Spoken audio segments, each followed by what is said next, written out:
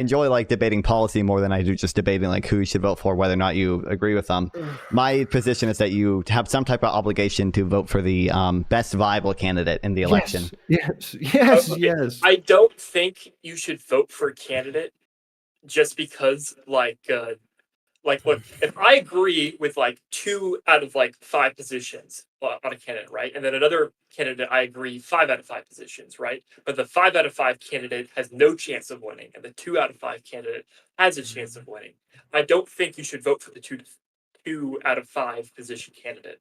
Like, I think that's just like not just because they have a more likely chance of winning. I think that. Well, which one do you think leads to a better world? Exactly. The 5 out of 5 candidate has no chance of winning. The 2 out of 5 candidate does have a chance of winning. So if that candidate wins, it leads to a better world. The 5 out of 5 candidate will never win if everyone keeps voting for the 2 out of 5. Okay. So now you need to separate. Yeah, but why do we have a two-party system? This is why I specified to you. If this is a new election the parties cycle, are endorsed by the if it was government. a new, if this is the process, who guys. controls This the is parties? the process. This is very simple. This is very simple. When the new election cycle starts, anything is possible. You can have a third party become. I'm not of the belief that it's impossible. Can happen, has happened, potentially could happen again. Totally, it's possible. So go ahead and vote for Jill Stein, whoever the fuck you want. And considering that there is a potentiality 2 months prior to the actual election that they actually stand a chance and your vote is not going to waste, because that is the worst possible outcome, okay? Considering that they actually have a potential to win, then go ahead and continue to vote for them. But the reality is we are 2 months away from the election, and there is no fucking world where either Kamala or Trump wins. And as a result, if you are voting for anything but Kamala and Trump, your vote is going nowhere, means nothing. You have contributed to fuck all. And guess what? You have basically said, I don't care if Trump gets voted into presidency. And you are probably biggest fucking scum as far as I'm concerned. You're worse than somebody voting for Trump. Like consciously. So what's your opinion on me officially abstaining in the election? As in, I'm going You're to a fucking idiot. You're a fucking idiot. You're a fucking idiot. You might as well. I completely disagree with Trump's foreign policy, but I'm not. I completely disagree with Kamala's domestic policy. I can't bring myself. The problem is, which one is better? That's all you need to ask yourself. I both of them are equally important. You're asking me to choose one or the other. No, I'm not going to betray part of my morals for some other. This is asinine. You are not 7 years old, North. You are 20 years of age, and you need to start acting like an adult, okay? In reality is when you grow up, the reality is we don't always get what we fucking want in life. Reality is we have to compromise, make sacrifices, negotiate, deal with issues that we have in life. We don't get what we fucking want. And as a result, if you don't decide to take responsibility and you don't decide to stand on your ground, reality is you're probably going to get fucked over in life. So what we do is we choose the lesser of two evils. Welcome to reality. That's what I'm it refusing looks to like. choose for none of the two. You can refuse anything you want. You're going to be a man-child. You're going to be a man-child. That's essentially saying, hey, I don't want to take on... I don't want either candidate to win. That's my issue. That's it doesn't matter what you want, North. One of them is going to win. That's the issue. Yes. Well, it does matter what I want, because that's the whole point of voting is we vote for what we want personally. No, it's not the whole point of voting. The point of voting is to try to make the world a better place. That's what we try to do. What you want is unrealistic. Your personal views and your personal convictions, and you're putting that to the government, and you're saying, I want this person to represent my views. That's how we work in a republic. Yeah, but why are you voting for that person? But I don't think either of them represent my views, so I'm abstaining. It doesn't matter. But why do you want? Okay, I'm asking why do you want to vote for someone who represents your views? I'll be right back. Why do I want someone to represent my views? Why do you want to vote for someone who is representing your views? Why do I want someone who isn't representing my views to be in government? I'm just asking, what's the point of voting for someone who represents your views? What's the point of voting for someone who represents my views? Because they're going to implement my views into government. Okay, yep. And why do you want to do that? If they are elected. Because I want those views to be implemented in the government. That's Okay, why? the reason why. Why? Because I agree with them. Okay, great. Well, I'm asking what the aim is, not like What the aim is, so that they're implemented. what is the aim of these policies? So that they're implemented. Like, Well, what are you? what is the You're aim? obviously What is the trying to aim? get somewhere. What is the aim in implementing them? The aim of so that they're implemented. Like, what do you mean? What the aim Oh is? my like God. To make things better? Is that what you're trying to Correct. say? Yes, to make things better. yes. Correct. We should strive to make things better. Okay. So, if you want to make things better, and one candidate is better than the other, I understand you think they're both equal, but one candidate is better than the other, you should probably vote for the one that's quote unquote the lesser of two evils, the one that's better, because they're the ones that is actually going to make things better, versus voting for Jill Stein or Chase Oliver, who are never going to win. They're not going to make things better. I think if I voted for Trump, our foreign policy is going to be completely fucked. It's going to be completely fucked. We're going to be internationally isolated. We have another 4 years of us being a laughing stock. Like, it's going to be completely fucked. And if we vote for Kamala as president, well, she's going to implement she's going to do a lot of strengthening of the federal government, which I'm going to be completely disagreeing with. And I think it's going to interfere with my and the rest of America's personal lives with what she's going to try to do. So, like, either one, it's just completely fucked. So I'm just going to be officially abstaining. And like other Americans who disagree with both candidates, I think they should be abstaining as well to make their voice heard, saying we don't want either of these people to be in office. Like, it's a statement. All right, we'll run through it on the panel after the debate. We're covering all this ground before we make the panel to talk about specifically this is a panel thing, not a. Yeah, totally not shilling that there. Twitch.tv/thatguysnorth. Twitch.tv/nonfon420. My stream is awesome. It has Subway Surfers on it for all you ADHD folks out there. My stream is what is it? ABC News, or sorry, NBC News. It's just playing what's happening on NBC News. With no audio. Mine's happening. Mine's doing that too. But I also have Subway Surfers for ADHD stuff. Of course, Subway Surfers. That's how you get the attention of the TikTok Zoomers. I fucking hate TikTok. Wi-Fi, I'm not gonna lie. TikTok is the worst fucking platform ever. I refuse to install it whatsoever. I've installed Reddit from all of my devices. I want to uninstall Twitter. I probably should uninstall Twitter. Honestly, it's fucking cancer. I made an account on Twitter like a week and a half ago, 2 weeks ago.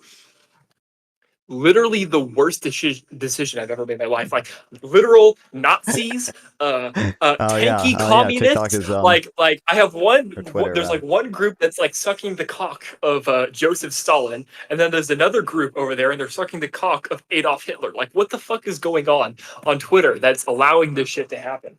Yeah, Twitter's awesome. Oh my god. TikTok, I hate that as a creator, TikTok is unbelievably annoying to use. For what their website. It's not just that their platform is like bad and like a design standpoint. I mean, for society, I think TikTok is horrible. Oh no, I understand. It literally is that book. What's that one book called? The one that they burned the books. Fahrenheit 451. 451. Yes, it's literally Fahrenheit 451. I understand. I think it's probably bad for society too. I'm just saying. Also, as a creator, oh my god, they're a $1 billion company, and their website is jack shit. It is unbelievable how poorly designed their desktop website is. Oh my god, okay, that's literally every single social media platform. That's ban North for being a fake MAGA. Oh my god, and it's also I'm not a MAGA, so. Yeah, he's already said he's not Republican. Voting. In times of extremity like this, I can see what you're saying, but in general, third-party votes do make a difference when neither member meets one's standards. Yes, it works. Why wouldn't you just vote in the primaries? Yes, it works during. Wait, is it general election? Is it the first one where you vote? And the primary elections are the first one. Primary elections. Okay, and you vote in the primaries, and then the people speak out, and now you have a direction of what seems to be the likely outcome. Considering that now you're left with two options, guess what? You now have to choose. You don't get to choose whether you're going to be affected by the choice made. you are going to be affected. If Trump gets into presidency, you're going to see America shaped in one way. If Kamala gets voted into president, you're going to see her America in a different way. The question is, which one do you prefer more? You don't get another option. You don't get to not play. This is essentially like saying you're a kid and you're going to go and play some restarted my sports Wi-Fi, with your replugged friends, everything in, no clue what's going on two with teams it. have It's been just made, fucked a blue team and a because red team. Spectrum hates me. And because neither I team can't meets do anything about it. your I've done the exact most I can do. standards, you're saying, oh, I don't want to play. Okay, awesome. Like, you're a fucking I'm not loser. saying. No. You'd be a loser if you didn't play. Yeah, if I wasn't voting at all. But I am voting. I am officially voting, and I'm officially abstaining. That's what I'm doing. That's I'm putting not a my vote. voice That's not out a there. vote. No, it's not. It doesn't mean I'm anything. putting my voice out there, and I'm saying doesn't mean I anything. disagree with both candidates. There and is that no the such thing as message. That is abstaining. why we vote to begin with, is to get our voices out This there. Like, is a false narrative. North, this is a false narrative. This is a child's mindset of that me not reacting is going to change anything. I want to save the conversation with North for the debate. I'm curious what's happening. About how she attained her position in politics, that kind of thing. Well, Donald Trump is very good looking. He'll be the first to tell you that. But I really ultimately think that, you know, whenever people are more Wasn't like Al Gore would have won Florida when there was third parties. Yeah, some people think that at least. It was I think Ralph Nader. It was a spoiler effect. And they can't buy as much for their families. I don't know enough about it, but their gas tank, and they oh my can't God, fill it the up as gas, much. the gas. Ultimately, I think that elections come down to kitchen table issues. And again, you don't have to love everything about him. You might not even want to hang out with Donald Trump, but whenever you look at your life and the future for this country, you know between these two individuals, you cannot survive 4 more years of what this country has just been through, and that is exactly what 4 more years of like the highest real wage growth for low-income workers. Worked. They made life better for people all across this country. They kept us safe, and he will do and it lower again GDP growth as well. Right. Laura Trump, thank you for being with us. Let's bring in our chief White House correspondent, Peter Alexander, who is covering Vice President Harris's campaign. What's the view from there? Well, Lester, let's start with some new reporting into NBC News. According to 3 people familiar with their conversations, Kamala Harris and the former Secretary of State Hillary Clinton, the 2016 Democratic Hillary Clinton here. Have spoken within the last several days, where Clinton provided Harris advice and guidance as the only other woman to do a debate like this, one-on-one with Donald Trump in the past. Among that advice, we're told specifically that Clinton told Harris that Trump may try to debate her during the course of the conversation, as we've witnessed in the past, and specifically said that if that happens, that she should turn it back on Donald Trump himself and try to provoke him directly. One thing to keep an eye on as we anticipate these two on stage a short time from now. We're told that Clinton and Harris have spoken several times over the course of the last several months since she became the Democratic nominee. We've also been hearing from those in and around the Harris preparations for this debate, telling us, among other things, that she had a series of mock debate sessions, many of them happening here in the state in Pittsburgh. I heard that, yeah, she hired an actor to play as Trump. They had, so she could have the real experience and a stage on which she would stand. That she has watched some debate clips of Donald Trump in the past to prepare herself for what she may anticipate tonight. We're also hearing now from her husband. Of course, he is the second gentleman of the United States. Could he be the first gentleman if he wins? Well, if she wins, well, we heard from him in the form of a tweet a short time ago where he said in part, and I'll pull it up to read to you, Kamala, I can't wait for everyone to see you in action tonight. You've got this, and I've got you. Earlier in a separate post, he said that she is ready. He could tell it by looking into her eyes, and said that she can smell weakness and knows how to confront a coward. Her campaign, her experience as a former prosecutor will benefit her tonight the same way that she prosecuted some of those Supreme Court nominees in the past. Brett Kavanaugh. That is true. She has done well. There are a lot of good clips of her in the Senate. She'll be able to prosecute the case against Donald Trump tonight. All things to keep an eye on as we get started here on a historic evening in Philadelphia. All right, Peter, thank you. For more, let's bring in North Carolina Governor Roy Cooper, who is a surrogate for the What? Roy Cooper, Governor, let's go. So 60% of voters, nearly 60% in a recent poll, said they want to see change.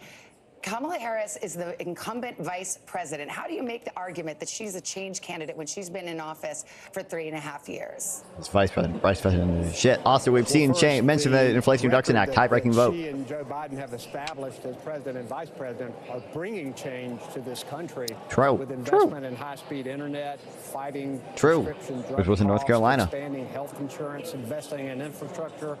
Those things are long generational investments that are changing America, and that's a good thing. But she's also laid out her own economic plan. She sees that people her are issue facing page is higher now costs. She understands childcare, unlike Donald Trump, who clearly doesn't have a clue about childcare. That's a hilarious clip that Donald Trump answering the child care question. Look after children. She wants to reinstate the child care tax credit. She wants to help small businesses instead of big corporations.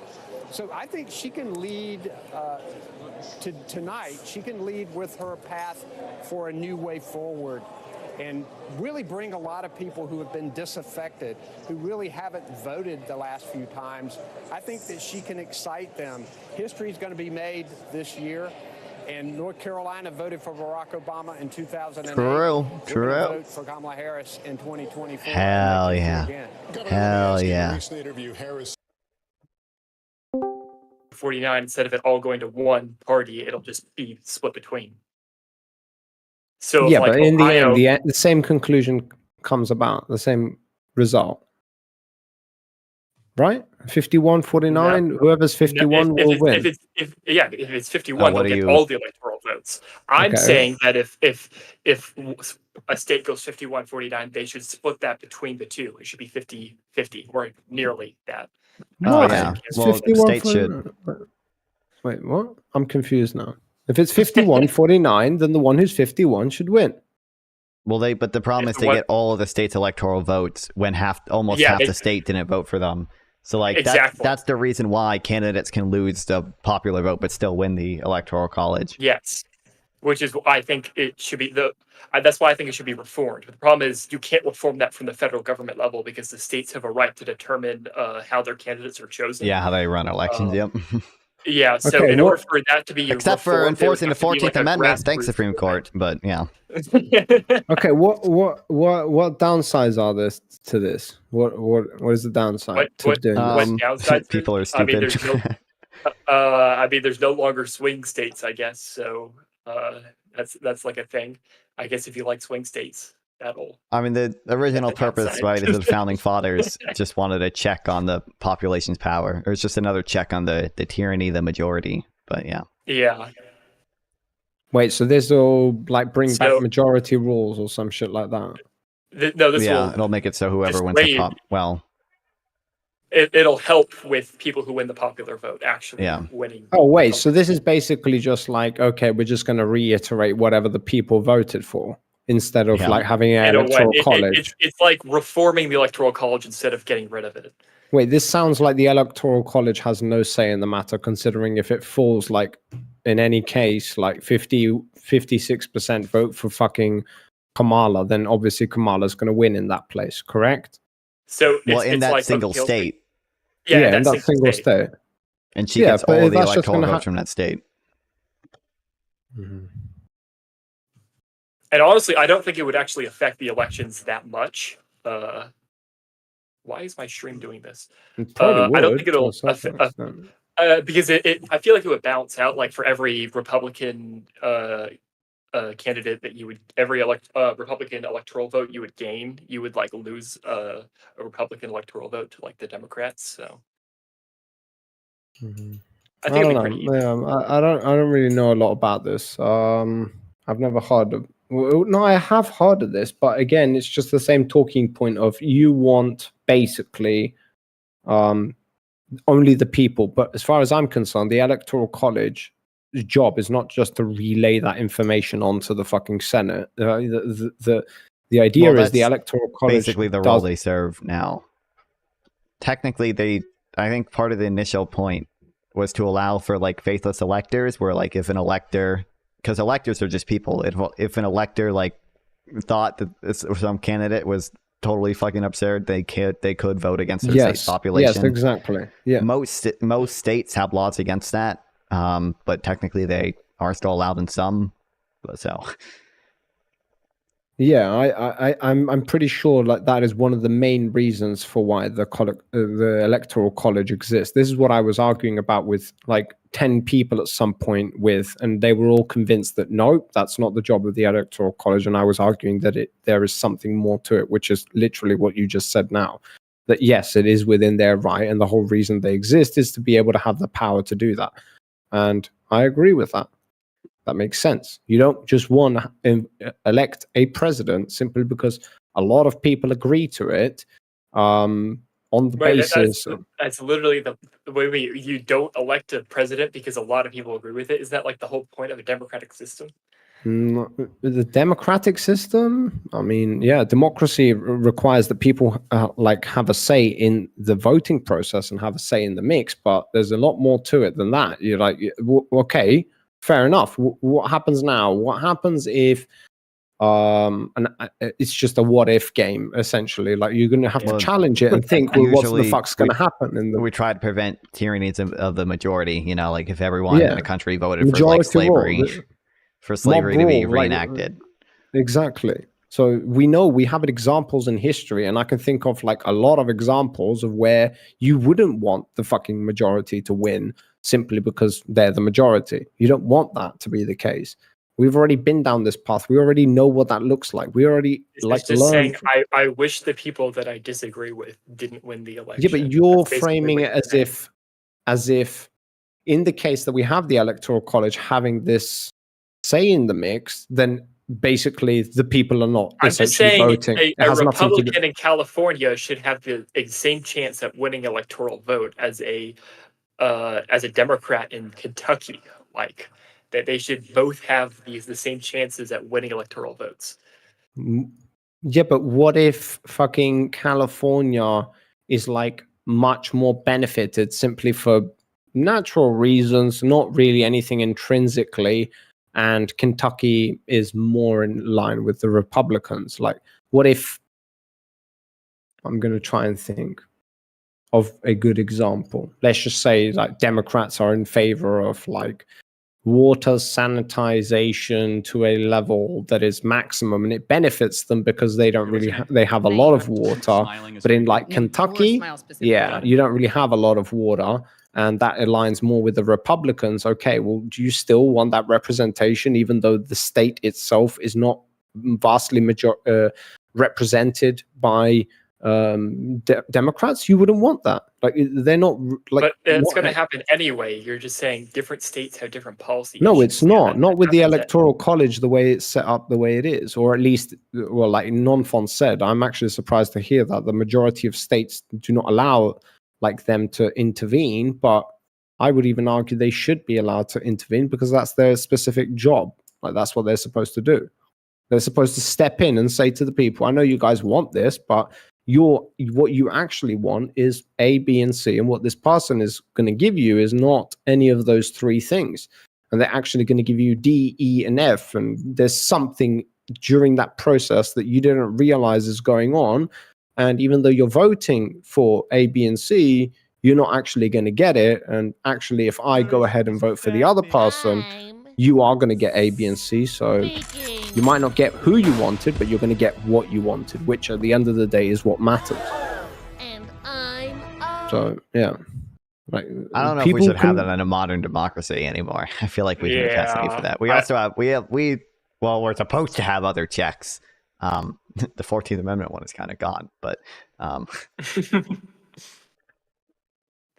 I think it's beautiful to think that we're always going to get it right every single time, but fuck me, if we had a fucking system like that and it was always worked like that, you're essentially leaving it up to individual states that are run in completely different ways to be completely driven to one side or the other.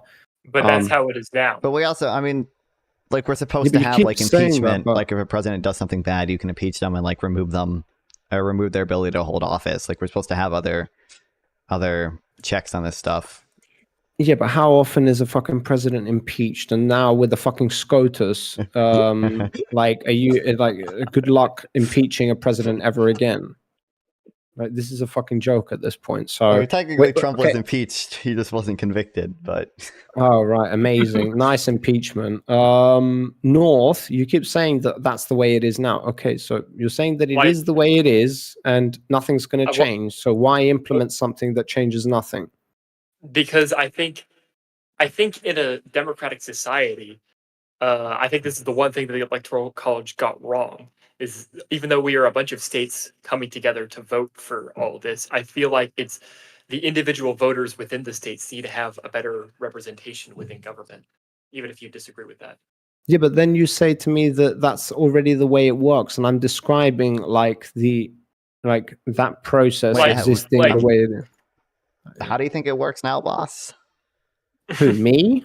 Yeah, how do you think it works? I'm confused. I'm pretty sure that America is split up into districts. Each district is going to have an elector, and those electors are going to represent the population within that district. And then they're going to go off to vote. And obviously, you've got people voting in favor of one candidate or the other candidate. And then the electors are going to insert their own understanding within it. And most of the time, they're going to agree with the population, just relay that information up. Or they're going to do insert some level of discrepancy at some levels to be able to even though the majority voted in favor of one side, the other gets voted. That's okay. Did you mean district or do you mean state? Because states are divided into districts. Yeah. So the smallest level is districts. So yeah. Yeah. So some states like Nebraska and Maine divide their electoral votes into districts. You have 2 electors per state or some shit like that. Yeah. There's it's how many ever it's how many ever congressional seats you have. So it's how many ever you're apportioned in the House plus the 2 senators. But which gives small states more power as well. But you're kind of right. So Maine and Nebraska, I get wrong about that? Maine and Nebraska basically do. Well, I'm explaining, buddy.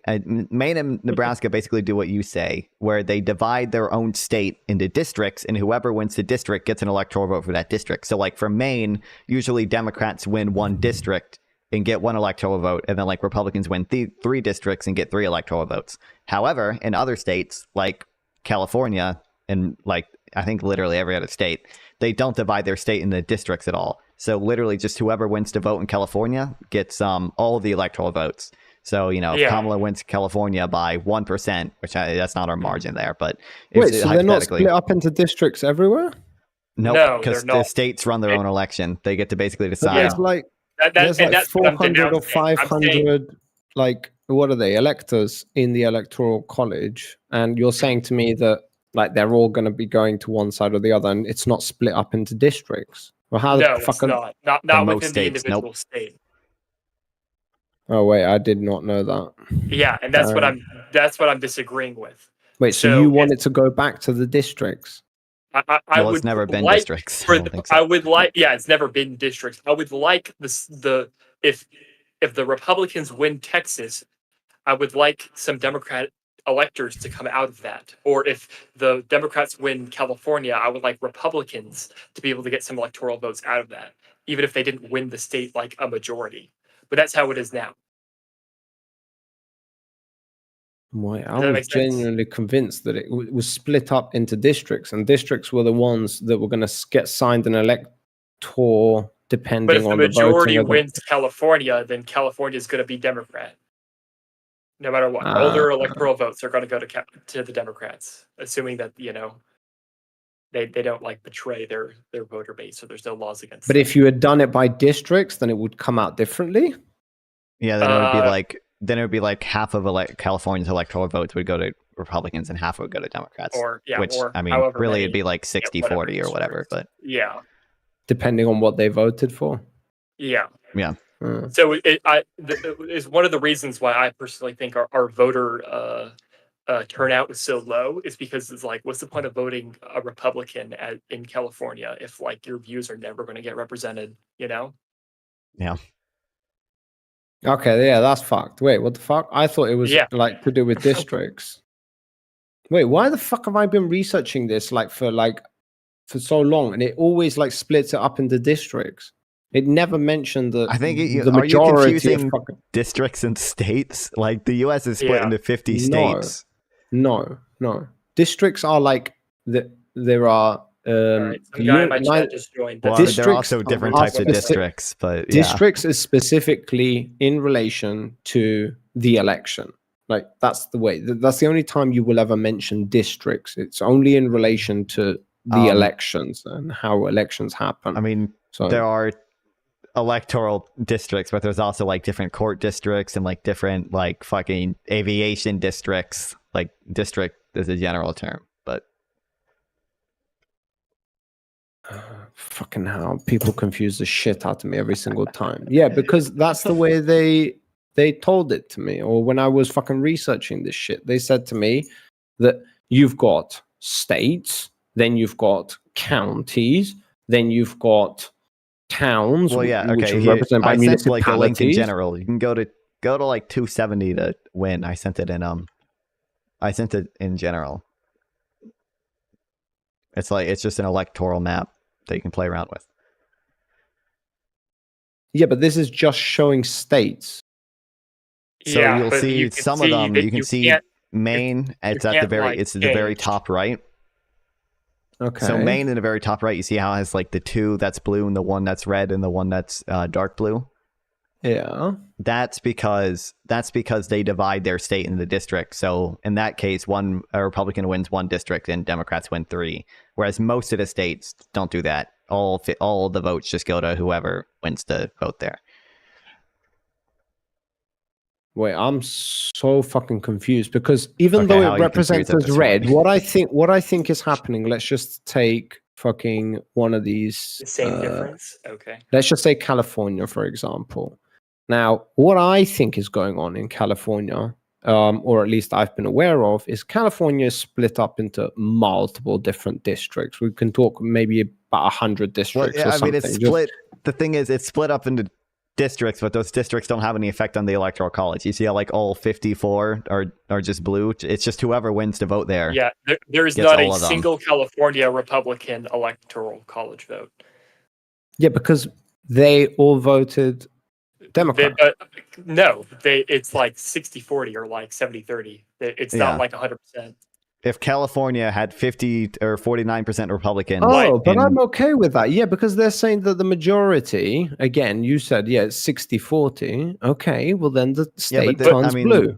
The issue But is it should be this every is what single electoral allows- vote should not go towards them, even if they win the majority. Yeah, they this is what should. They're allows- this represented is- by their state. Well, this is what allows people who lose the popular vote to still win the electoral college, is the fact that like you can get 49% of the vote and still not receive a single electoral college vote in California, which seems like a little like weird that all those votes are just wasted.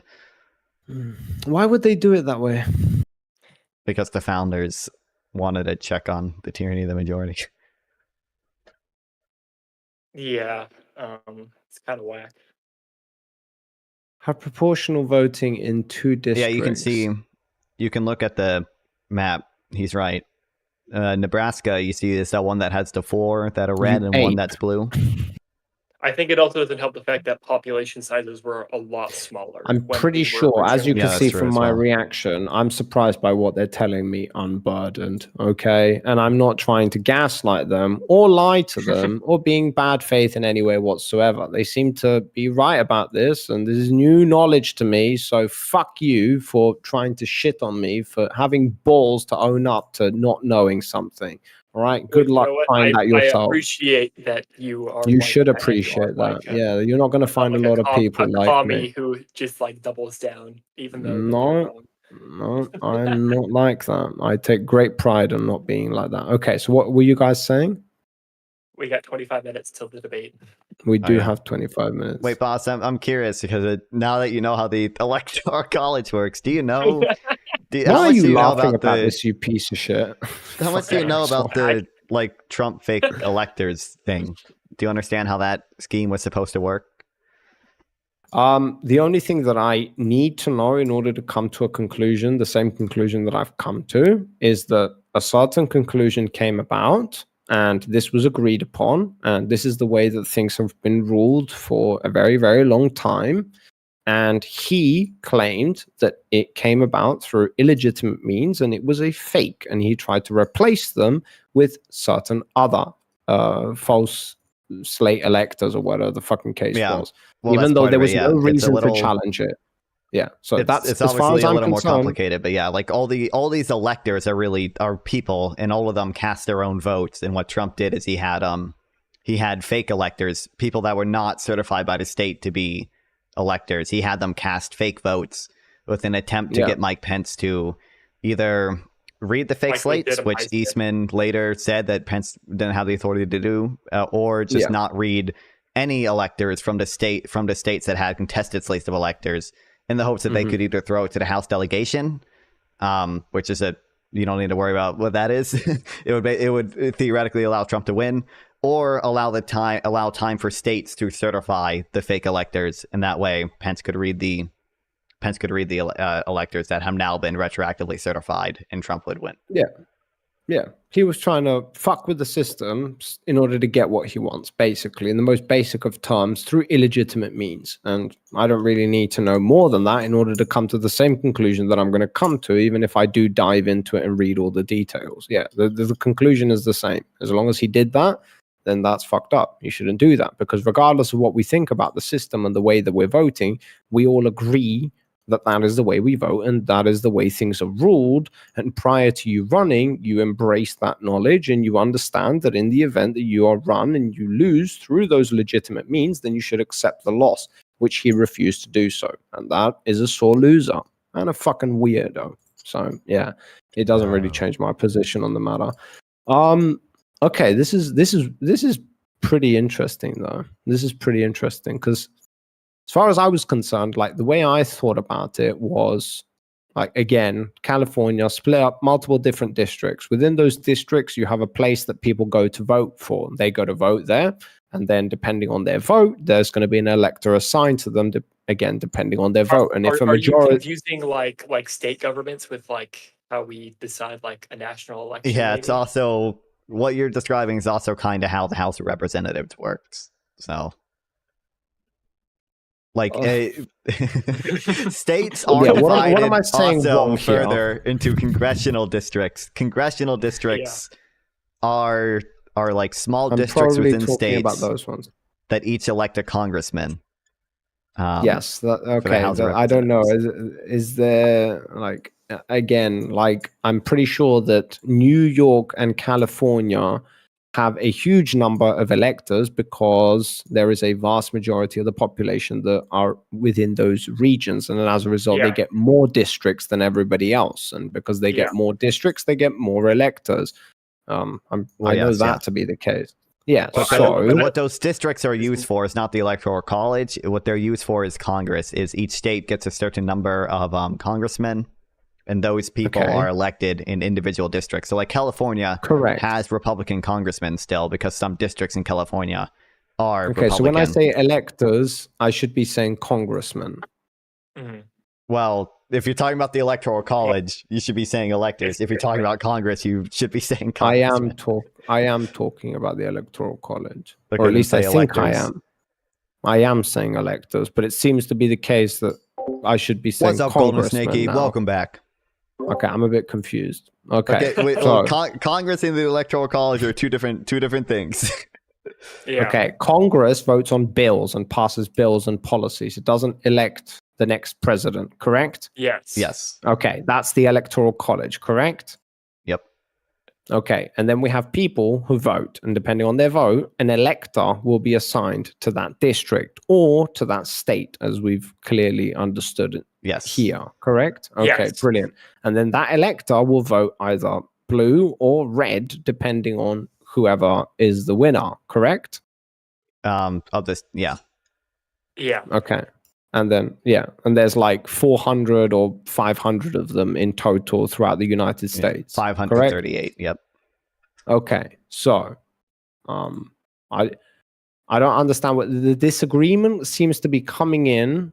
Okay, I'm saying that if you split, even if you did split California up into different regions, because we have a problem with this district word, regions, whatever, and within those different regions, again, we're doing it by populace, so wherever it's more populated, they're going to get more regions, and places where they're less popular, there's less people, they're going to get less regions.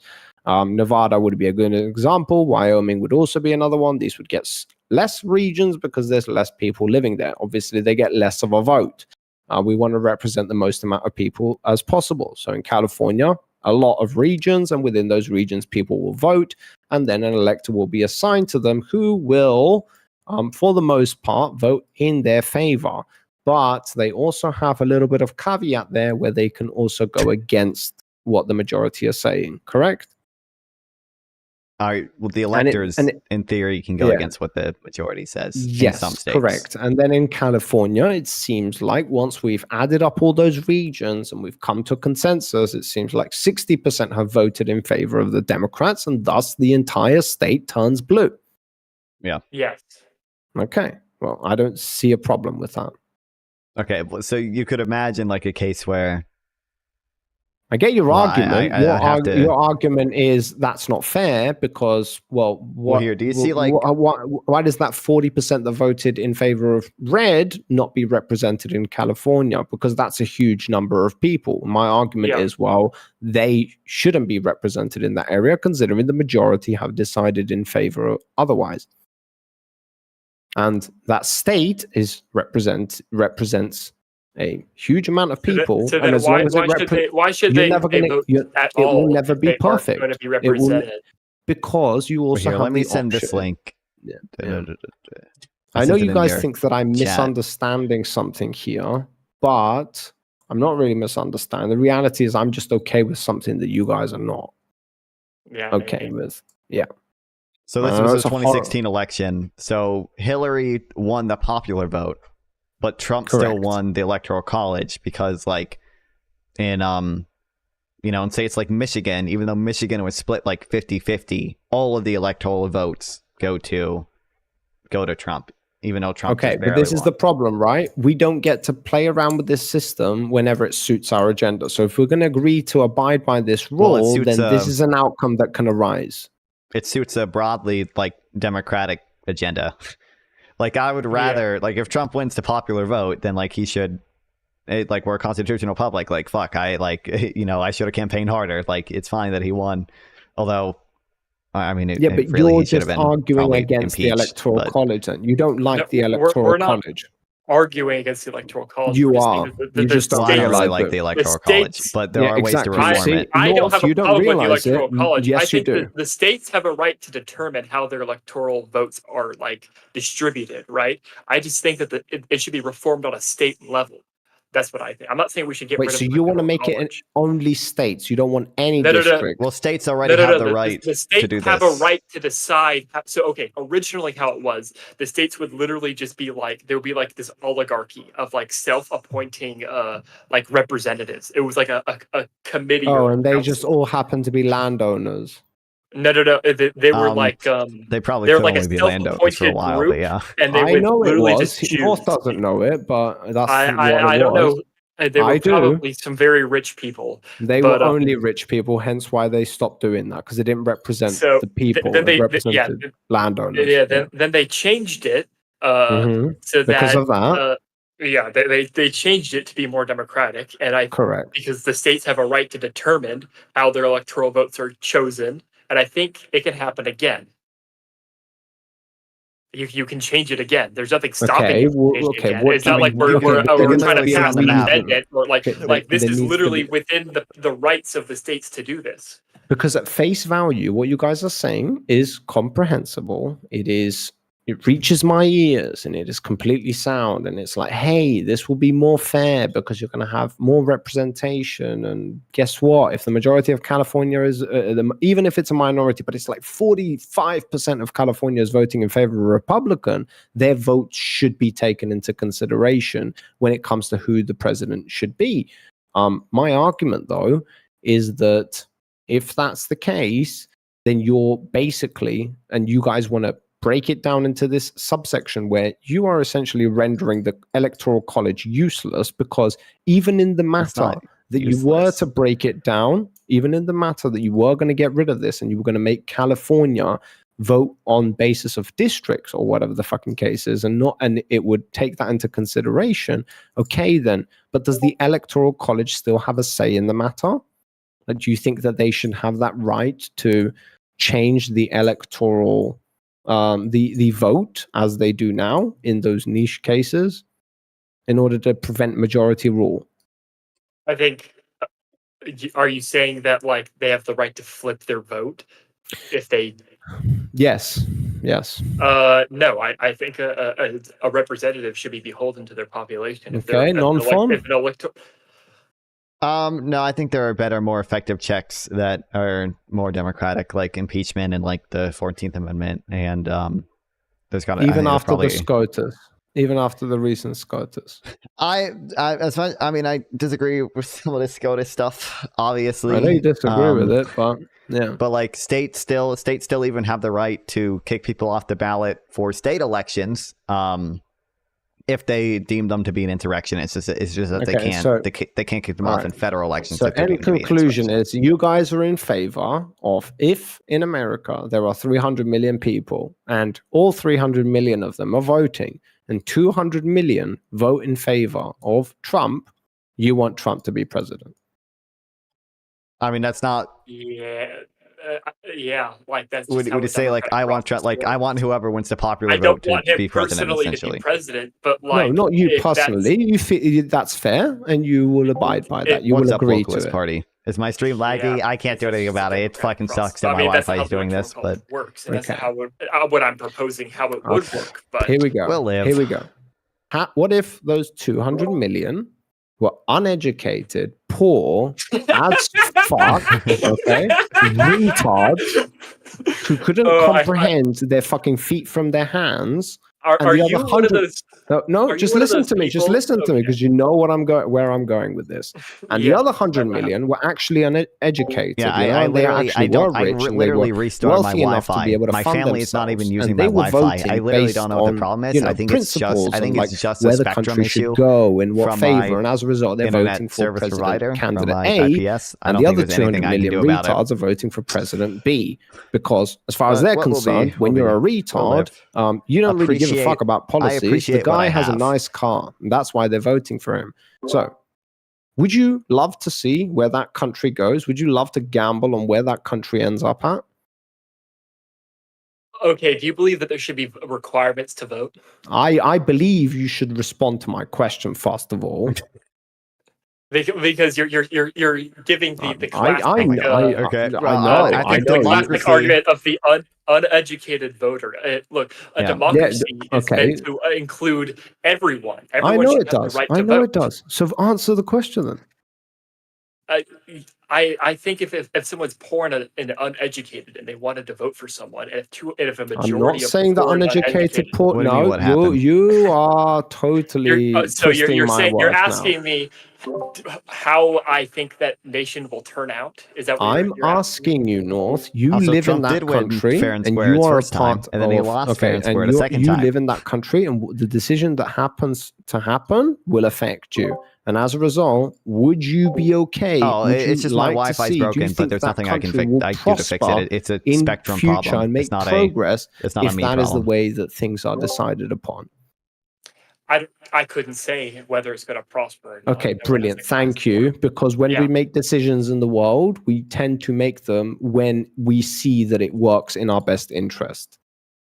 We don't make decisions because it feels nice and seems nice, when in reality, I can think of a very fucking easy and obvious answer there, which is actually pretty realistic. Just like I am now. It'll just be like, I'm assuming it's a little bit pixelated for you or something. Hence why we have the problem with the majority rule, which is the thing that both of you are in favor of. The idea and principle of the people being represented entirely for what it is a beautiful idea, and it's amazing that you guys think that. But the reality is, when applied in real life, it looks like shit.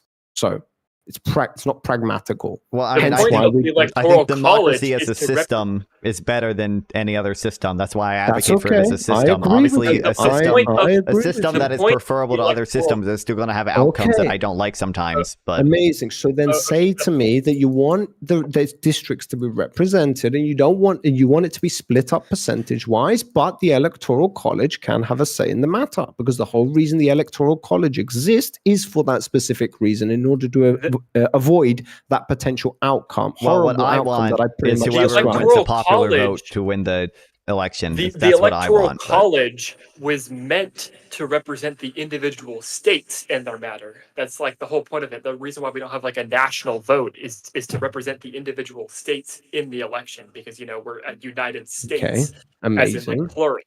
So that's why we You have guys are electoral right colleges. constitutionally, I mean, but I it's a think check 32 against rule of the states, majority, 32 but that's, states like, have not laws the against reason faithless why, electors. like, And we I'm have pretty it. sure the Supreme Because Court has it's deemed so those that each laws legal, individual but I state mean, can you're have a right say. constitutionally. Okay, so we like, built you're correct. something I don't that can disagree do with that. something They don't without the have to intention vote. of it doing that thing. It has the side effect of doing that thing, but that's like not the primary. And you purpose. think that we Yeah, didn't care but- about but it? Now, No, wait, now let me I just, think it let doesn't me get even this straight. represent Let me get individual this straight. states So you anymore if think- you're ignoring 40% of your voter base in the state. Let me understand this. So previously you thought that we didn't even care about it, just something that happened. Now you've gone over to actually it's a side effect.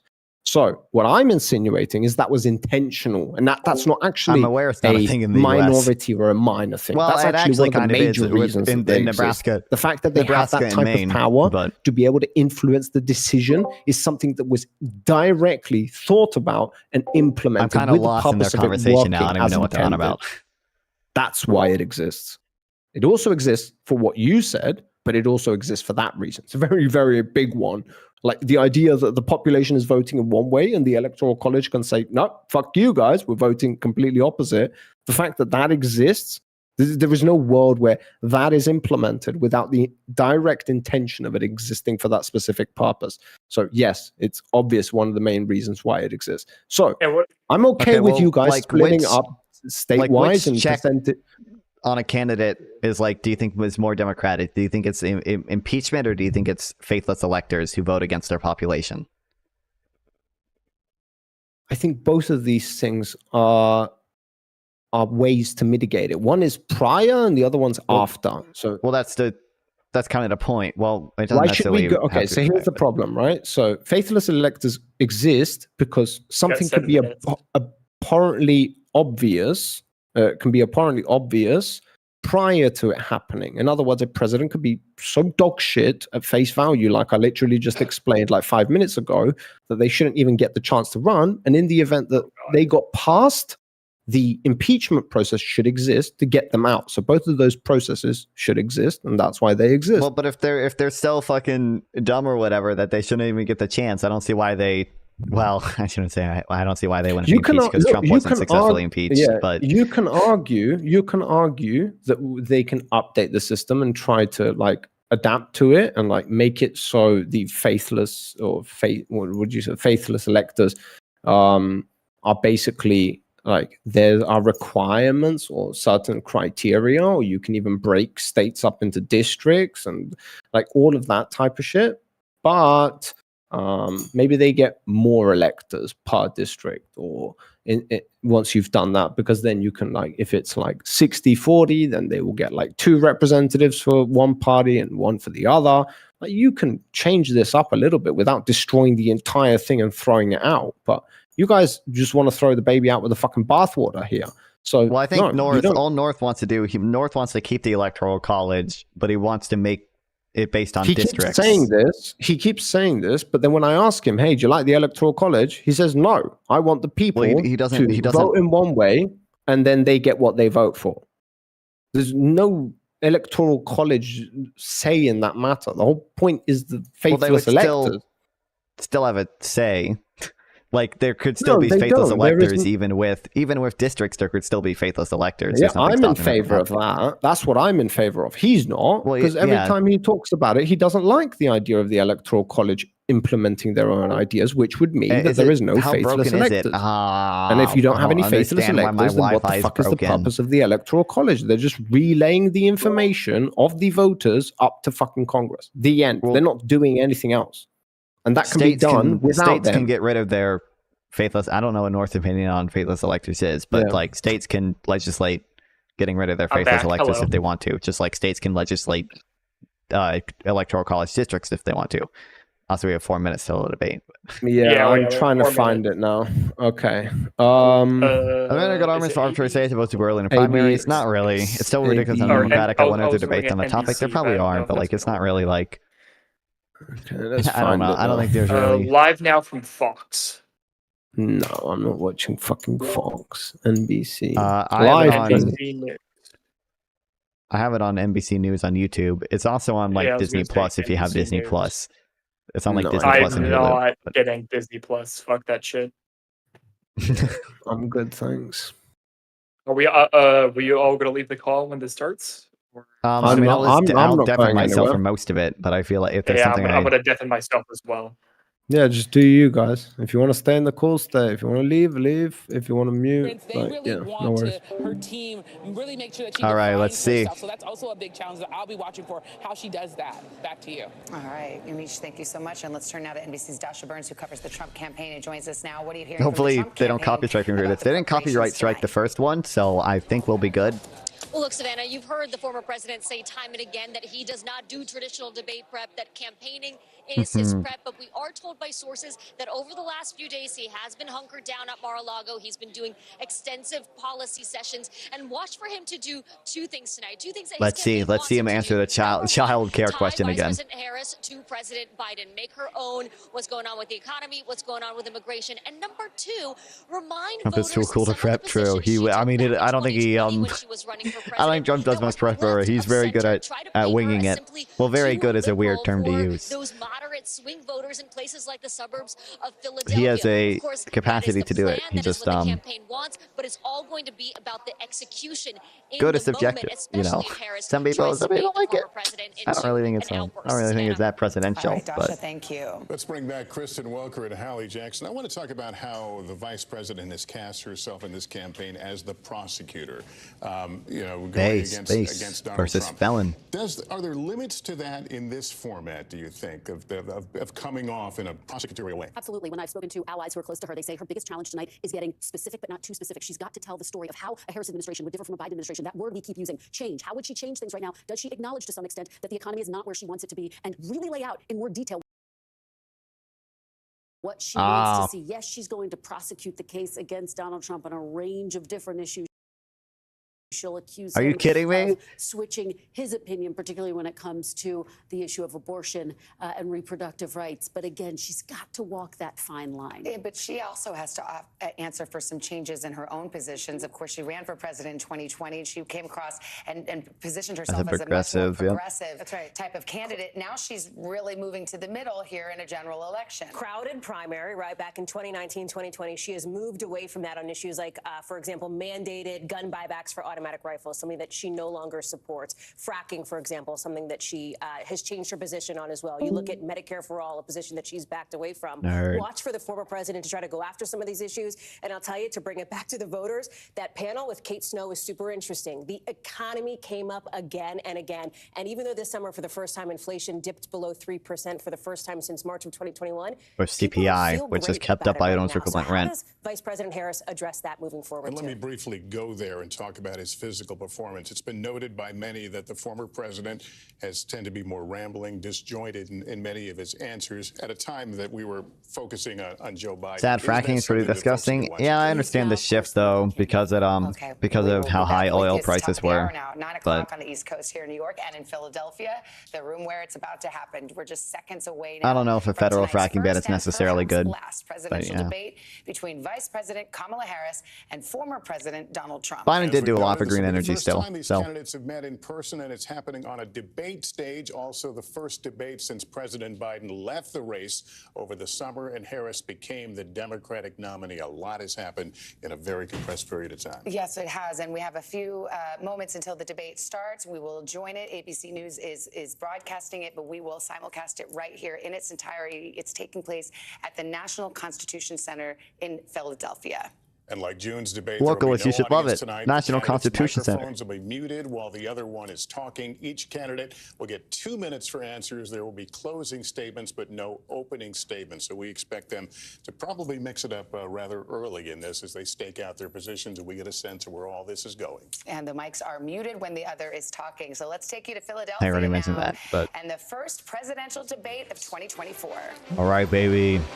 Good evening, I'm David Muir, and thank you for joining us for tonight's ABC News presidential debate. We want to welcome viewers watching on ABC and around the world tonight. Vice President Kamala Harris and President Donald Trump are just moments away from taking the stage in this unprecedented race for president. And I'm Lindsay Davis. Tonight's meeting could be the most consequential event of their campaigns, with Election Day now less than 2 months away. For Vice President Kamala Harris, this is her first debate since President Biden withdrew from the race on July 21st.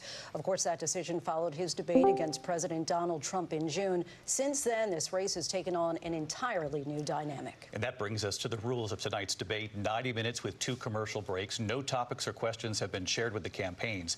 The candidates will have 2 minutes to answer questions, and this is the clock. That's NRK, will you vote for Kamala if she does good? And 1 minute for follow-ups, clarifications, or responses. Fuck. Their microphones will only be Sorry, turned I on just when choked it's on my their own turn to fucking speak. No drink. pre-written Fuck you. notes allowed. There is no audience here tonight in this hall at the National Constitution Center. This is an intimate setting for 2 candidates who have never met. President Trump won the coin toss. He chose to deliver the final closing statement of the evening. Vice President Harris selected the podium to the right. So let's now welcome the candidates to the stage. Vice President Kamala Harris and President Donald Trump.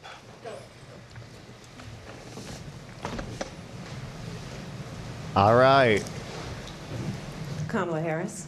Let's have a good debate. See you. Have fun. Thank you. Welcome to you both. Trump did It's not wonderful want to have shake you her hand, it tonight. looked like. Both here tonight. Good evening. We are looking forward to a spirited and thoughtful debate. So let's get started. I want to begin tonight with the issue that voters repeatedly say is their #1 issue, and that is inflation. The economy and the cost of living in this country. Vice President Harris, you and President Trump were elected 4 years ago, and your opponent on the stage here tonight often asks his supporters, are you better off than you were 4 years ago? When it comes to the economy, do you believe Americans are better off than they Real were 4 GDP years is ago? higher than pre-COVID projections. So I was raised as a middle-class kid. And I am actually the only person on this stage who has a plan that is about lifting up the middle class and working people Or of the America. opportunity economy. I believe in the ambition, Why is the Trump aspirations, looking the sleepy? dreams of the American people. And that is why I imagine and have actually a plan to build what I call an opportunity economy. Because here's the thing. We know that we have a shortage of homes and housing, and the cost of housing is too Let's expensive go. for too many people.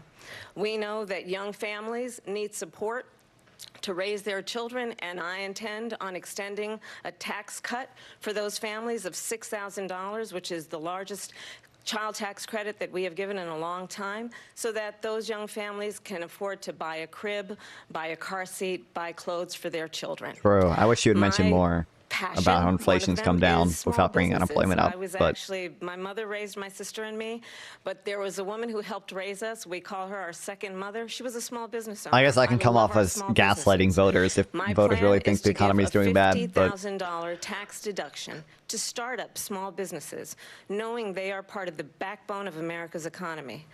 My opponent, on the other hand, his plan is to do what he has done before, which is to provide Tax a cuts tax to the cut wealthy, for billionaires based. and big corporations, which will result in $5 trillion to America's deficit. My opponent has a plan that I call the Trump's sales tax. I know, it's literally- which would be a 20% tax on everyday goods that you rely on to get through the month. Economists have said that that Trump sales tax would actually result for middle-class families in about $4,000 more a year because of his policies and his ideas about what should be the backs of middle-class people paying for tax cuts for billionaires. President Trump, I'll give you 2 minutes. First of all, I have no sales tax. That's an incorrect statement. She knows that. We're doing tariffs on other countries. Other countries are going to finally, after he's so 75 dumb. years, pay us back for all that we've done for the world. And the tariff will be substantial in some cases. I took in billions and billions of dollars, as you know, from China.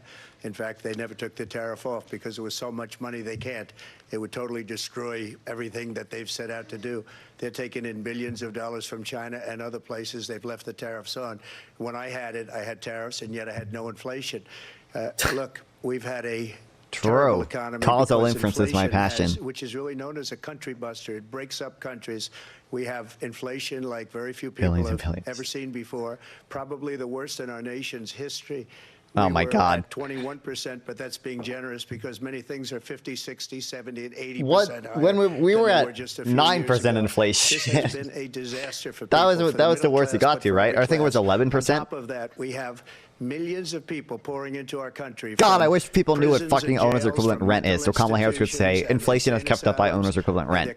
But people don't know. People don't know. Jobs they don't know. occupied right now by African Americans and Hispanics, and also unions. Unions are going to be affected very soon. And you see what's happening. You see what's happening with towns throughout the United States. You look at Springfield, Your fucking Ohio. tariffs You led look to a at decrease in Aurora manufacturing Colorado. jobs. They are taking over the towns. They're taking over buildings. They're going in violently. These are the people that she and Biden led into our country, and they're destroying our country. They're dangerous. They're at the highest level of criminality, and we have to get them out. We have to get them out fast. I created one of the greatest economies in the history of our country.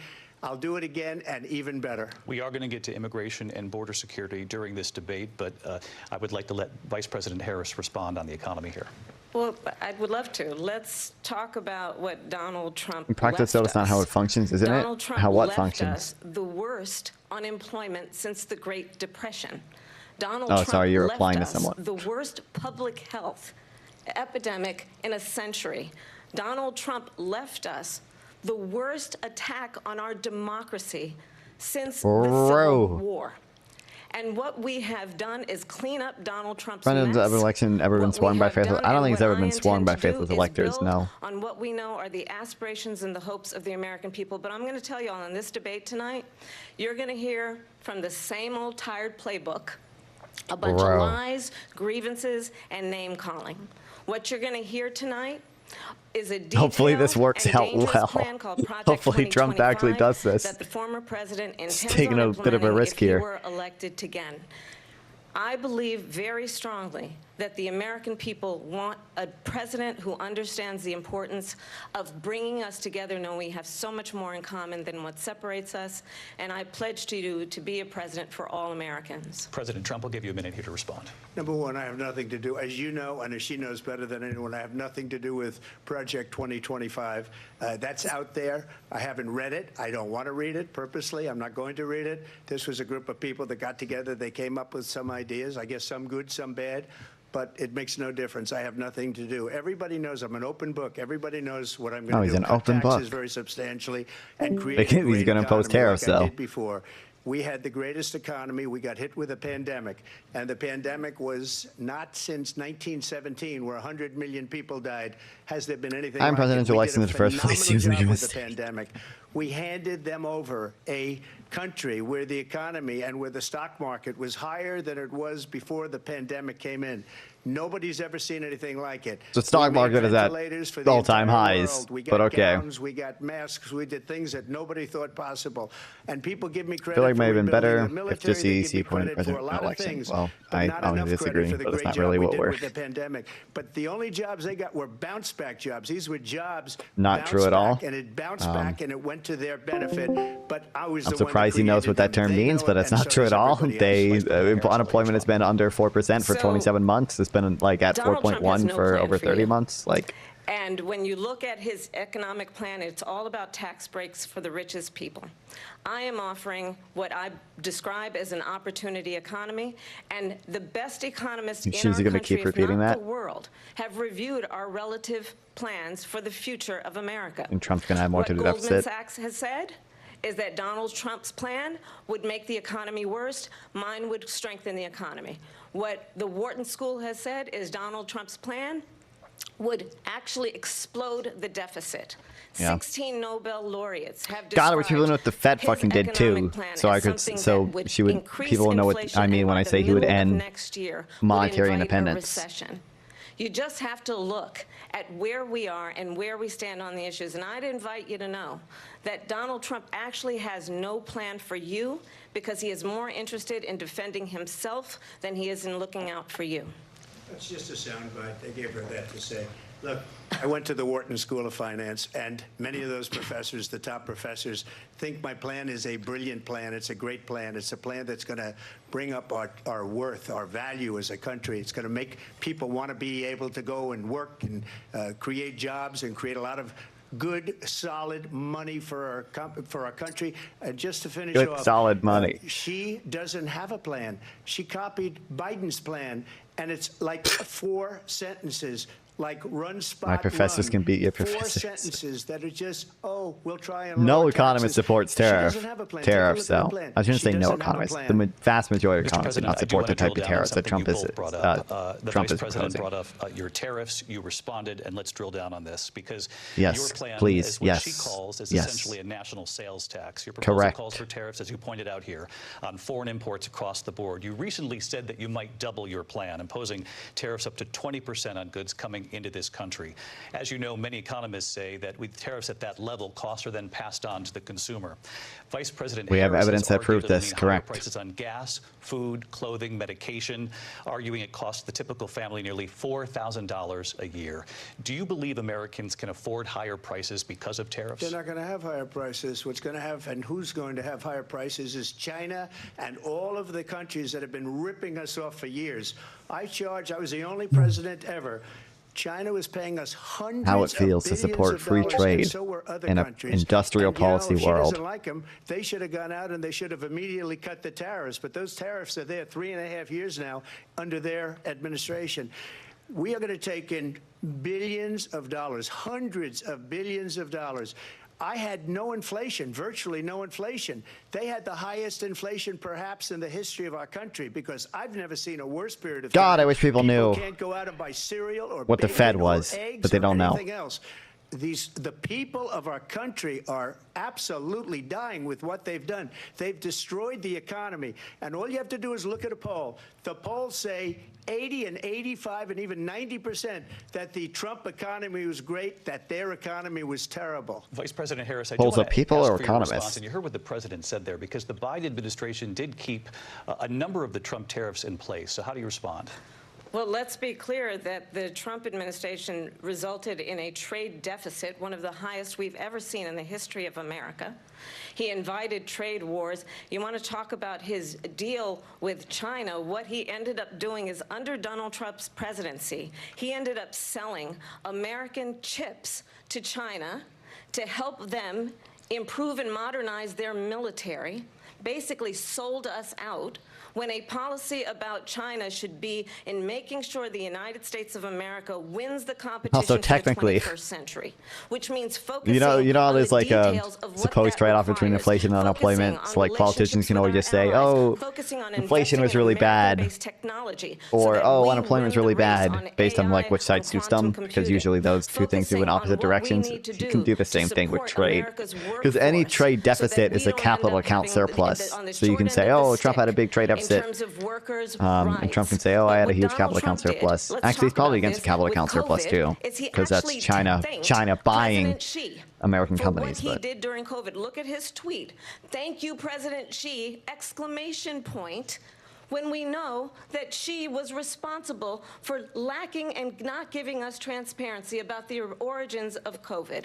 President Trump, I'll let you respond. First of all, they bought their chips from Taiwan. We hardly make chips anymore because of philosophies like they have and policies like the CHIPS they Act, have. I don't buddy. say her because she has no policy. Oh, she's interrupting. Everything Goddamn. that she believed 3 years ago and 4 years ago is out the window. She's going to my philosophy now. In fact, I was going to send her a MAGA hat. She's gone to my philosophy. But if she ever got elected, she'd change it. And it will be the end of our country. She's a Marxist. Everybody knows she's a Marxist. Her father's a Marxist professor in economics, and he taught her well. But when you look at what she's done to our country, and when you look at these millions and millions Can't of believe people that are we pouring finally into have our a country Marxist in monthly, office. where it's, I believe, 21 million people, not the 15 that people say, and I think it's a lot higher than the 21. That's bigger than New York State pouring in. And just look at what they're doing to our country. They're criminals. Many of these people coming in are criminals. And that's bad for our economy, too. You know, you mentioned before, That's we'll not talk true. about immigration later. Well, bad immigration is the worst thing that can happen to our economy. They have, and she has, destroyed our country with policy that's insane. Almost policy that you'd say they have to hate our country. President Trump, thank you. Lindsay? I want to turn to the issue of abortion. President Trump, you've often touted that you were able to kill Roe v. Wade last year. I sent it back to the States. You were proud to be the most pro-life president in American history. Then last month, you said that Florida. your administration would be great for women and their reproductive rights. In your home state of Florida, you surprised many. Oh, yep, there you go, in Florida. He said he was going to support the IVF. You initially had said that it was too short, and you said, quote, I'm going to be voting that we need more than 6 weeks. But then the very next day, you reversed course and said you would vote to support the 6-week ban. Vice President Harris says that women shouldn't trust you on the issue of abortion because you've changed your position so many times. Therefore, why should they trust you? Well, the reason I'm doing that vote is because the plan is, as you know, the vote is, they have abortion in the 9th month. They even have, and you can look at the governor of West Virginia. That's what Roe v. Wade was. Abortion in the 9th month. The governor's doing an excellent job. But the governor before, he said the baby will be born and we will decide what to do with the baby. In other words, we'll execute the baby. And that's why I did that, because that predominates, because they're radical. The Democrats are radical in that.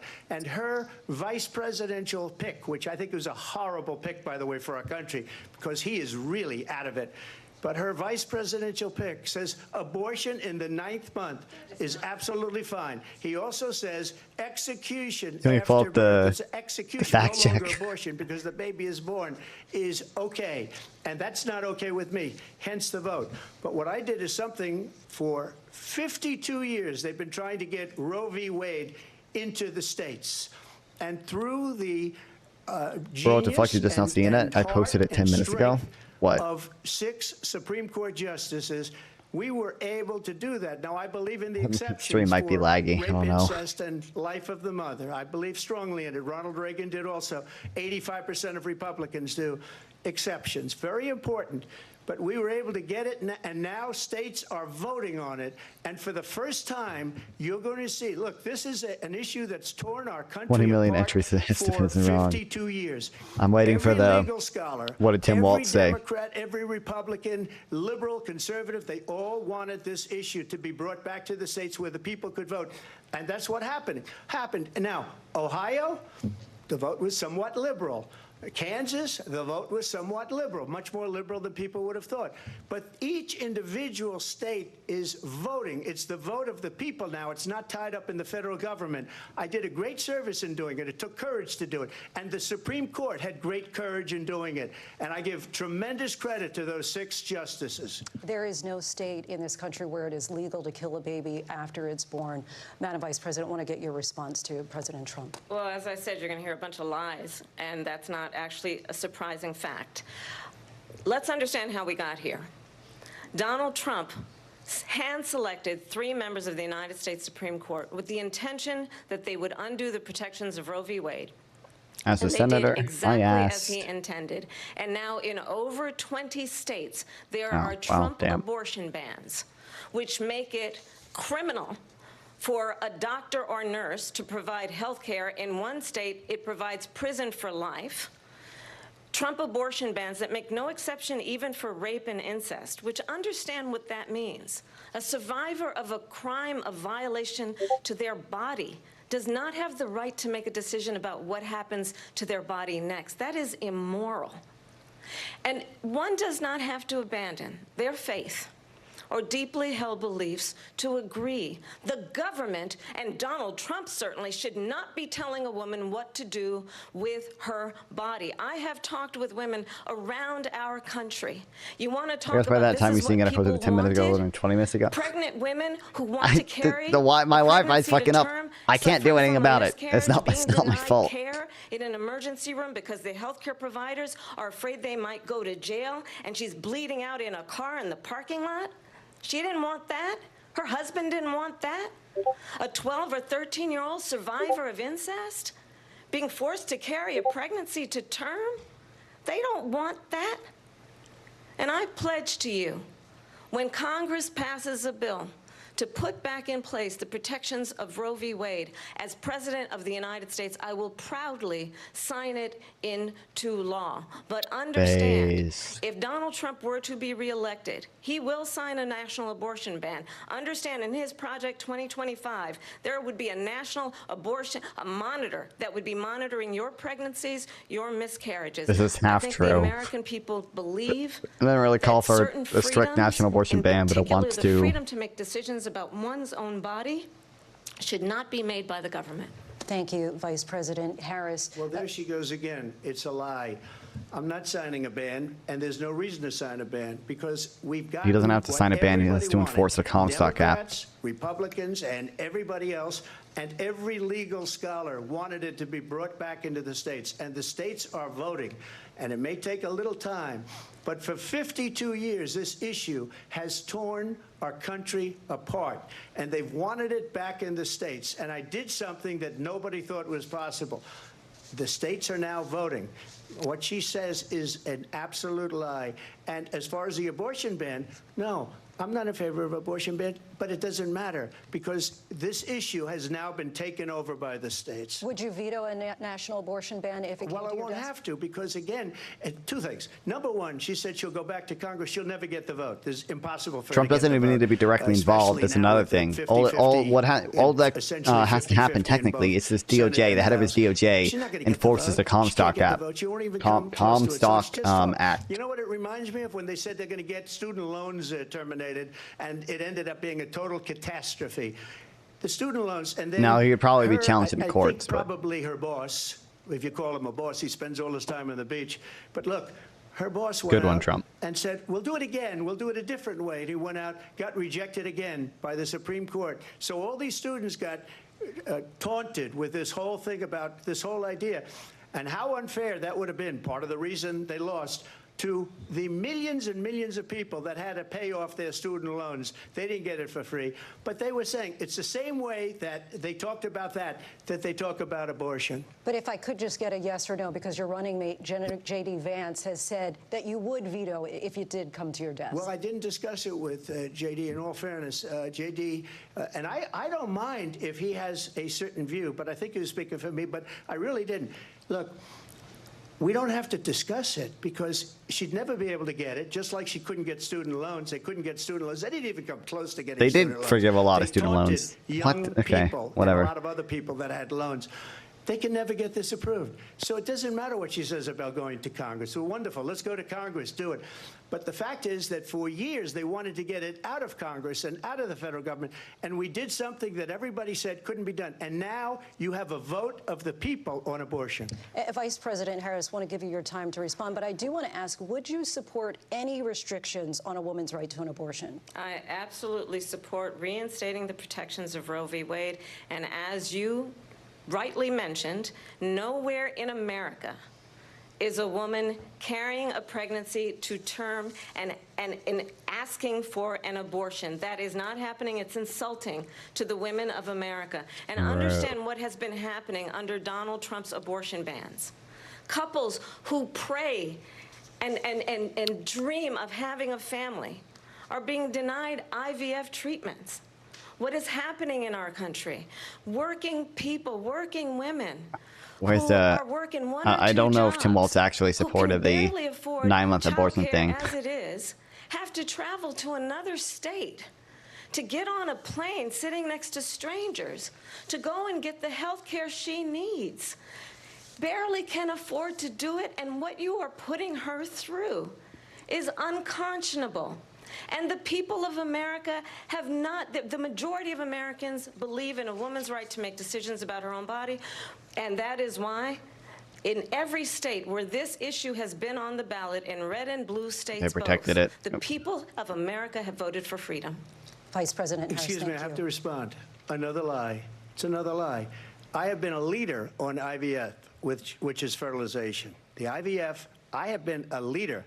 In fact, when they got a very negative decision on IVF from the Alabama courts, I saw the people of Alabama and the legislature 2 days later voted it in. I've been a leader on it. They know that, and everybody else What knows did he have it. to do with the I one have in been a leader Alabama? on fertilization, IVF. And the other thing, you should ask, will she allow abortion in the 8th month, 9th month, 7th month? She already would said. you do that? Why don't you ask her that question? Why don't you answer the Oh, question? just say no. Oh, just say no. Say it, Kamala. You could do abortions in the 7th month, the 8th month, the 9th month, not true. and probably after birth. Just look at the former governor of Virginia. The governor of Virginia said, we put the baby aside, and then we determine what we want to do with the baby. President Trump, thank you. We're going to turn now to immigration and border security. We know it's an issue that's Oh, important to all Republicans, right. Democrats, voters across the board Here we in go. this country. Vice President Harris, you were tasked by President Biden with getting to the root causes of migration from Central America. We know that illegal border crossings reached a record high in the Biden administration. This past June, President Biden imposed tough new Not asylum really. restrictions. We If you know can't include the number of since known then have gotaways, dropped it's about the same as it was in the But my early question to you 2000s. tonight is, why did the administration wait until 6 months before the election to act? And would you have done anything differently from President Biden on this? So I'm the only person on this stage who has prosecuted transnational criminal organizations for the trafficking of guns, drugs, and human beings. And let me say that the United States Congress, including some of the most conservative members of the United States Senate, came up with a border security bill which I supported. And that bill would have put 1,500 more border agents on the border to help those folks who are working there right now overtime trying to do their job. It would have allowed us to stem the flow of fentanyl coming into the United States. I know there are so many families watching tonight who have been personally affected by the surge of fentanyl in our country. That bill would have put more resources to allow us to prosecute transnational criminal organizations for trafficking in guns, drugs, and human beings. But you know what happened to that bill? Donald Trump got on the phone, called up some folks in Congress and said, kill the bill. And you know why? Because he'd prefer to run on a problem instead of fixing a problem. And understand, this comes at a time where the people of our country actually need a leader who engages in solutions, who actually addresses the problems at hand. But what we have in the former president is someone who would prefer to run on a problem instead of fixing a problem. And I'll tell you something, he's going to talk about immigration a lot tonight, even when it's not the subject that is being raised. And I'm going to actually do something really unusual, and I'm going to invite you to attend one of Donald Trump's rallies, because it's a really interesting thing to watch. You will see during the course of his rallies, he talks about fictional characters like Hannibal Lecter. He will talk about windmills cause cancer. And what you will also notice is that people start leaving his rallies early out of exhaustion and boredom. And I will tell you, the one thing you will not hear him talk about is you. You will not hear him talk about your needs, your dreams, and your desires. And I'll tell you, I believe you deserve a president who actually puts you first, and I pledge to you that I will. Vice President Harris, thank you. President Trump, on that point, I want to get your response. Well, I would like to respond. Let me just ask, though, why did you try to kill that bill, and successfully so? That would have put thousands of additional agents and officers on Well, the we road. had HR2. To the rallies. She said people start leaving. People don't go to her rallies. There's no reason to go. And the people that do go, she's busing Still them on the in crowd and paying size thing. them to be there. Oh, she's paying and them. Then showing them in a different light. So she can't talk about that. People don't leave my rallies. We have the biggest rallies, the most incredible rallies in the history of politics. That's because people want to take their country back. Our country is being lost. We're a failing nation. And it happened 3.5 years ago.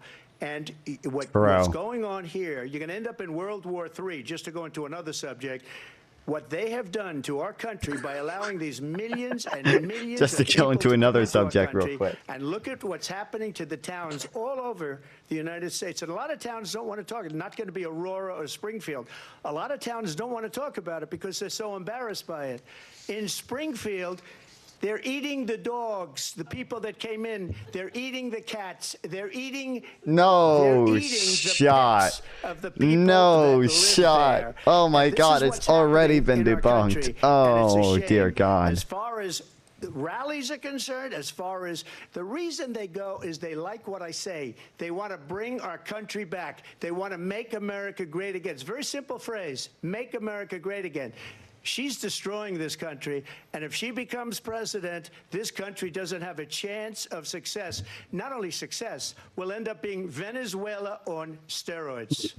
I just want to clarify here. You bring up Springfield, Ohio, and ABC True. News did reach out to the city manager there. He knows a lot of the immigrants coming to America are from Venezuela, right? Of pets being harmed, injured, or abused by individuals within the immigrant community. Well, All I've this, seen people on television. Let me just say here, this is the people on television say my dog was taken and used for food. So maybe he said that, and maybe that's a good thing to say for a city manager. I'm not taking this from but television. The people I'm taking it from the city manager. Their dog was eaten by the people that went there. This is absurd, dude. This is so silly. Vice President Harris, I'll let you respond to the rest of what you've heard.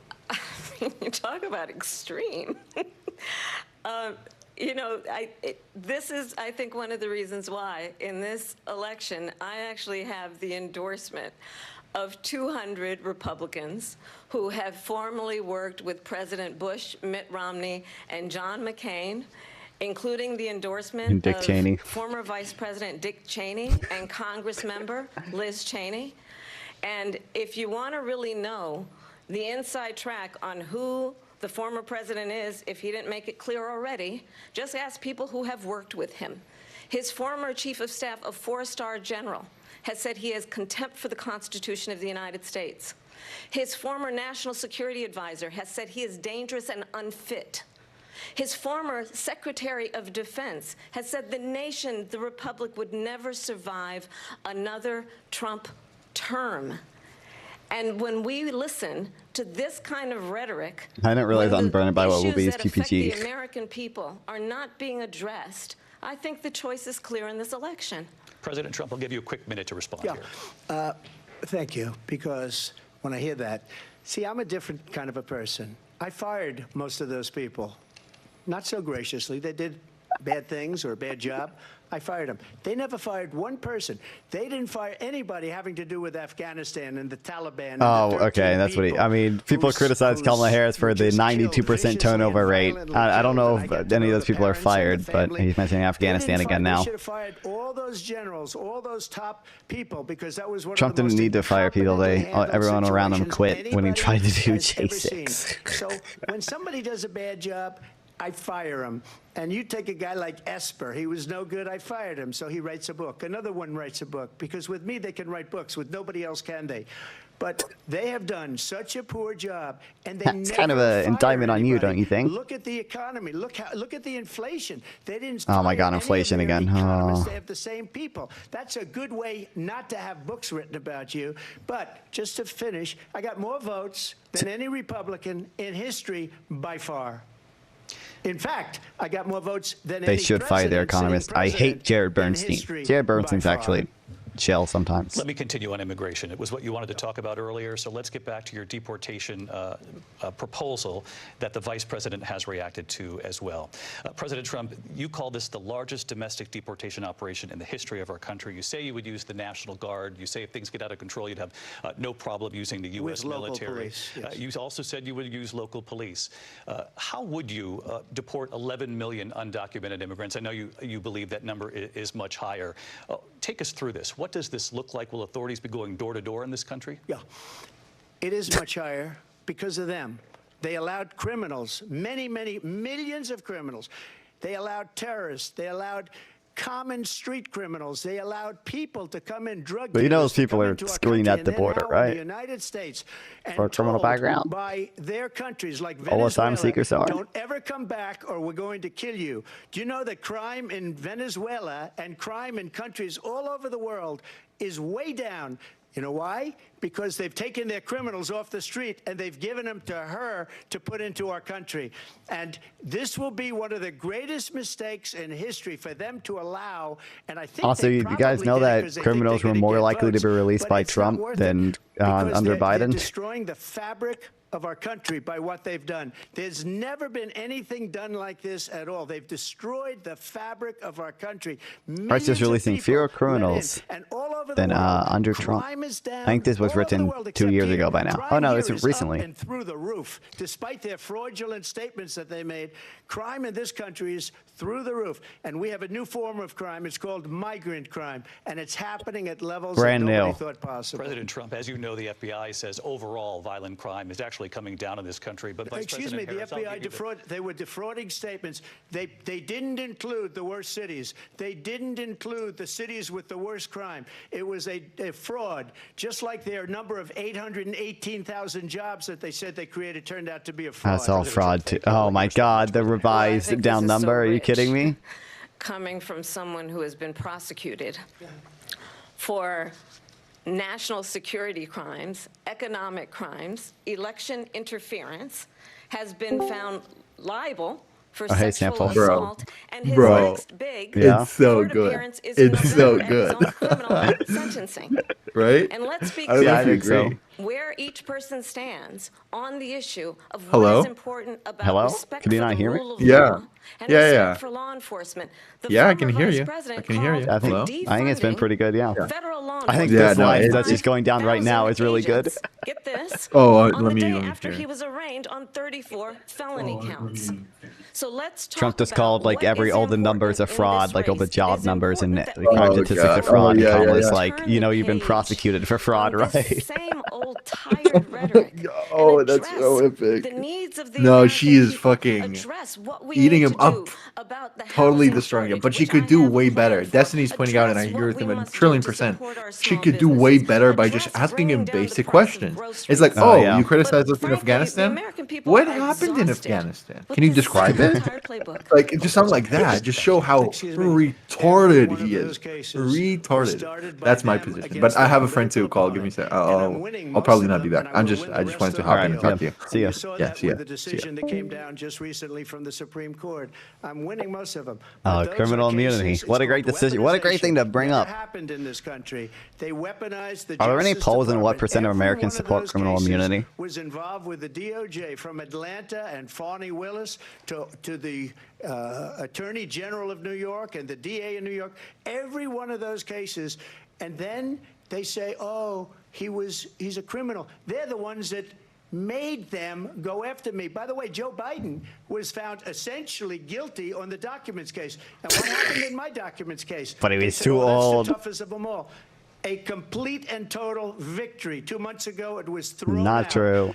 It's weaponization, and they used it. It's gonna get overturned because the ruling made no sense. To try and win an election. They're President Trump- fake cases. President Trump, thank you. A really quick response here, Vice President Harris, on this notion of weaponization of the Justice Department. Well, let's talk about extreme and understand the context in which this election in 2024 is taking place.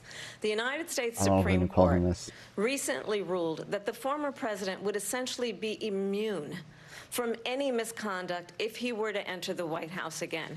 Understand, this is someone who has openly said he would terminate, I'm quoting, terminate the Constitution of the United true, States. That he would true. weaponize the Department of Justice against his political enemies. Someone who has openly expressed 70%. disdain for members of our military. Understand what it would mean Not if a good Donald thing to Trump were cite, buddy. back in the White House with no guardrails, because certainly we know now the court won't stop him. We know J.D. Vance is not going to stop him. It's up to the American True. people. Vice President. True. Lindsay? Vice Base. President Harris, in your last run for president. Weaponized, please. We gotta This is the continue one here. that weaponized, not me. She Oh, that weaponized. interrupting. I probably took a bullet to the head because of the things that they say about me. They talk about democracy. Oh, I'm man. a threat to democracy. They're the Oh, threat my God. to democracy President with a fake Trump. Russia investigation We do have a lot to that get went to. nowhere. We have a lot to get to. Lindsay? The Mueller Vice President report, you're Harris, in still your on last that, run for buddy? president, you said you wanted to Right ban after fracking. Tenet Media got Now caught you taking don't. Russian You money, wanted you really want to bring that up mandatory now? government buyback programs for assault weapons. Now your campaign says you don't. You supported decriminalizing border crossings. Now you're taking a harder line. I know you say that your values have not changed. So then why have so many of your policy positions changed? So my values have not changed, and I'm going to discuss every one of the, at least every point that you've made. But in particular, let's talk about fracking, because we're here in Pennsylvania. I made that very clear in 2020. I will not ban fracking. I have not banned fracking as Vice President of the United States, and in fact, I was the tie-breaking vote on the Inflation Reduction Act, which opened new leases for fracking. My position is that we have got to invest in diverse sources of energy so we reduce our reliance on foreign oil. We have had the largest Please say we're energy independent. Please mention we're already energy independent. Correct. Because Correct. of an approach Correct. that recognizes that we cannot over-rely on foreign oil. As it relates to my values, let me tell you, I grew up a middle-class kid raised by a hardworking mother who worked and saved and was able to buy our first home when I was a teenager. The values I bring to the importance of home ownership, knowing not everybody got handed $400 million on a silver platter and then filed bankruptcy 6 times, is a value that I bring to my work to say we are going to work with the private sector and home builders to increase 3 million homes, increase by 3 million homes by the end of my first term. My God, I work love the that amazing. is related to having a friend when I was in high school who was sexually assaulted by her stepfather. And my focus then on protecting women and children from violent crime is based on a value that is deeply grounded in the importance of standing up for those who are most vulnerable. Base Kamala, she's been My based this whole work time. that is Hell about yeah. protecting Social Security and Medicare is based on long-standing work that I have done. Protecting seniors from schools have not changed. And what is important God, is this that fucking there is lighting. a president who actually brings values and a perspective that is about lifting people up and not beating people down and name-calling. The true measure of the leader is the leader who actually understands the strength is not in She's beating not people down, answered it's the in lifting question. people up. I But she intend is to being be based. that president. President Trump, your Well, response? first of all, I wasn't given $400 million. I wish I was. My father was a Brooklyn builder, Brooklyn, Queens, and a great father, and I learned a lot from him. But I was given a fraction of that, a tiny fraction, and I Small built it loan into of $1 million. many, many billions of dollars, many, many billions. And when people see it, they are even surprised. So we don't have to talk about that. Fracking, she's been against it for 12 years. Defund the police. She's been against that forever. She gave all that stuff up. Correct. She's been very against that wrongly, forever. very horribly, He just proved her everybody's point. laughing at it, okay? They're all laughing at it. She gave up at least 12 and probably 14 or 15 different policies. Like, she was big on defund the police. In Minnesota, she went out. Wait a minute. I'm talking now. If you don't mind, please. Wow. Wow. Good one. Does that sound familiar? Don't lie. She went out in Minnesota and wanted to let criminals that killed people, that burned down Minneapolis. Damn. She went out Shot and raised down. money to get them out of jail. She did things that nobody would ever think of. Now she wants to do transgender operations on illegal aliens that are in prison. This is a radical left liberal that would do this. She wants to We got all confiscate your guns, of the and hit she will points never there. allow Wow. fracking in Pennsylvania. Illegal If she won the transgender election, in prison. Fracking in Pennsylvania will end on day one. Just to finish, one thing so important in my opinion. So I got the oil business going like nobody has ever done before. When they took over, they got rid of it, started getting rid of it, and the prices were going up the roof. They immediately let these guys go. You're gonna mention to oil where prices. they Can't. were. God, I wish Harris mentioned I that we would have are been energy 5 independent. She should have mentioned. She 4 kind of times, mentioned 5 it, but she times should have used the higher, words because you're energy talking about independent because 3.5 Americans years are ago. fucking stupid They and don't got it realize up that we are to where already I energy was, independent. because they had no choice, because the prices This man of is insane, energy correct. were quadrupling and doubling. You saw what happened to gasoline. So they said, let's go back to Trump. But if she won the election, the day after that election, they'll go back to destroying our country, and oil will be dead, fossil fuel will be dead. We'll go back to windmills, and we'll go back to solar, where they need a whole desert to get some energy to come out of. You ever see a solar plant? By the way, I'm a big fan of solar, but they take 400, President 500 acres of desert President soil. Trump, we have a These lot are of not good issues things that we for the have to get environment, to. as We're she out of time. understands. Thank you. Lindsay, thank you. We have an election in just 56 days. And I want to talk about the peaceful transfer of power, which, of course, we all know is a cornerstone of our democracy, and the role of a president. There was in a moment of massive crisis. fraud. Mr. President, on January 6th, you told your supporters to march to the Capitol. You said you would be right there with them. The country and Peacefully. the world saw what played out at the Capitol that day, the officers coming under attack. Aides in the West Wing say you watched it unfold on television off the Oval Office. You did send out tweets, but it was more than 2 hours before you sent out that video message telling your supporters to go home. Is there anything you regret about what you did on that day?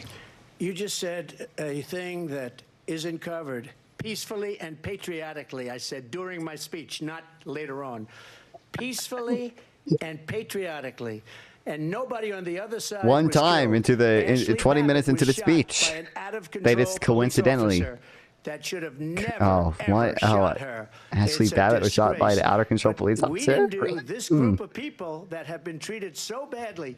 I ask, what about all pardon the the people J6 that are pouring into our hostages. country and killing people that she allowed to pour in? She was the No, border now czar, we're moving right remember to the that. border. Phenomenal. She Big was the win. border czar. She doesn't want to be called the border czar because she's embarrassed by the border. In fact, she said at the beginning, "Oh, I'm surprised you're not talking about the border yet."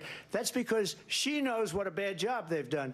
What about those people? When are they going to be prosecuted? When are these people from countries all over the world, not just South America?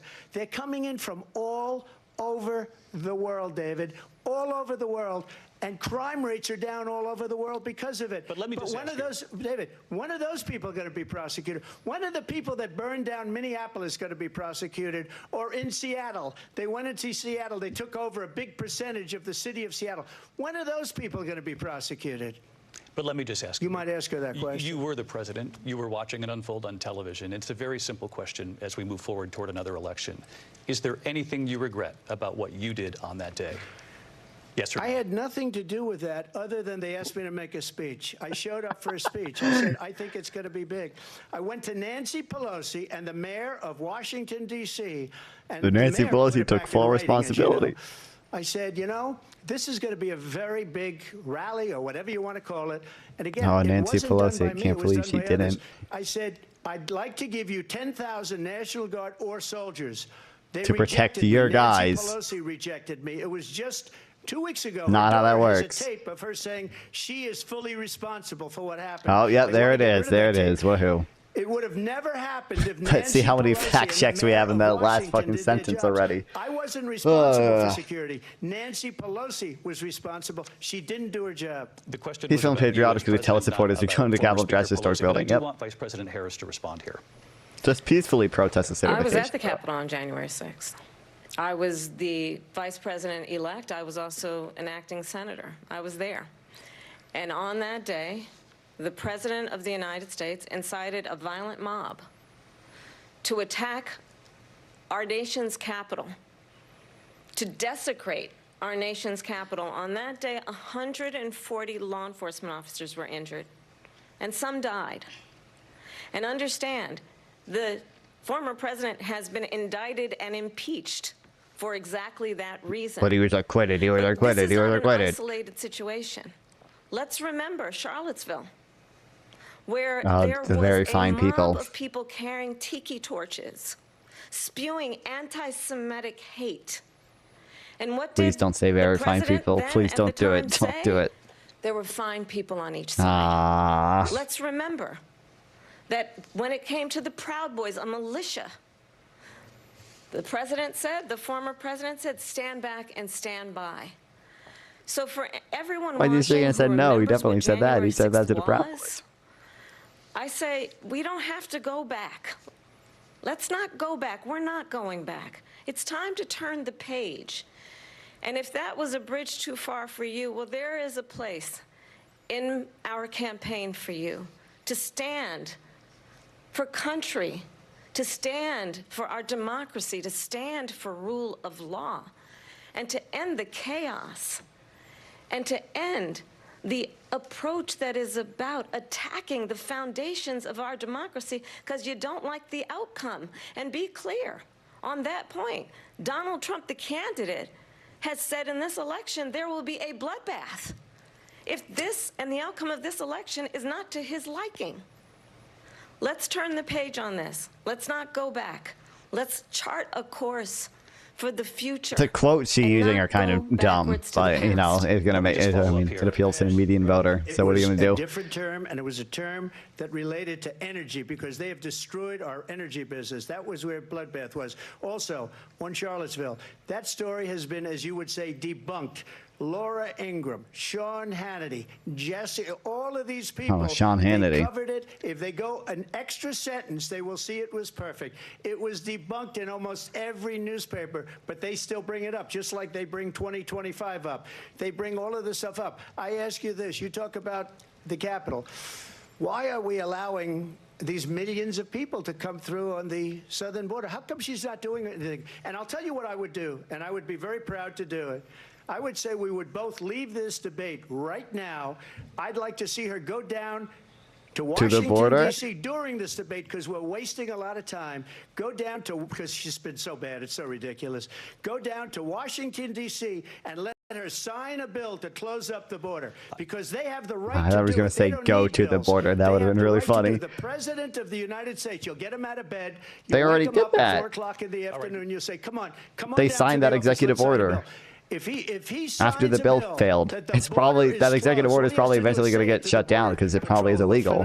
But if they do that, the border is closed. Because the talking point for a while was, oh, I thought Biden said he needed a bill, but then he signed an executive order anyway. Focus on this next issue to both of you, because it really brings us this into focus, truth in these times that we're living in. Mr. President, for 3.5 years after you lost the 2020 election, you repeatedly falsely claimed that you won, many times saying you won in a landslide. In the past couple of weeks leading up to this debate, you have said, lost quote, in a whisker. You lost by a whisker, that you, quote, didn't quite make it, that you came up a little bit short. I said that? Are you now acknowledging that you lost Did he forget? in 2020? No, I don't acknowledge that at all. But I you said did that say sarcastically. That. You know that. It was said, oh, we lost by a whisker. That was said sarcastically. Look, there's so much proof. All you have to do is look at it. And they should have sent it back to the legislatures for approval. I got almost 75 million votes, the most votes any sitting president has ever gotten. I was told if I got 63, which was what I got in 2016, you can't be beaten. The election, people should never be thinking about an election as fraudulent. We need two things. We need walls. And we have to have it. We have to have borders. And we have to have good elections. Our elections are bad. And a lot of these illegal immigrants coming in, they're trying to get them to vote. They can't even speak English. They don't even know what country they're in practically. And these people are trying to get them to vote. And that's why they're allowing them to come into our country. I did watch all of these pieces of video. I didn't detect the sarcasm, lost by a whisker. We didn't quite make it.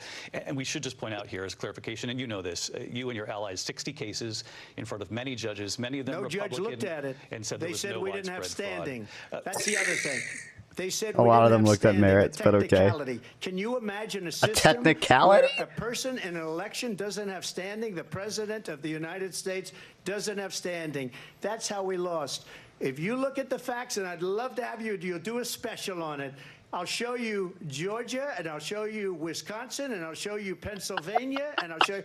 We have so many facts and statistics, but you know what? That doesn't matter, because we have to solve the problem that we have right now. That's old news. And the problem that we have right now is we have a nation in decline, and they have put it into decline. We have a nation that is dying, David. Mr. President, thank you. Vice President Harris, you heard the president there tonight. He said he didn't say that he lost by a whisker, so he still believes he did not lose the election that was won by President Biden and yourself. But I do want to ask you about something that's come up in the last couple of days. This was a post from President Trump about this upcoming election just weeks away. He said, when I win, those people who cheated, and then he lists donors, voters, election officials, he says will be prosecuted to the fullest extent of the law, which will include long-term prison sentences.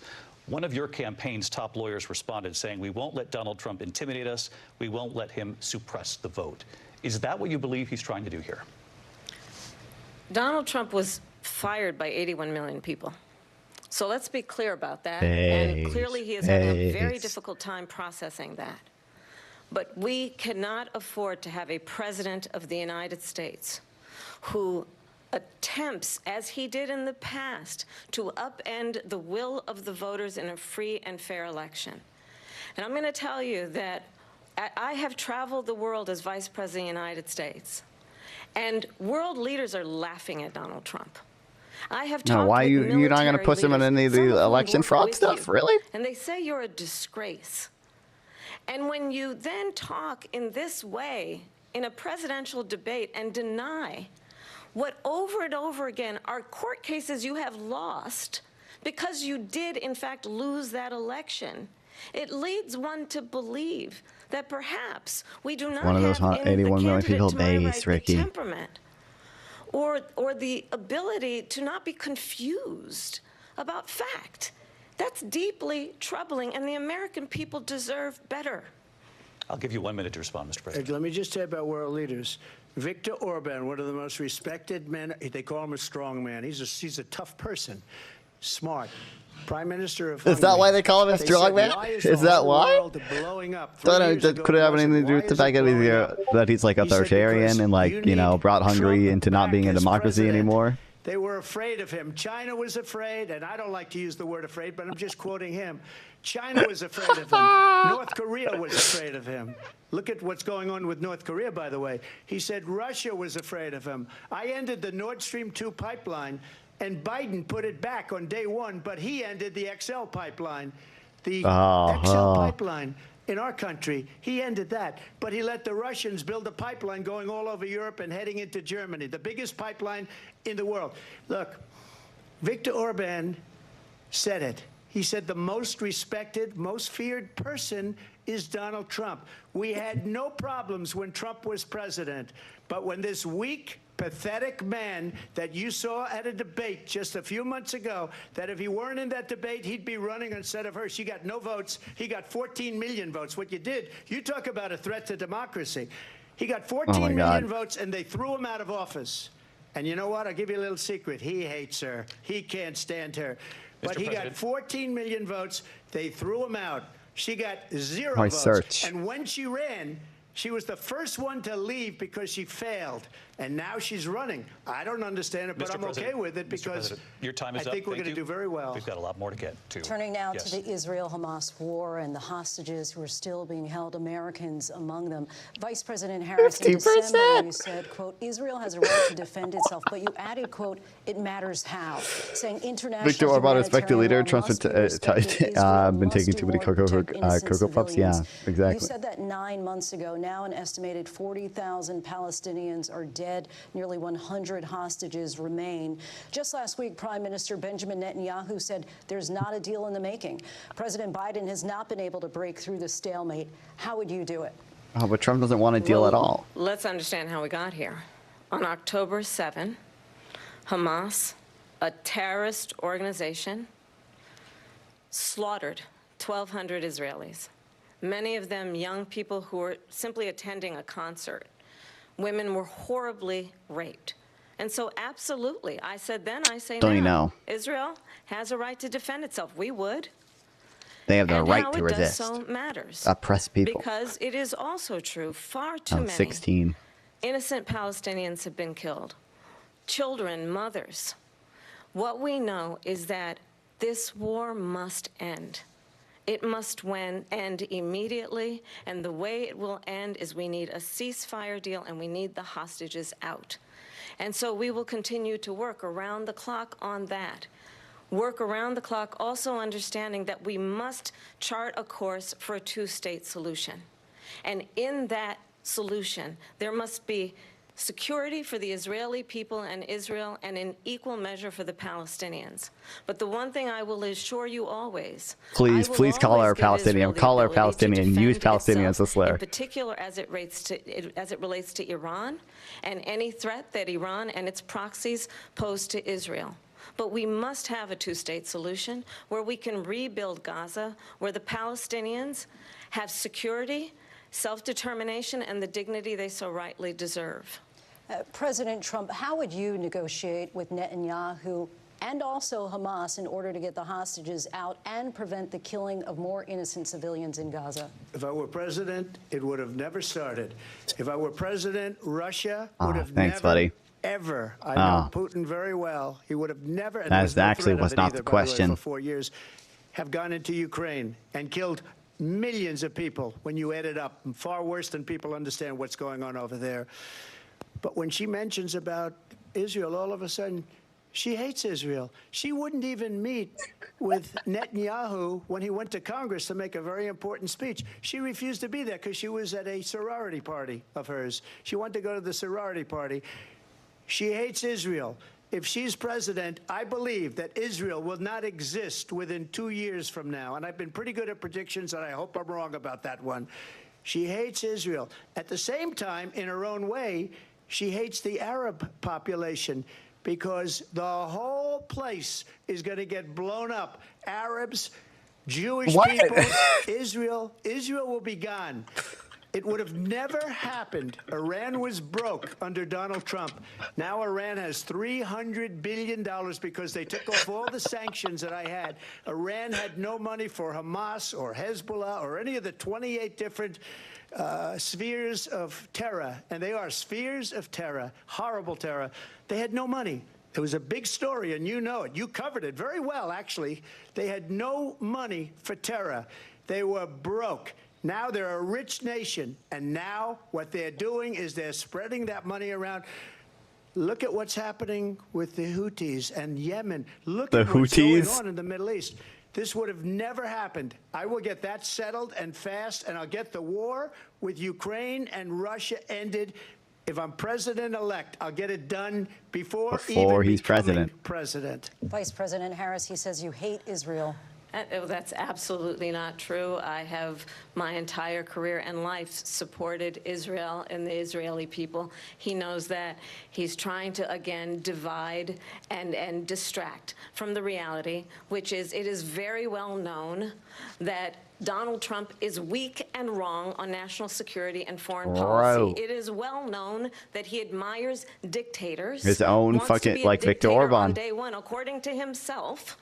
It is well known that he said of Putin that he can do whatever the hell he wants and go into Ukraine. It is well known that he said when Russia went into Ukraine, it was brilliant.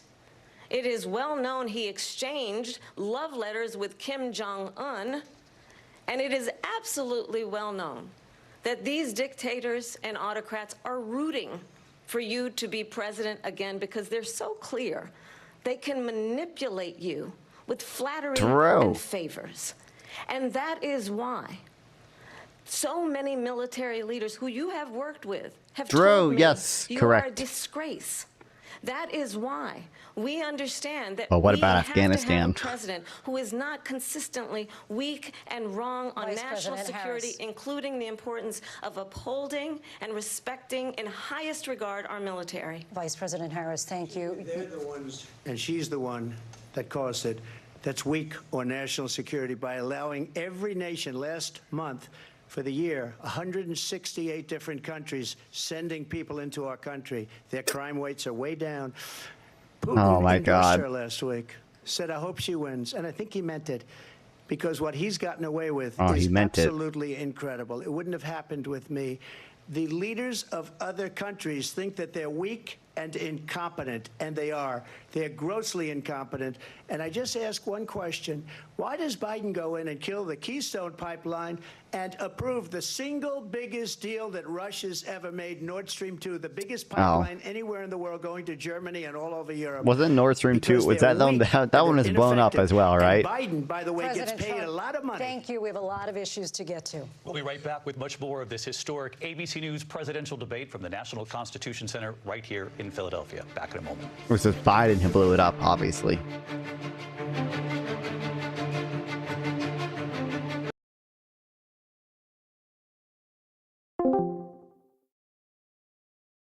Oh, he's fucking deafened.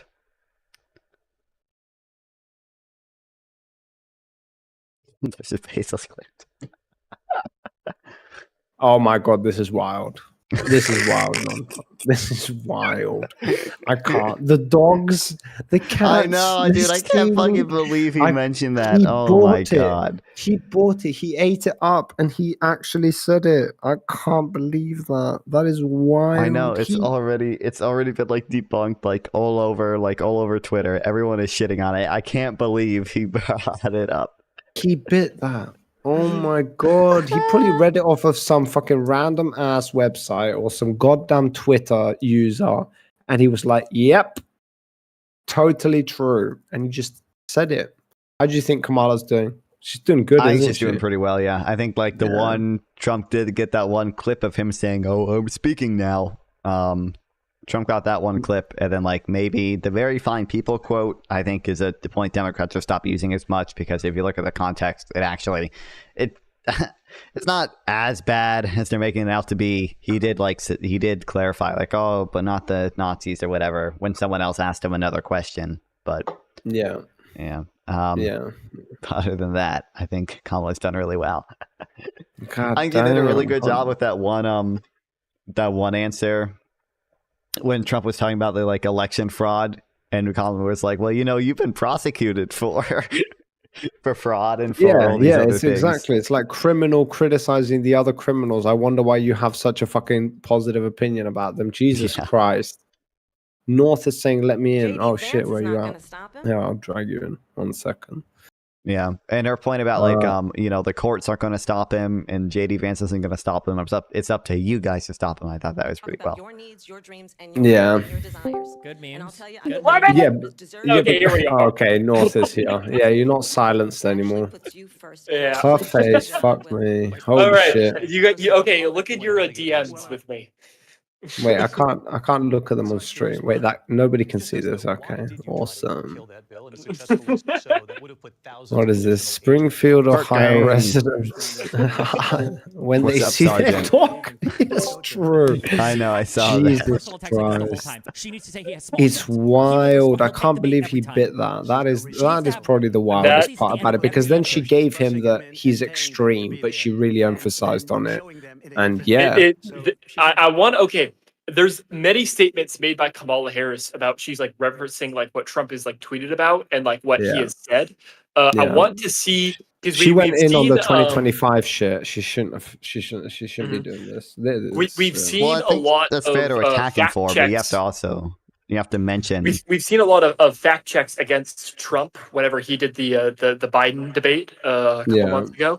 I wonder if there's going to be a fact check against like just to show like all the tweets that she's like referencing for this debate, because I would love to see those.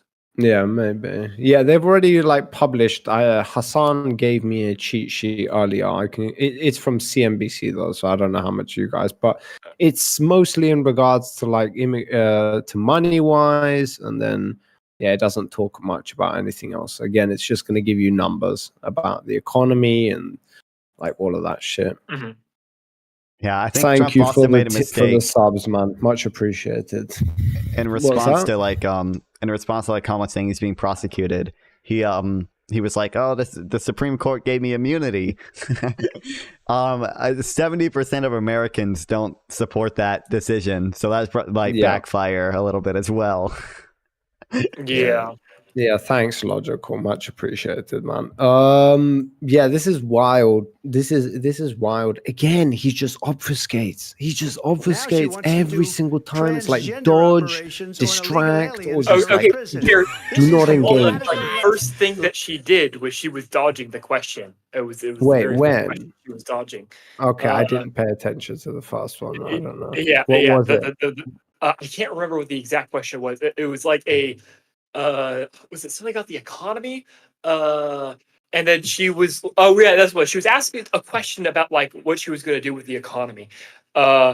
And like, what are your economic plans? And then she started going into like, oh, I'm like I grew up in like a middle income household. I understand why middle income households like what they need. Yeah. And it's like she wasn't like going into any of like her economic. She was completely dodging what she was supposed to be. I think she explained a little bit later on, but they're restarting. Oh, So. yeah, a little, but she should have answered that in her question. She was doing classic politics. Both of them were classic. Did Trump answer this war in 24 hours? You said so just before the Tell him to break. shut it. How exactly would you do that? And I want to ask you a very simple question tonight. Do you want Ukraine to win this war?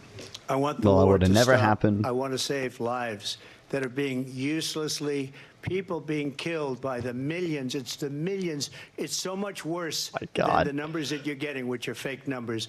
Look, we're in for 250 billion or more, because they don't ask Europe, which is a much bigger beneficiary to getting this thing done than It's we just are. not true. They're in for $150 billion less because Biden and you. Oh wait, no, I'm sorry. Wait, that is true. like Europe I is did a bigger with NATO. beneficiary. He said the opposite so many times hundreds before. of billions of dollars when I said either you pay up or we're not going to protect you anymore. So that's maybe one of the reasons they don't like me as much as they like weak people. But you take a look at what's happening. We're in for 250 to 275 billion. They're into 100 to 150. They should be forced to equalize. With that being said, I want to get the war settled. I know Zelensky very well, and Europe I know aid Putin very versus well. I have a good American aid. relationship, and they respect your president, okay? They respect me. They don't respect Biden. How would you respect him? Why? For what reason? He hasn't even made a phone call in 2 years to Putin. Hasn't spoken to anybody. They don't even Why try did he make to a get phone it. call to That is a Putin? war that's dying to be settled. I will get it settled before I even become president. If I win, when I'm president-elect, and what I'll do is I'll speak to one, I'll speak to the other, I'll get them together. That war would have never happened. And in fact, when I saw Putin after I left, unfortunately left because our country has gone to hell. But after I left, when I saw him building up soldiers, he did it after I left, I said, oh, he must be negotiating. It must be a good, strong point of negotiation. Well, it wasn't, because Biden had no idea how to talk to him. He had no idea how to stop it. And now you have millions of people dead, and it's only getting worse, and it could lead to World War III. Don't kid yourself, David. We're playing with World War III, and we have a president that we don't even know if he's... Where is our president? We don't even know if he's a president. And just to clarify they here... threw him out of a campaign like a dog. We don't even know. Is he our president? But we have a president... Mr. President, He's so mad. He's so mad. Your time is up. Just to clarify in the question, do you believe it's in the U.S. best interest for Ukraine to win this war, yes or no? I think it's the U.S. best interest to get this war finished and just get it done. All right. Negotiate a deal, because we have to stop all of these human lives from being destroyed. I want to take this to Vice President Harris. I want to get your thoughts on support for Ukraine in this moment, but also, as Commander-in-Chief, if elected, how would you deal with Vladimir Putin, and would it be any different from what we're seeing from President Biden? Well, first of all, it's important to remind the former president you're not running against Joe Biden, you're running against me. I believe the reason that Donald Trump says that this war would be over within 24 hours is because he would just give it up. And that's not who we are as Americans. Let's understand what happened here. I actually met with Zelensky a few days before Russia invaded, tried through force to change territorial boundaries, to defy one of the most important international rules and norms, which is the importance of sovereignty and territorial integrity. He looks so I met with angry. President Zelensky. I shared with him American intelligence about how he could defend himself. Days later, I went to NATO's eastern flank, to Poland and Romania. And through the work that I and others did, we brought 50 countries together to support Ukraine in its righteous defense.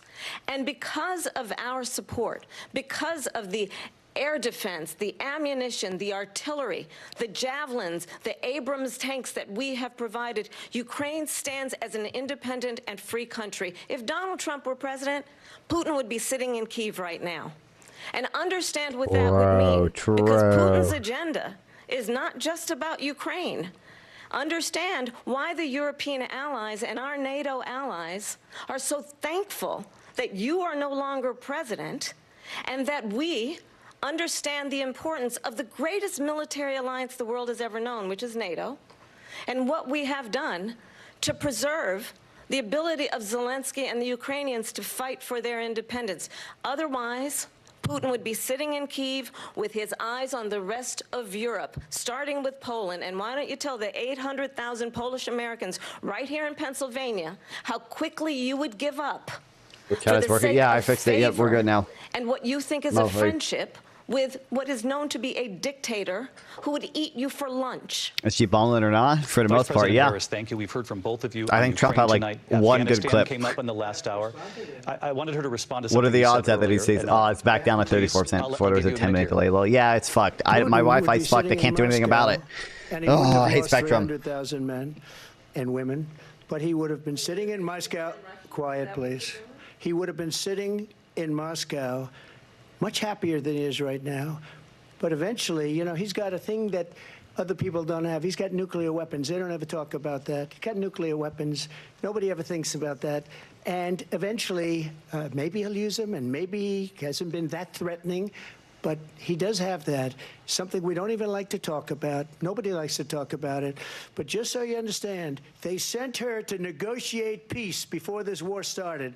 3 days later, he went in and he started the war because everything they said was weak and stupid. They said the wrong things. That war should have never started. She was the emissary. They sent her in to negotiate with Zelensky and Putin, and she did. And the war started 3 days later. And that's the kind of talent we have with her. She's worse than Biden. In my opinion, I think he's the worst president in the history of our country. She goes down as the worst vice president in the history of our country. But let me tell you something. She is a horrible negotiator. They sent her in to negotiate. As soon as they left, Putin did the invasion. President Trump, thank you. You did bring up something. You said she went to negotiate with Vladimir Putin. Vice President Harris, have you ever met Vladimir Putin? Can you clarify tonight? Yet again, I said it at the beginning of this debate, you're going to hear a bunch of lies coming from this fellow. And that is another one. When I went to meet with President Zelensky, I've now met with him over 5 times. The reality is it has been about standing as America always should, as a leader upholding international rules and norms, as a leader who shows strength, understanding that the alliances we have around the world are dependent on our ability to look out for our friends and not favor our enemies because you adore strongmen instead of caring about democracy. And that is very much what is at stake here. The President of the United States is Commander-in-Chief. Yeah. And the American people have a right to rely on a president who understands the significance of America's role and responsibility in terms of ensuring that there is stability and ensuring we stand up for our principles and not sell them for the benefit of personal flattery. We've talked about Ukraine and Vladimir Putin. I do want to talk about Afghanistan. It came up in the first hour. Oh, of this boy. debate. All right. I want to move on to Afghanistan. Stoltenberg said Trump did the most amazing thing I've ever seen. He got these Who said countries, it? the 28 countries at the time, Oh, the NATO. to pay up. He said, I've never seen. He's the head of NATO. He said, I've never seen. For years, we were paying almost all of NATO. We were being ripped off by European We'll find out what the P word and U word is. Need to not be shown on the stream. Oh, damn. One of the statements you made before. If YouTube you don't censors pay, a lot of we're shit. not going Yeah. to protect you. President Otherwise, Trump. we would have never gotten it. He said it was one of the most incredible jobs that he's ever seen done. Thank you. I want to turn to Afghanistan. It came up in the first hour of the debate, and we witnessed a poignant moment today on Capitol Hill, honoring the soldiers who died in the chaotic withdrawal from Afghanistan. I do want to ask the Vice President, do you believe you bear any responsibility in the way that withdrawal played out? Well, I will tell you, I agreed with President Biden's decision to pull out of Afghanistan. 4 presidents Shit on Trump. Shit on Trump for doing the timeline thing. Say his military, his own military officials don't endorse him anymore. $300 million a day. We were paying for that endless war. And as of today, there is not one member of the United States military who is in active duty in a combat zone in any war zone around the world, the first time this century. But let's understand how we got to where we are.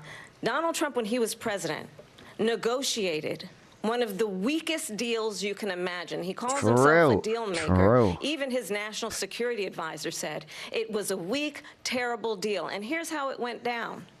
He bypassed the Afghan government. He negotiated directally with a terrorist organization called the Taliban.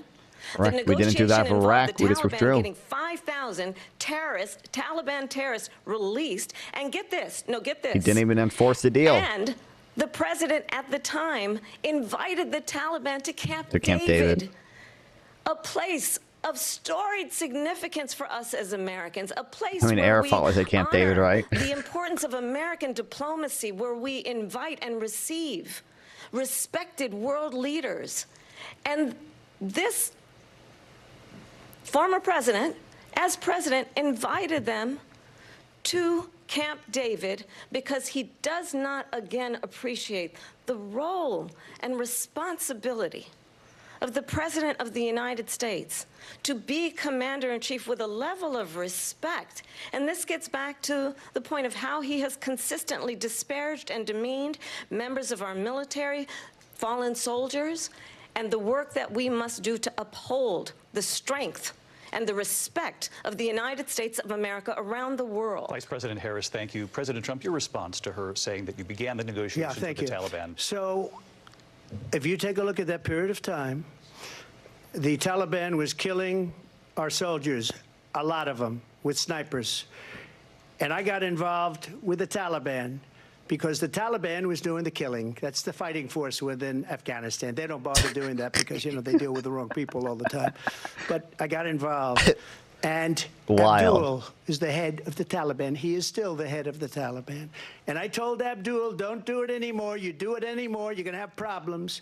And he said, why do you send me a picture of my house? I said, you're going to have to figure that out, Abdul. And for 18 months, we had nobody killed. We did have an agreement negotiated by Mike Pompeo. It was a very good agreement. The reason it was good, it was we were getting out. We would have been out faster than them, but we wouldn't have lost the soldiers. We wouldn't have left many Americans behind, and we wouldn't have left $85 billion worth of brand new, beautiful military equipment behind. And just Brand to finish, new, beautiful military equipment. Blew it. The agreement said you have to do this, this, and they didn't do it.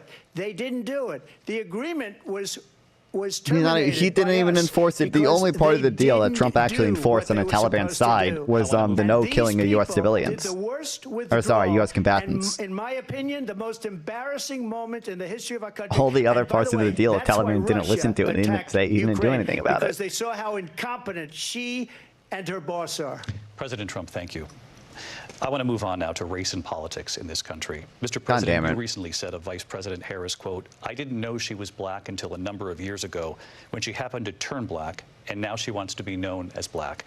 I want to ask a bigger picture question here tonight. Why do you believe it's appropriate to weigh in on the racial identity of your opponent? I don't, and I don't care. I don't care what she is. I don't care. You make a big deal out of something. Damn, they prepped him for this. Whatever she wants to be is okay with me. But those were your words, so I'm asking. I don't know. I mean, all I can say is I read where she was not black, that she put out, and I'll say that. And then I read that she was black, and that's okay. Either one was okay with me. That's up to her. That's up to her. Vice President Harris, your thoughts on this? I think it's, I mean, honestly, I think it's a tragedy that we have someone who wants to be president who has consistently, over the course of his career, attempted to use race to divide the American people. You know, I do believe that the vast majority of us know that we have so much more in common than what separates us, and we don't want this kind of approach that is just constantly trying to divide us, and especially by race. And let's remember how Donald Trump started. He was the hotel thing. He owned land, he owned buildings. And he was investigated. She couldn't find the word for real estate. He refused to rent property to black families. Yep. Let's remember, this is the same individual who took out a full-page ad in the New York Times calling for the execution of 5 young Central Park 5. black and Latino boys who were innocent, the Central Park 5. Took out a full-page ad calling for their execution. This is the same individual who spread birther lies about the first black president of the United States. And I think the American people want better than that, want better than this, want someone who understands, as I do, I travel it's up to 22. Country. We see in each other a friend. We see in each other a neighbor. We don't want a leader who is constantly trying to have Americans point their fingers at each other. I meet with people all the time who tell me, can we please just have discourse about how we're going to invest in the aspirations and the ambitions and the dreams of the American people? Knowing that regardless of people's color or the language their grandmother speaks, we all have the same dreams and aspirations and want a president who invests in those, not in hate and division. Vice President Harris, thank you. Lindsay? President Trump, this is now your 3rd time. This is the most divisive presidency in the history of our country. There's never been anything like it. They're destroying trying our to lock country. me up. And they come up with things like what she just said. going back many, many years, when a lot of people, including Mayor Bloomberg, agreed with me on the Central Park Five, they admitted, they said, they pled guilty. And I Oh my said, well, God, if we're they still pled on guilty, this? they Oh, he looks so badly bad hurt from a this angle, person, too. killed a person ultimately. And if they pled guilty, then they pled, we're not guilty. But this is a person that has to stretch back years, 40, 50 years ago, because there's nothing now. I built one of the greatest economies in the history of the world. Oh my God, now we're back to and this. I'm Oh gonna my build God. it again. It's going to be bigger, better, and stronger. But they're destroying our economy. They have no idea what a good economy is. Their oil policies, every single policy. And remember this, she is Biden. You know, she's trying to get away from Biden. Oh my I don't God. know the gentleman. True, says she is Biden. That's Biden. based. The worst inflation we've ever had.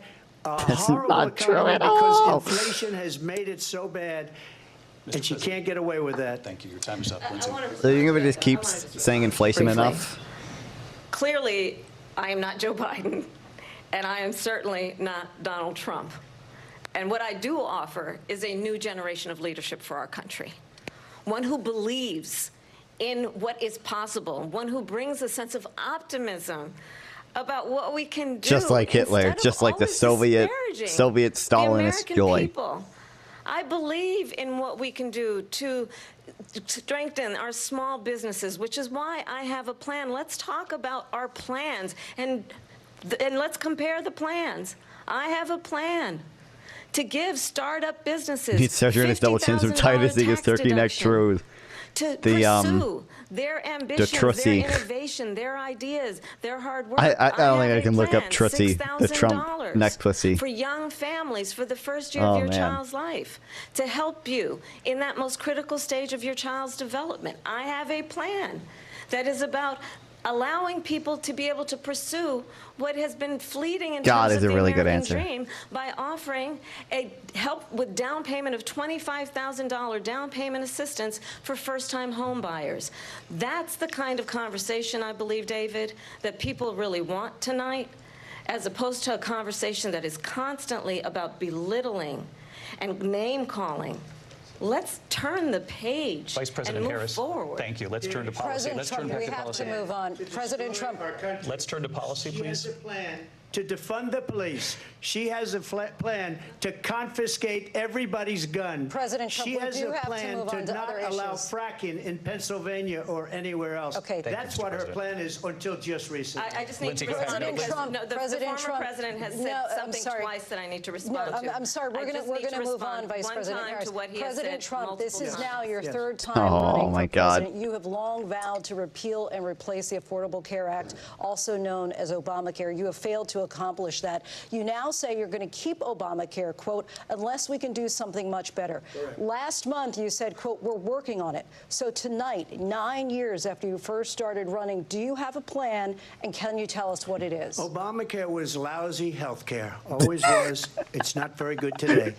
And what I said, that if we come up with something, and we are working on things, we're going to do it and we're going to replace it. But remember this.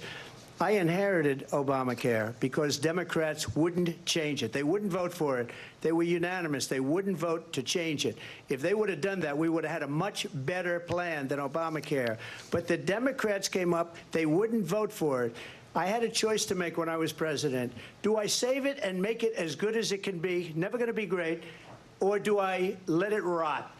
And I felt I had an obligation, even though politically it would have been good to just let it rot and let it go away. I decided, and Wow, I told my how people, noble the of you, top man. people, and they're very good people. I have a lot of good people in that administration. We read about the bad ones. We had some real bad ones, too, and so do they. They have really bad ones. The difference is they don't get rid of them. But let me just explain.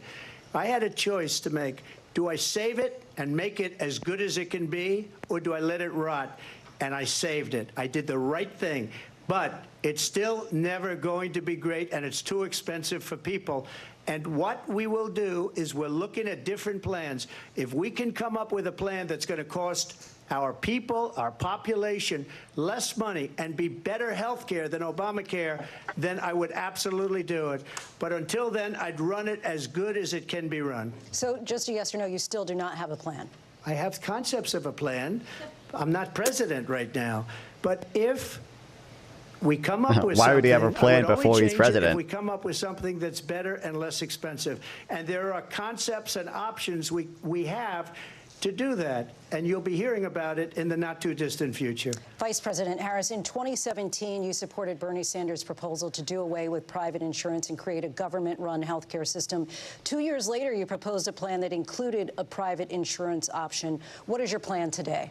Well, first of all, I absolutely support, and over the last 4 years as vice president, private health care options. But what we need to do is maintain and grow the Affordable Care Act. But I'll get to that, Lindsay. I just need to respond to a previous point that the former president has made. I've made very clear my position on fracking. And then this business about taking everyone's guns away. Tim Walz and I are both gun owners. We're not taking anybody's guns away. So stop with the continuous lying about this stuff. As it relates to the Affordable Care Act, understand, just look at the history to know where people stand. When Donald Trump was president, 60 times he tried to get rid of the Affordable Care Act. 60 times. I was a senator at the time when I will never forget the early morning hours when it was up for a vote in the United States Senate.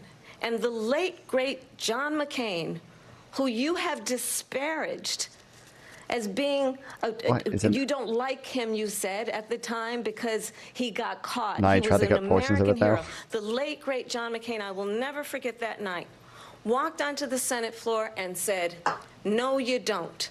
No, you don't. No, you don't get rid of the Affordable Care Act. You have no plan.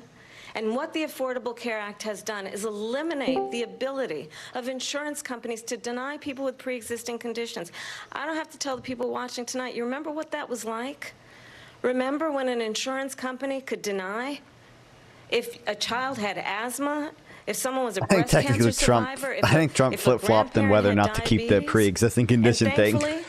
As I've been vice president, and we, over the last 4 years, have strengthened the Affordable Care Act, we have allowed, for the first time, Medicare to negotiate drug prices on behalf of you, the American people. Donald Trump said he was going to allow Medicare to negotiate drug prices. He never did. We did. And now we have capped the cost of insulin at $35 a month. Oh, no, you know, Trump did that before. We have capped the cost of prescription But only for Class D Medicare recipients. And when I am president, in a voluntary program. Understanding that the value I bring to this is that access to health care should be a right and not just a privilege of those who can afford it. And the plan has to be to strengthen the Affordable Care Act, not get rid of it. Past his prologue in terms of where Donald Trump stands on that. I want to move to an issue that's important for a lot of... You made a mistake. At number one, John McCain fought Obamacare for 10 years. But it wasn't only him. It were all of the Democrats. He saved it. That kept it going. And you know what? We can do much better than Obamacare. That's the much less that's in the money, meme of like the political quadrants of John McCain. One of them is saved Obamacare, right? That's another thing she doesn't want to get. People are paying privately for insurance that have worked hard and made money, and they want to have private. She wants everybody to be on government insurance where you wait 6 months for an operation that you need immediately. President Trump, thank you. We have another issue that we'd like to get to. I don't know if that's it's like a known. This is what he's known for. And that's climate change. President Trump, with regard to the environment, you say that we have to have clean air and clean water. Vice President Harris, you call climate change an existential threat. The question to you both tonight is, what would you do to fight climate change? And Vice President Harris, we'll start with you. 1 minute for you each. Well, the former president had said the climate change is a hoax. And what we know is that it is very real. You ask anyone who lives in a state who has experienced these extreme weather occurrences, who now is either being denied home insurance or it's being jacked up. You ask anybody who has been the victim of what that means in terms of losing their home, having nowhere to go. We know that we can actually deal with this issue. The young people of America care deeply about this issue. And I am proud that as vice president over the last 4 years, we have invested $1 trillion in a clean energy economy, while we have also increased domestic gas production to historic levels. Yes, we have right. created This is over really 800,000 this is new really good. This is manufacturing really jobs good. while I have been vice president. We have invested in clean energy to the point that we are opening up factories around the world. Donald Trump said he was going to create manufacturing jobs. He lost manufacturing jobs. Bro. And I'm also proud to have the endorsement of the United Auto Workers and Sean Fain, who also know that part of building a clean energy economy includes investing in American-made products, American automobiles. Cringe It protectionism, includes cringe protectionism, growing cringe, what we cringe, can cringe. do around American manufacturing and opening up auto plants, not Some of it's closing fine. them like happened under Donald Trump. Vice President Harris, thank you. That didn't happen under Donald Trump. Let me just tell you, they lost 10,000 manufacturing jobs this last month. Not true at all. It's going, they're all leaving. Oh, this last they're month? building big auto plants in Mexico, in many cases owned by China. We're They're still under building the same these trade deal that you massive plants, and they think negotiated. they're How gonna would sell that their be her cars fault? into the United States because of these people. What they have given to You can China just look at the is graphs of the unbelievable. manufacturing. But we're not going to let that. We'll put tariffs on those cars so they can't come into our country because they will kill the United Auto Workers and any auto worker, whether it's in Detroit or South Carolina or any other place. What they've done to business and manufacturing in this country is horrible. We have nothing because they refuse. You know, Biden doesn't go after people because supposedly China paid him millions of dollars. He's afraid to do it. Between him and his son, they get all this money from Ukraine. They get all this money from all of these different countries. And then you wonder, why is he so loyal to this one, that one, Ukraine, China? Why is he? Why did he get $3.5 million from the mayor of Moscow's wife? Why did she pay him $3.5 million? This is a crooked administration, and they're selling our country down the So tubes. mad. He's so mad. We'll be right back with closing statements from both of our candidates. An historic night, this ABC News presidential debate from Philadelphia. Back in a moment. Okay. Oh my God, he wants Biden back so bad. He wishes Biden was on that stage so bad. Oh my God. Really Oh my God. wish Biden was on that stage. This is a crooked administration. He wants Biden back so bad. Oh my God, I feel like Harris is doing really well. Video game. Jesus Christ, kill me in a video game. I can't. GTA. I need to play some GTA. This is wild. I can't. This fucking person. We're exporting fucking workers, good paying workers, and we're importing The murderers. United States is working with Mexico Damn to right fight it is. against China because Mexican labor is not only cheaper than Chinese labor, it is I don't even, also more educated than Chinese labor, and it's literally on our border. So it's cheaper to import, and we share the same values. We're fighting against China, and we're getting better labor out of it. Hell no. It's like, if you're a white-blooded American, you don't believe in those goddamn immigrants, those goddamn aliens from across the border, those fucking Mexicans and shit. We don't like them. Yeah, fuck them The all. point about manufacturing like leaving is really fucking dumb. Manufacturing spending was like stable under like every administration until Biden passed the CHIPS Act and the Inflation Reduction Act. That increased manufacturing a lot, manufacturing spending a lot. Yeah. I don't know. A lot of the infrastructure bills passed by the Biden administration, even the Trump administration, were just like, where the fuck is that money going? Like that $1.2 trillion infrastructure bill, where the fuck did that money go? That's what I'm wondering. Where did that money go? To building infrastructure. building bridges, man. No, except $400 billion being invested in renewable cars. Like we're like, do you know how much money that is? And that just like was just pissed down the drain. Like it wasn't all in the infrastructure. Wait, when you say it's pissed down the drain, you realize that money went specifically to the thing that it was supposed to go to. Real quick, we can like the CHIPS Act stuff. Like we can look at like the number of manufacturing employment and manufacturing spending. It has increased greatly because of these two. But the CHIPS Act, isn't that like a multi-year project? Like we should be seeing the results of the CHIPS Act. Like We already see the results of it. What do you mean? What do you mean? We can see the results of it right now. Exactly. Well, I sent 3 you've charts. basically started fucking creating them in the United States of America instead of having to fucking depend on abroad on Taiwan for everything. Yeah. we already were making chips within the United States of America. We were just trying to increase our quantity. Yeah, and you increase. In terms of quality chips, like we hold a virtual monopoly on like the really high quality chips. But in terms of like quantity, it's Taiwan that's one that dominates. Yeah, but you increase. Well, aren't there a lot of chips that right now can only be made in Taiwan? Isn't that a big issue? Is that some of these fabs only exist in Taiwan? This is like a thing with the U.S. sanctions. Like a lot of chips that are used in like missiles and stuff can only be manufactured like within the United States. They can't even be manufactured in Taiwan. So this is like a thing that's like that everyone thought would hurt Russian sanctions, but then they realized that they could take like quadcopter drones and they can attach grenades to them, and then they could like fly them into civilians. So that really just didn't pan out to anything, sadly. The chip manufacturing in the U.S. soil, along with 25% investment tax, supply chain resilience, American supply chain resilience encountering China, human space flight. Okay, so some of this was not directly for chips. It was also for science as well. A lot of it went to NASA, NSF, DOE, EDA, and NIST. Yeah, this chart shows a fair amount of advanced chip manufacturing is located in China. I think it said, Yeah, so when you say it got pissed down the drain, if that money went towards that... I'm talking about electric vehicles specifically. I think that was pissed down the drain. I think electric vehicles personally is a dead-end technology that we should not be investing in. Yeah, but you can disagree with the technology. Yeah, we can disagree about that. Obviously, you're wrong. But regardless, like if the money was going towards that, it's not being pissed down the drain. Like you can just not like it, but the money went to where it was supposed to go. And it will. Center in Philadelphia, Pennsylvania. Here again, David Muir and Lindsay Davis. Welcome back tonight. The time has come for closing statements, and Vice President Harris, we begin with you. I should bet no. So I think you've heard tonight it'd be a little two bit. very different visions for our country.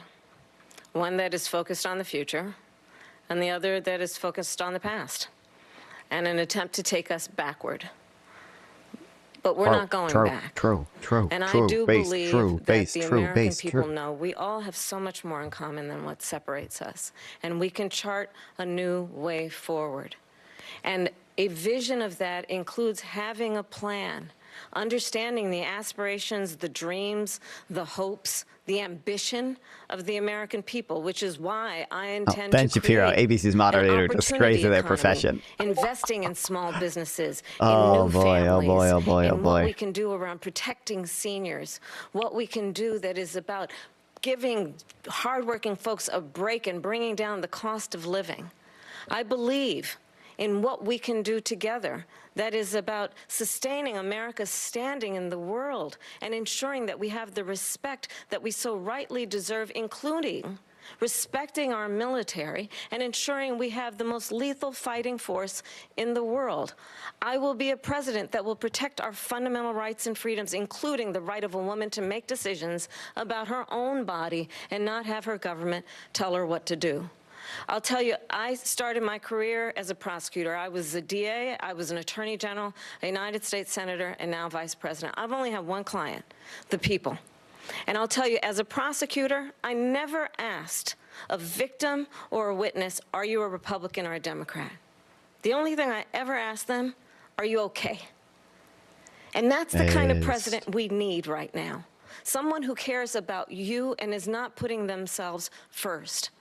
I intend to be a president for all Americans and focus on what we can do over the next 10 and 20 years to build back up our country by investing right now in you, the American people. Vice President Harris, thank you. President Trump?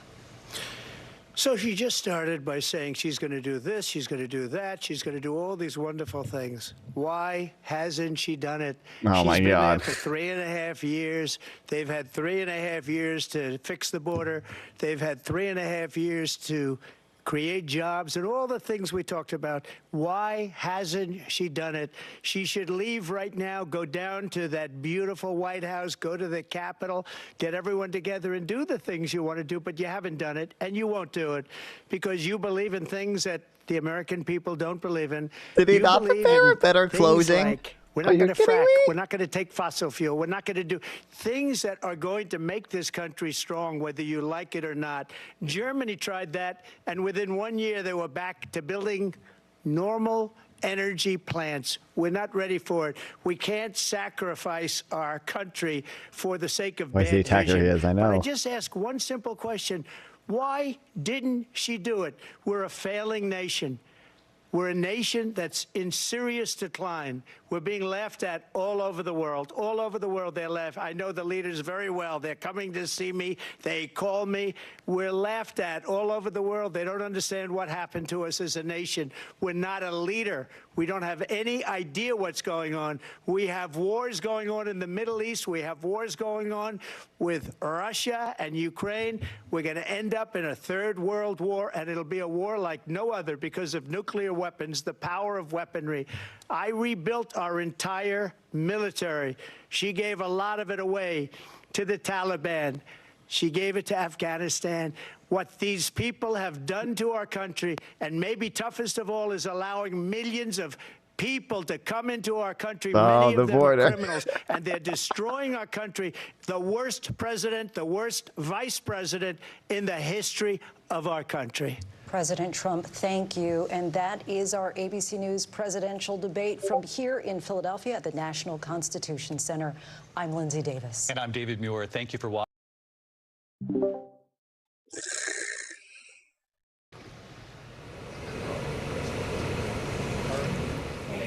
And welcome back to NBC The News non-con, how we're coverage of gonna the do this. debate. Pick your We'll do it on my server in like, I think I said at 11, so we had like 15 minutes Yeah, yet. you said Also, I 11, need yeah, we got fucking Gorps to join my server. In my server, there should be a panel room, and I gave everyone in a panel perms to join it. Okay. Jesus Christ. Except for Gorps because he hasn't joined. But Wait, what's that? What's that? What did you say? I was talking to North, but I said I need fucking Gorps okay. to join my Discord server. He hasn't done it yet. Oh, okay. Holy shit. I feel like well, that's I feel like Trump got like maybe one good clip from that, and like everything else, Kamala was super good on. Yeah.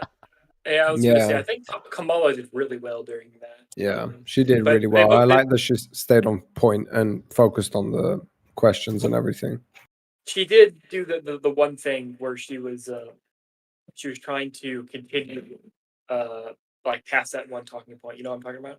She was like, it was Trump went past the point when he was supposed to be ending, and then Kamala. Oh yeah, and she said, "Let me respond." Yeah. Yeah. Yeah, but Which obviously again, they should have, like, at that point, they should have just let her respond. I mean, if they're going to break the rules to let Trump speak and not mute his mic, they should have just let Kamala respond. I mean, at that point, What's the he point of shouldn't rules have been. He shouldn't have been allowed to respond in the first place. But considering, yeah, there needs to be like they need to stop it at some point. So they fucked up with Trump. They're gonna have to take the L on that one.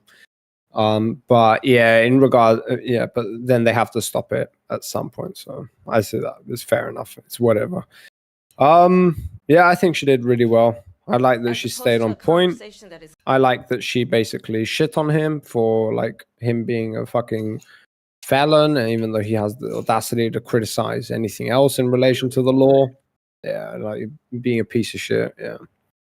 I know Trump people wasn't criticize Harris for not having like clear policy, but I feel like Trump barely answered any of the policy questions cohesively. What? Yeah, but their talking point for this not having policy, just because you don't agree with the policy doesn't mean that she doesn't have a policy. She has policies. You might not like them, and they might be in alignment with Biden's, but she's for all of those things that she talked about today. Yeah, so yeah. those are her policies.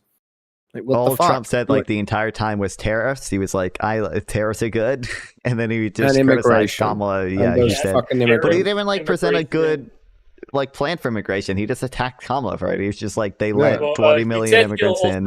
quote end the war in Ukraine again. He keeps saying that. Oh, Like, before he's I'm president, I will end the war in yeah. Ukraine. He said I that don't know he's how been he's saying gonna that do forever, but like it doesn't really Yeah. make like all he's saying is But on the Lex Rubin podcast, by the way, he was like, well, I can't reveal the deal because then it wouldn't be effective. So I don't even think shit! Yeah, that, he if probably he was has the worst. If Yeah, he have can the end the aud- war in Ukraine before he's president, he should just do that now. I know, But yeah, this that doesn't is- really make sense. I have a problem with the healthcare system, he says, with Medicare.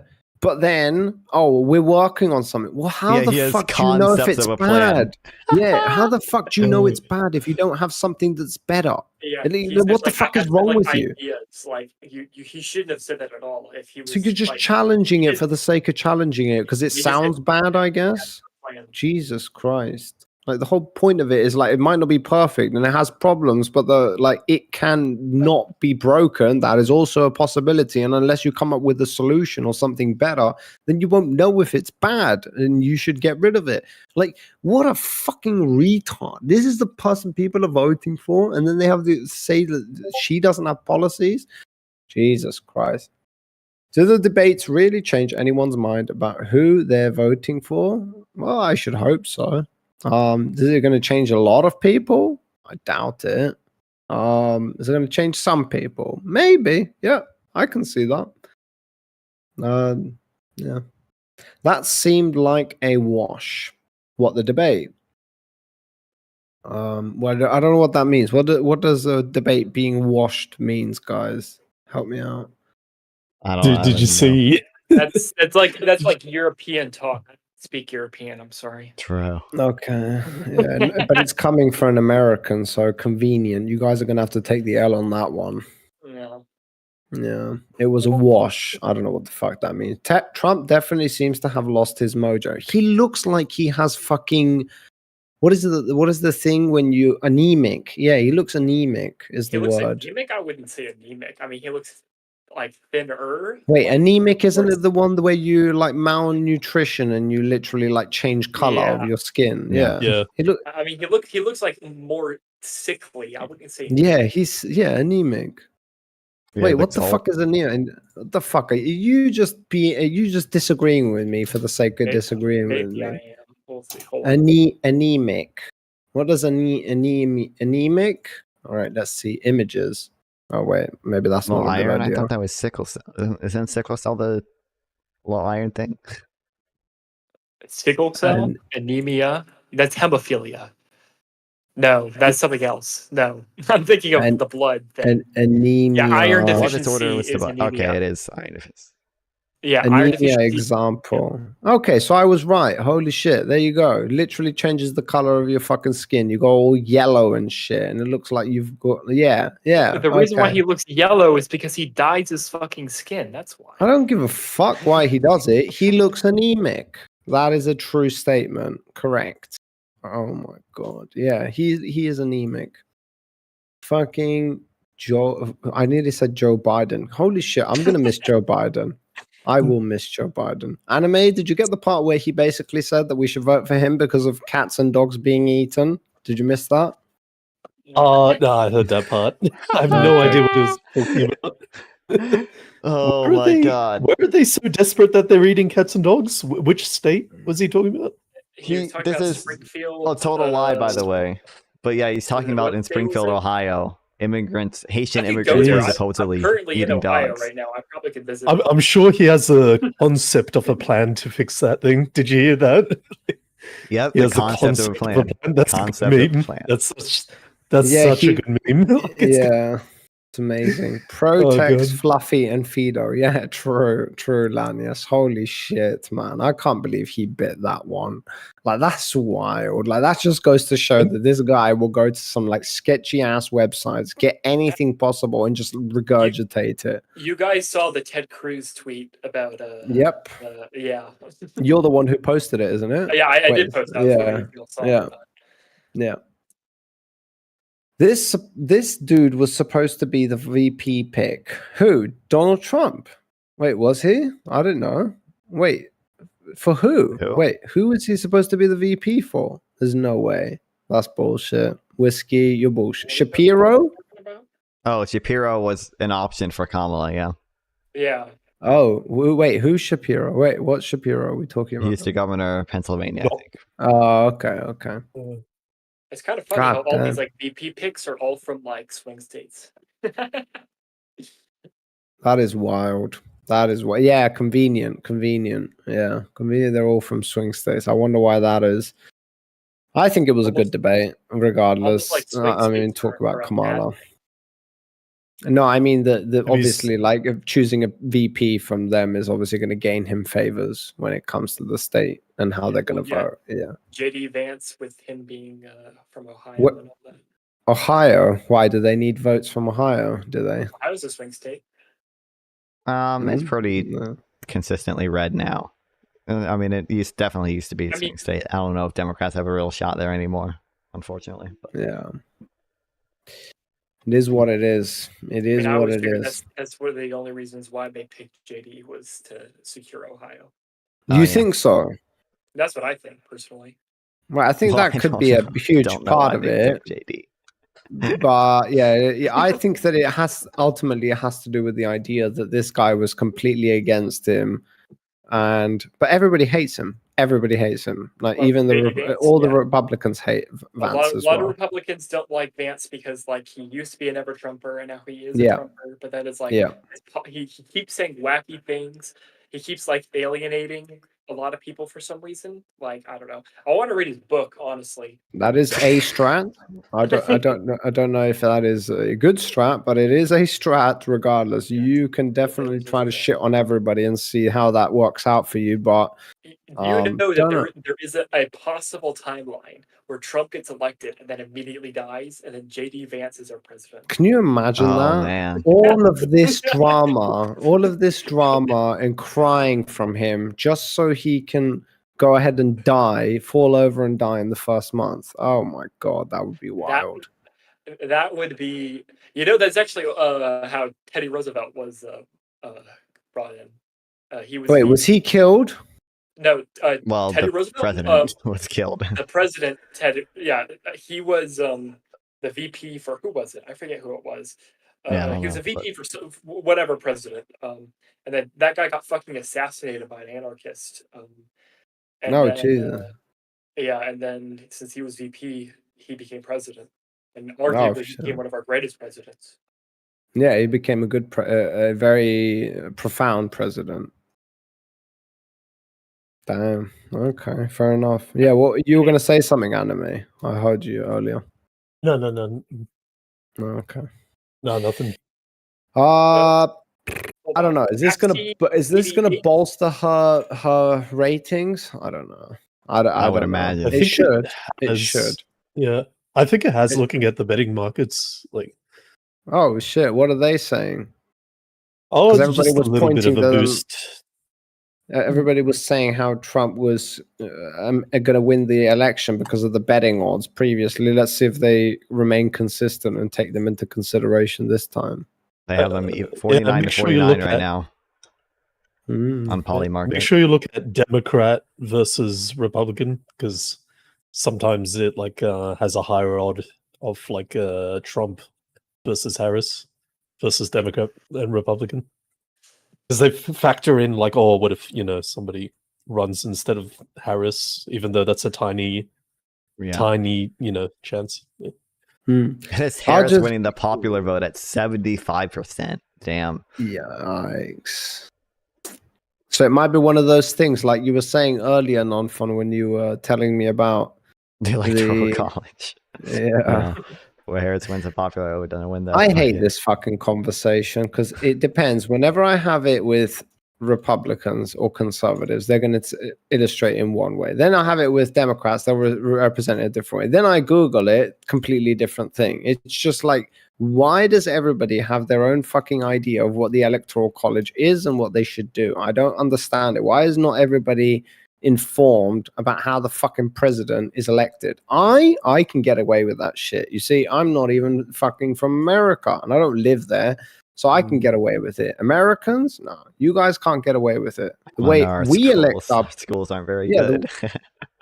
Yeah, I mean, you can blame schools up until the age of 18. After the age of 18, that no longer becomes an excuse. As far as I'm concerned, especially for conservatives, you guys get an extra level of fucking criticism because you're the guys who always yap on about pull yourself up by your bootstraps and that everything is your own responsibility. So it is. holy shit. So yeah, way we elect our president is we all go and vote, and then they count up the votes, and then whatever the percentage more is, they get voted into presidency. Are you talking about Russia? No, Cyprus, where I'm from. Russia, Russia, it's a little bit different. Yeah, It's I a was little gonna bit say different. Russia. It's like they take the votes, they put them together, they burn a couple, they like they put it in like a printer, and they like copy some other votes, and then they. You would believe that, but the reality is that a lot of people Oh yeah, wanted that's true. Putin I to be think They a do lot like of, president. Putin I in think Russia, yeah. in spite of the election shenanigans, a lot of people do actually support Putin, and it's really sad. Yeah, they do like Putin. I can definitely attest to that one. Not Fadas, 1059. But it's for a Yeah, different no, reason. on Gorps' stream, he's still like, he told me he might be late. I don't know, I don't know what his game plan is. I don't know. Without him or what? I don't know. Streamers are really bad at Sondsol, isn't it? Streamers are so bad at communicating, bro. Now You you're have no idea. gonna feel my pain, non-font. Now you will feel my pain. This is what I have to go through every single time with every debate At the deathmatch, very and least, I nobody feel ever like makes I'm it a good easy. communicator. You might think North, that, you have been good. Mr. I don't have time frames. Like, yeah, what part of that is good communicating? No, that's bad communicating. What is good communicating is, hey, I want a debate deathmatch, and then I give you a day and a time that works for me, and then like, yeah, that's good. That's good communication. But nope, I've never got that a single The day fucking time. works. It's just you just need to give me like Not a 12 single hours. fucking time. Within a Like, 12-hour period. I can give you don't even dare, do not even dare ask people about a time. Like day, you might be able to push that out of people, but time, holy fuck, that shit is like you just ask them to like marry you essentially, and they have to commit to a life. Yeah, it's just wild. They like Putin because they prefer not to fall out of windows randomly. Oh no, that's not why. They're Gorps actually joined the convinced. server. Okay, wait, we gotta go Yeah. to the fucking panel. How many people live on your island, boss? All right, North, about go to the a panel million. room.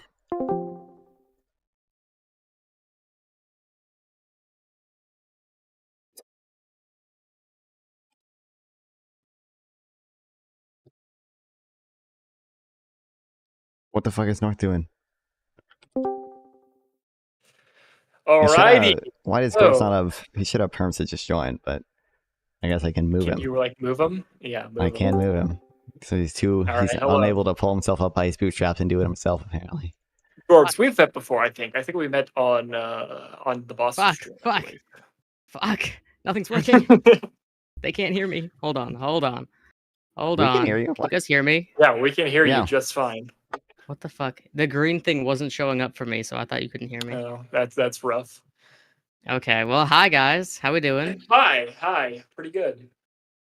Good. I don't know where the fuck. I don't know if Soundsol's gonna make it. He told me he'll pop in, but you know who knows. Okay, wait. Well, I forgot which role is Sondsol supposed to play again. He's on my side, of course. Yeah. I We have don't even know roles which here? side you're on. Is that the pro Harris side? Yeah, Harris partisan hack, just like me. Harris. Okay, I have a guy who might be able to join. Let me message him. He's Well, not a I have streamer at don't all, worry, I have but backups. he's okay. I planned for this. Okay. Obviously. What do you guys think about what's his name? The Hungarian president that Trump brought up. He was saying that the Hungarian Viktor president Orban. was like nominated. Yeah, Viktor Orban. What's your guys' opinion on that? I feel like the only person who ever thinks about him is Trump. Viktor Orban honestly is a laughing stock among like your. Oh, I have to turn on my camera, don't I? Yeah, ideally. I think about Viktor Orban a fair amount because I think he's a fucking authoritarian, a fucking leader that Trump plans to copy in many ways. Can I only have like my camera working with like one thing at a time? Oh, do you have OBS? No, I don't. Or do you have Streamlabs I do OBS? have OBS. I have Stream Elements OBS. Stream Element? What the fuck? Stream Elements OBS. Don't worry, since I'm using a laptop and like a camera, I have like 2 cameras. The one that's going to be on Discord is going to be a little more shitty. Give me a moment. Okay, that's fine. On regular OBS, there's at least you can use yeah, it's going to be way more shitty. You can use virtual cam. Oh, yeah, I use Stream Elements because I don't want to do Streamlabs. Well, Streamlabs and OBS both have a virtual cam. You are just lame. For real. Sorry.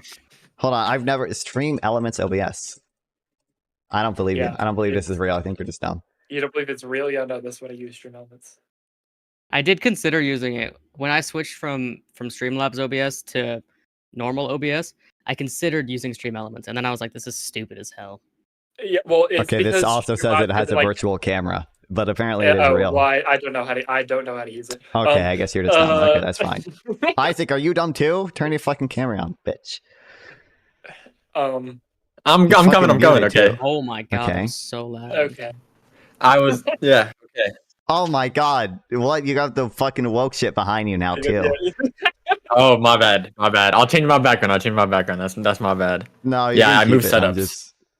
I know how much you hate the woke agenda. Yeah, I know. Yeah. The woke agenda is coming for all of our kids, boys. All right, are we all good then? What do they call it? Like the cultural. Cultural Marxism, or? Yeah, cultural Marxism. That's what it is. Yeah. All right, we're all good, right? Yep. Okay. I think we should all be able to agree that Harris did pretty well. I think we all probably agree with that. I think Harris got the most out of it. That's what I think. The most out of it, okay. Yeah. Trump also just did shit, so yeah. It's an easy comparison. Sure. We're honestly we're comparing her relative to Trump, of course. So I don't think there was like any moment during the debate where like one was like it was like Trump obviously said some really weird shit, obviously. But I don't think there's any like one moment during the debate where it was just like, oh, like Harris obviously has like won this, you know? But I think overall, like I feel like moderates are more likely to be drawn to Harris than they would be to Trump after that debate. Yeah, I feel like she I did. will say I liked some of Trump's insults. They made me giggle. I'd agree with that. Trump has the ability to do like the facial expressions. So like whenever like Harris is saying something, and then he'll be like, "Did you see Harris's face?" Yeah, Harris's. Yeah, there was some. Harris had the facial captures. Yeah, it's true. She was a little smug. He had that smirk the whole time. Yeah. Well, I think she did a really good job. Also, there was that one part where she did play into like the prosecutor versus felon thing after Trump was doing the whole election fraud spiel that he always does. So badly though, I feel like there was like she did. It was so inorganic. Like it was so obviously like she was like trying to. I don't think it was push that in there. I don't know. I feel like it's fair to like say like, oh, hey, you know, you've been prosecuted for fraud, right? Yeah. I feel like everything she does is inorganic, so you know. That's true. All right. Well, it seems like we all agree there. The real point of this panel, okay, is it is time that these independent voters have to be confronted. Okay, I want to know y'all's biggest problems with Kamala. Why I would like hopefully at least some policy things and not just any moral character thing. Were there any like policies she brought up in a debate that you vehemently disagree with? I don't like handouts. So she was talking about handouts to parents. She also was talking about handouts to start businesses. I don't like either of those ideas. I am also a libertarian, so I am against pretty much all spending. What she proposed was economically infeasible. What she was like, we're going to give corporate tax cuts of up to $50,000 to small businesses. I'm like, okay, so you're either the government's going to be losing money or have to raise that money somewhere else. And then she says, was it newborn mothers are to get $6,000 or something like that? $6,000 for the first year of a child. Yep. Yeah, $6,000 for the first year of like raising a child. So they're going to be increasing spending drastically, and they're going to be decreasing taxes drastically. So how's that going to work exactly? Because that's just going to increase the deficit. That's a policy issue. Like, I feel like Kamal talked about increasing spending in a lot of places, but she didn't talk about like where she's going to be raising that money from. Okay, sure. So I guess the first thing is I'm comparing Kamala relative to Trump, right? So we may not like both of their spending proposals, but Trump is also in favor of even bigger tax cuts, and all he wants to do to raise revenue is tariffs, which is like the most regressive, like inefficient way of raising revenue, right? Do we agree on that point? I mean, I wouldn't call it the most inefficient, but it is a way to raise revenue. I can't think of a more I would agree way. that it doesn't work very well. I don't know if it's like actually the least efficient, but it doesn't work very well. Okay, there might be some theoretically more inefficient way. Okay. So we seem to agree Trump would probably be worse for that type of stuff. You mentioned like handouts and this increased spending. So we would have to think on the margin here a little bit, but the first child tax credit has been analyzed. I think that if I remember correctly, it reduced child poverty by up to 40%. So the idea behind that is it's probably going to pay for itself in the long run, right? If you reduce child poverty, they're probably going to grow up to be more productive taxpayers. Well, I would be more for a tax break. So if it was framed as either the next time you file your taxes after you have a baby, or if you get pregnant and decide to tell the government you got pregnant, then your next tax break or tax filing that you get a tax break. I would be more for that than an actual handout. Well, I think it is a tax credit. It's just a refundable tax credit. So if you don't earn enough to file taxes, you can also take the cash. I thought it was a tax credit. It's just also refundable. Yeah, I'll look it up real quick. Sure. It would and then change my also, opinion. A big thing, which I really like, is she's in favor of expanding the earned income tax credit, which I think is a pretty efficient policy. We don't even have the minimum wage increase in our issues page, but we do have the earned income tax credit. So she has an issues page now. Does she have she does, yeah. on it? Yeah. Wow. When did that go up? 2 days ago now, I think. Oh wow, I'm so behind. But also, okay. I also want to make note. You did invite me on this panel, and I don't know if you know because I don't talk to you very much. I am not voting for either of these motherfuckers. Oh no, you told me you're voting Chase Oliver, right? For either of them either. Yeah. Oh, I did I mentioned. I told you. I think I said I mentioned these independents need to be confronted. Okay, that's what needs to happen. I need to make you partisan hacks. All right, try your best. But you got to argue that Kamala's better than Chase, not that Kamala's better than Trump. Well, I just don't think that Chase is viable. So I live in a blue state. My state's going Kamala no matter what. I've accepted that. Okay. So it was a tax credit, right? Yes. So there's probably also fine. It's fine. Okay, and then I also mentioned the earned income tax credit. She's in favor of expanding the earned income tax credit. I think is probably a good thing. Double checking what it was, what amount it was. I think it was $1,500. How much did she want to expand it to? If I'm not using my camera on my stream, why am I? Hold on, I'm stupid. Give me a moment. Noob. Do you stream? Yeah. Was I told you just started streaming? Yeah, pretty recently. Yeah, he did. Well, I made this account recently. I'm not new to streaming. If that makes sense. Okay, sure. Everyone has 13 accounts in their childhood that they've used. Yeah. Okay. Why is that not popping up? Turn off camera. Turn on camera. USB camera. Not showing anything. Okay. For some reason, my OBS is just eating my other camera, and I can't disable it. Are you live right now? Yeah, obviously. Oh, well.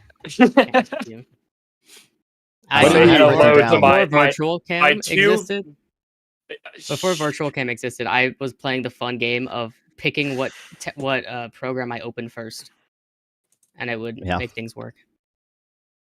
I have written down on Yeah. from her policy page. I read the economic portion of it that she wants to expand the earned income tax credit, which I There feel we like, I like 5 A, it's a shades tax brighter. credit, and B, it's probably, I think me and Gorps would probably agree, it's probably better than just simply raising minimum wage, right? It's probably better incentives lined up there. I don't think there should be a federal minimum wage, so yeah. Yeah, okay. Well,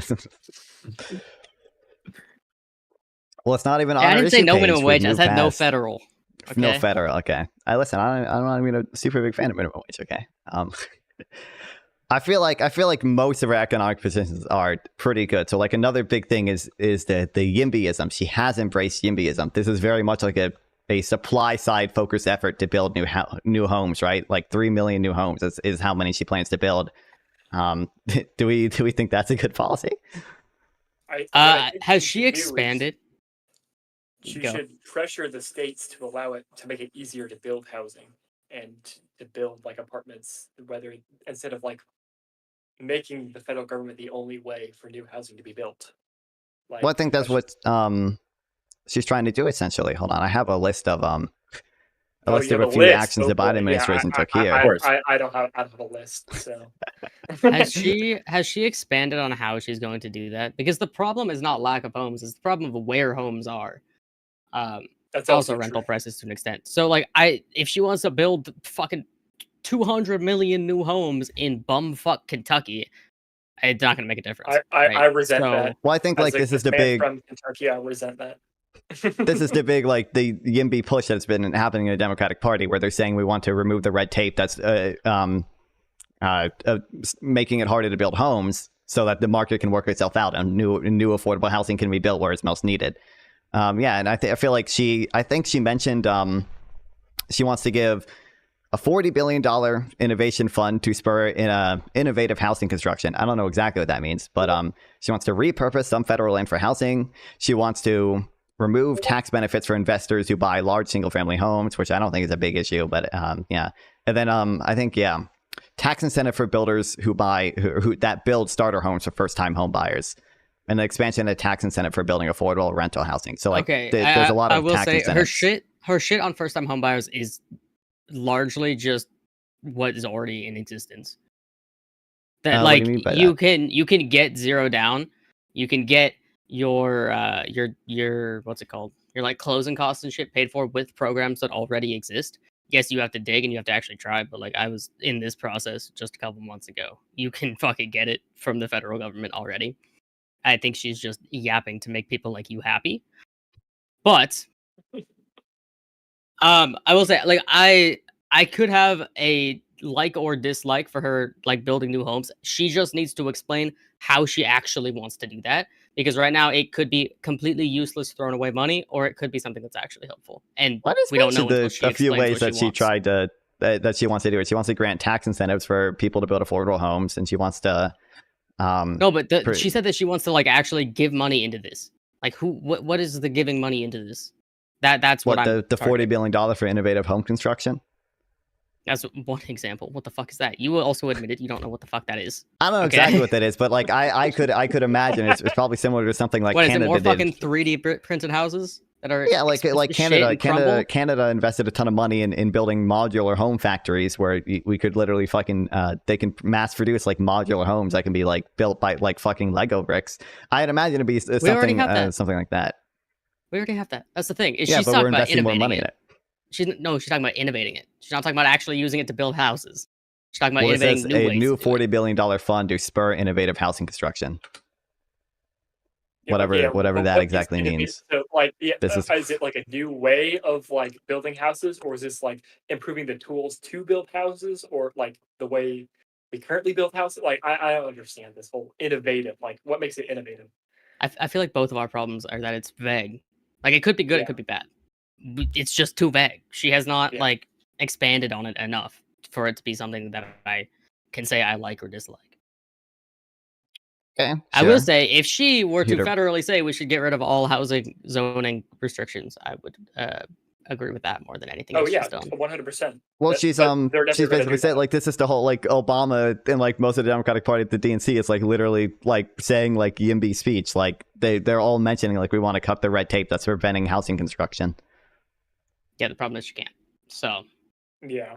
What if she can't like hear? like I can that. take, That's the biggest thing. I have a That's- list, okay? I have another list of okay, actions the okay. Biden administration took to do exactly this. They made the Department of Housing and Urban Development is announcing the availability of $100 million to communities to identify and remove barriers to affordable housing production and preservation. So that's like a very like Okay, that's wait, a say that very one more time. concrete Say that one more action. time slowly. Slow down. Yeah. The Department of Housing and Urban Development is announcing the availability of $100 million to communities to identify and remove barriers to affordable housing production and That is preservation. basically saying we are spending $100 million on an ad campaign so people can remove that on their own. That's not saying that they're going to do anything about it. That's just saying that we're going to tell people what is wrong with your community so that you can fix it yourself. That's never going to happen. Like the only thing that the federal government could do is if they pressured the state governments about like withholding like federal aid. That's the only thing that they really could do, but they're not going to do that.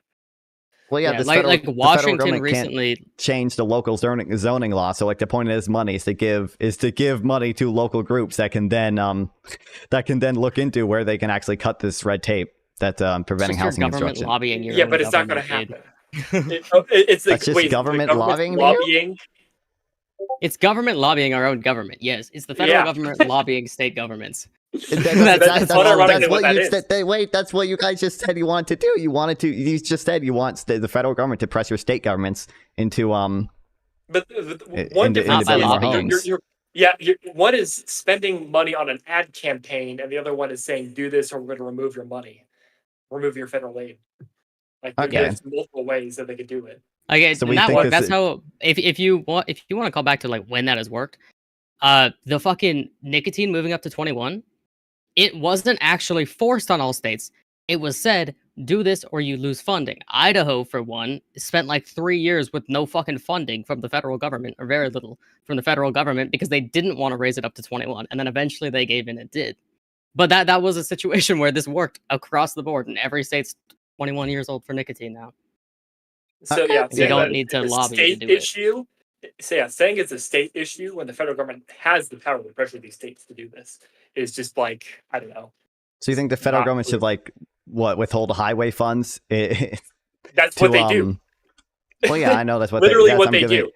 I'm saying is this a do we want the federal government withholding highway funds specifically just to force communities into cutting red tape?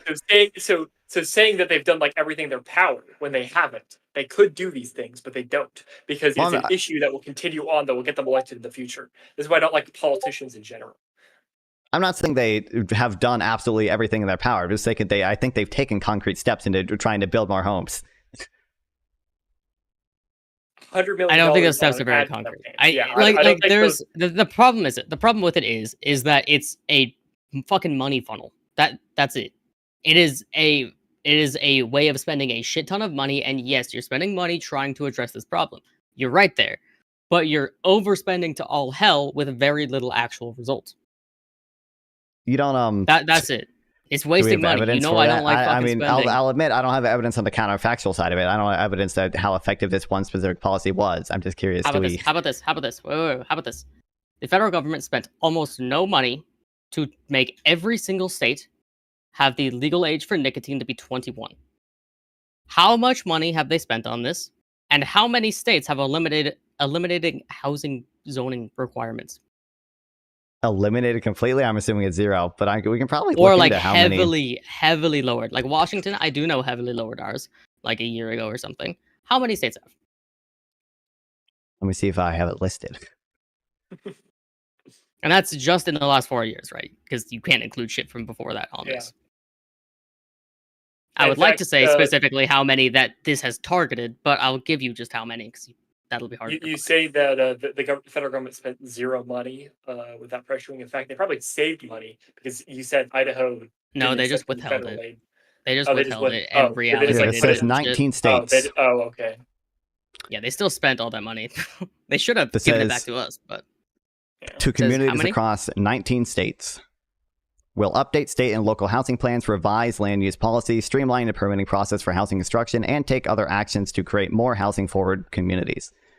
How is that counted? So is it like if you get like one county in like the middle of nowhere and they reform their housing their zoning laws, it's like they count that as like a state that's been reformed, or is it like across the Well, entire state? it's a Or, like, community. how's it counted?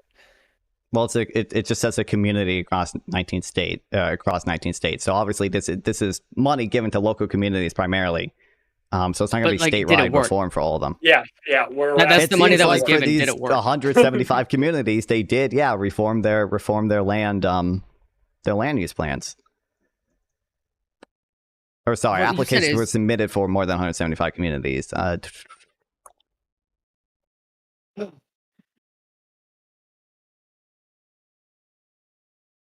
Here, I have the list of all the communities that changed some of their housing rules. Okay.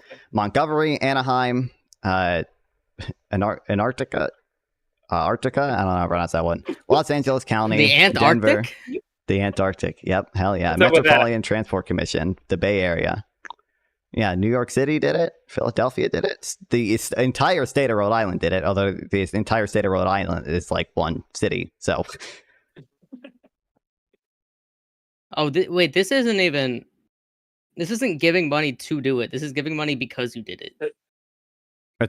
That's even better then, right? Giving money because you did it? Well, they already did I thought it. it was giving money to do it, but No, I'm like just quickly skimming this to be honest, because it's a whole article. But it looks like these are like the people who did it, and then they get. Well, yeah, more they money. did it.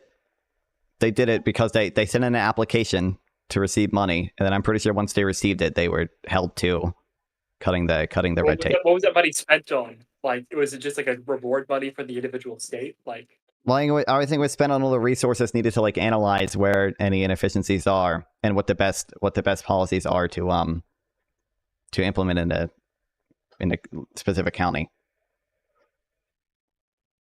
Okay, wait. So applications were submitted across more than 175 communities across 47 states.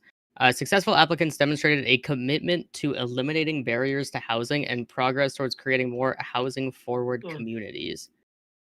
The winners are actively deploying strategies to boost housing supply reform, yada, yada, yada, yada. So these are the people that are already doing it, that are getting money, not people that are getting Okay, they got money to for do doing it. Okay. Yeah. Which also, they're already doing it. Why are you giving them more money? They obviously can do it without. They were doing it because they got the money, right? This provides an incentive for them to do it. What? I don't give a fuck about incentives.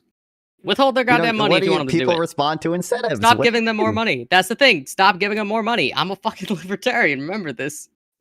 Stop giving them more money. As a Let me have libertarian, more you should money know in my people respond to paycheck. incentives. You're giving these communities As a an incentive libertarian, to become more wait, libertarian. as a libertarian, I should know that obviously, aside from my health insurance that gets taken out of my paycheck, the only fucking shit that is actually substantive that gets taken out of my goddamn paycheck is the federal government, because I live in a state with no income tax. I say, give me my goddamn money. Stop But you spending understand, it. I would like to you're- use it to pay rent. you're I giving could pay money- rent in a much nicer place if I had that in my pocket. You're giving monies to communities for them to become more libertarian. You're giving monies to communities for them to become YIMBY and repeal these housing, these like red tape laws that are Yeah, like I can zoning donate laws to that them if I restrict want housing to. construction. I donate the shit that I support. I do that by my own I think that's volition. gonna be. You know, I hate to break it to you, okay, Gorps, you and your 18 viewers are not going to raise $3 million to give the state of Rhode Island enough money to actually cut all these red tape housing laws. Oh, well, I don't care about the red I- tape other than the elimination of zoning. That Guys, alone is guys. a massive amount. This We're- money was we're a given little off to topic here. not going to We're totally supposed to- eliminate zoning. We're a little off topic here. Let's get back to the Trump Harris. You're such a debate here. bitch. I mean, Oh, we're going back. We're reeling back in. We're going down this policy line of this is one policy that Harris has done to help with the building of affordable yeah, housing. but now there we're are like talking there are about like 5 other libertarianism things I and, could list like- off here. like But- okay. Hey, he wanted to compare it to Trump. I'm saying if he wants to get me to be a partisan hack, he's gonna have to beat the libertarians on it. Okay, what policies? What do y'all think about Trump's policies that he's founded off? I mean, like it was just tariffs and. But we're all going to agree that Trump is insane. Yeah, I was gonna say. I don't think the tariffs are necessarily bad. I just think they're ineffective. Like they're more effective ways of doing things, but I don't think they're necessarily bad. Some of them some wasn't of there, them like- are bad. The wasn't there, like like- blanket tariff is bad, but like tariff on EVs and shit coming from China. That's fine. China. Fine. Do that. I don't care. I don't entirely disagree with some of the tariffs on China. However, I will say, if you want to do things like onshore manufacturing, you should probably vote for Kamala Harris. The Biden administration is the only administration that actually got substantial investments in onshoring American jobs, especially in the chip manufacturing industry, which is where we need it most because of the national security threat posed from Taiwan. Jobs within the United States, do you need the federal government to invest in that though? Like, is that a requirement? Like part of the reason why people do tariffs is the fact that because the product is more expensive within the home country, it encourages businesses to develop around those products because it's more profitable to like get involved in that. Well, yeah, but the federal government is the only one that can do tariffs, right? States can't. I don't think states can propose tariffs. Well, but I mean, like, what I'm saying is, tariffs are fine. You need federal funding in order to promote like new jobs. Like, I would say the federal government is probably going to be the best one to do that. Yeah, because they have way more money than state governments, and it's probably better to enact this on a national level than it is just on a state level if it's for national security. Can I give you a free way to do that? They didn't even have to spend any money. A freeway to do what? That's it. The government would just be spending money on a freeway, and the state would spend the money on the chips, something right? that doesn't spend any money that would increase jobs in America, and specifically manufacturing, shit like that. You loosen fucking regulations. You make America an environment where companies can actually be more profitable, and they will come and they will set up their goddamn factories, and we will have so many goddamn American jobs. Okay, wait. You're proposing that the federal government give Arizona a highway for them to build a chip factory there? No, I'm proposing the federal government stop butting into the market and stop butting into the market and hindering businesses with regulations. Well, it sounded like you agreed that there's probably a need to onshore some of these jobs. That's free. Right? That's free. Yeah, it's free. Getting rid of regulations is free. I'm not saying I'm saying we don't have to spend money to fix this. You are saying we must spend so much money on it to fix it. I'm saying no. If you want to incentivize, if you want to incentivize companies to build chip fabs here, giving them money to build chip fabs here is an efficient way to do that. I would say so. Why do they need the money to do it here? Why are they doing it somewhere else? Because right now it's cheaper to do it in Taiwan because labor is cheaper, and to an extent, I'm sure there are more regulations here than there are in Taiwan. Or whatever, the regulations here are largely what make it so expensive to do it here. That's the thing. I don't know if we have data on that, but there were probably some regulations that I would like. I'm not a particularly big fan of the corporate tax. That's probably a dumb policy or whatever. But if I want chip manufacturers to build chips in the U.S., I would encourage them to do so by giving them subsidies to build their chip factories here rather than in Taiwan. I think our subsidies have always just led to monopolies, and I don't think it's a good plan to keep doing them. Look at the fucking food industry. What have our subsidies created? Well, the point of the food subsidies is to ensure our nation's food supply is protected from other. It's to ensure our nation's food supply chain is secure. Because they're not going to small farmers. They're just going to that's not really how I analyze but whether a subsidy is effective. I don't really care. The subsidies were needed in the 30s. The subsidies are no longer needed. The food industry is so unimaginably profitable now. You don't need them. Stop doing them. I don't know if the food industry is necessarily unimaginably profitable. There are definitely food subsidies I don't think we need anymore. We definitely don't need to fucking subsidize corn anymore and be giving and incentivizing the production of high fructose corn syrup. Probably don't need to be doing that anymore. But my understanding is that the point of a lot of our food subsidies is to protect our nation's food supply because we don't want to outsource. Now, I'm a free trade guy, so I don't necessarily think that's always a good thing. But from my perspective, it doesn't really matter if that money is going from two smaller big farmers, because either way, it's just an incentive for them to stay here rather than outsource to another country. Do you care about monopolies?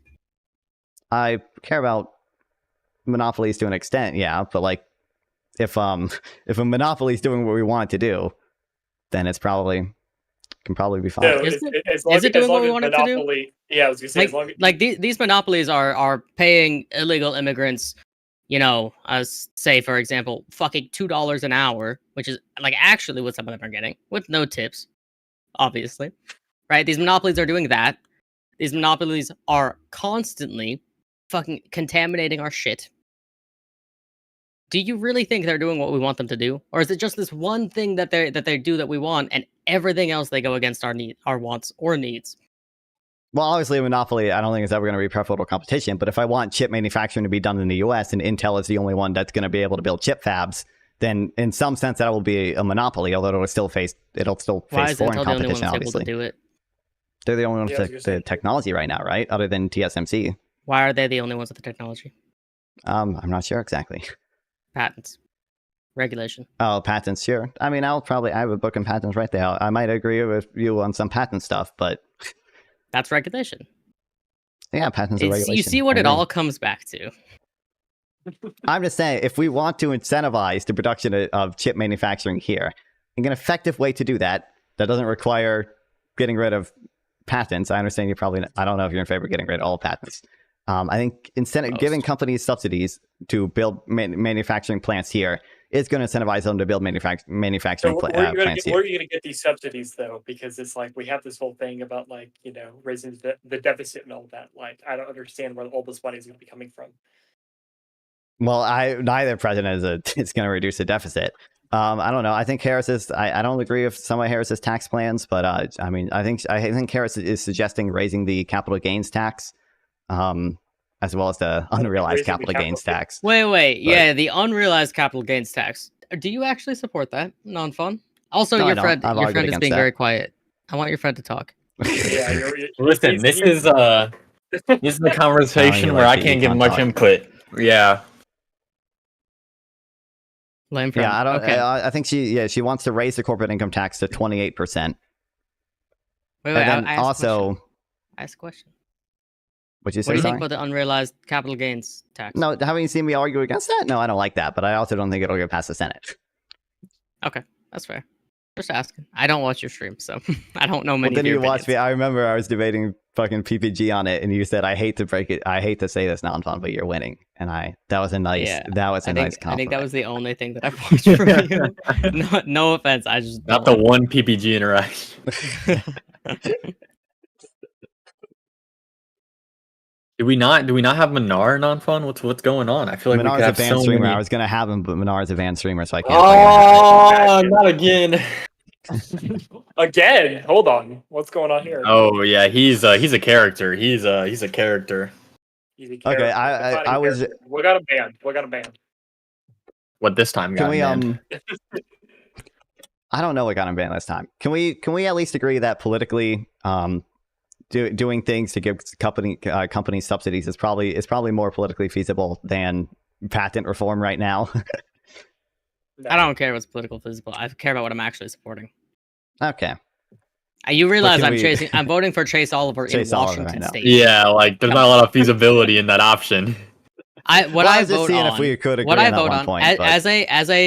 as a Washington State voter, just so you know who you're arguing against. I vote on my fucking conscience. Okay, sure. My state, no matter what, is going to Kamala. My state, almost no matter what, is going to blue policy. That's just the thing. That's just that. I vote in my primary to try to change it a little bit, but like that's just that. I will vote with my conscience. I'll vote for what I actually believe in.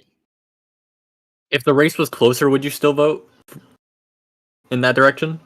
If the race was closer in my state, yeah, or in general, just state, in your state.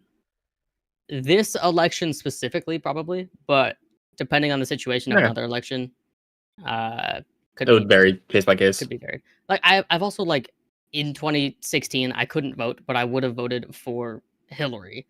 In 2020, I voted for Trump.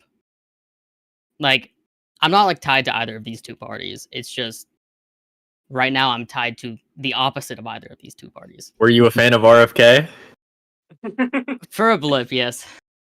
For a blip, I got a personal friend of mine who is a adamant RFK supporter. Like, oh yeah, I could have.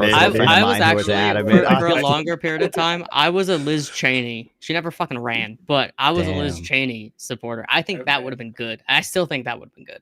Yeah, there was one dude who called non-fun for an hour and tried to convince him on RFK, but of course he was too bipartisan. I don't know who could have done that. Man, I wonder.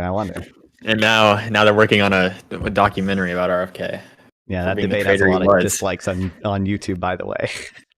I heard. Is that the 50?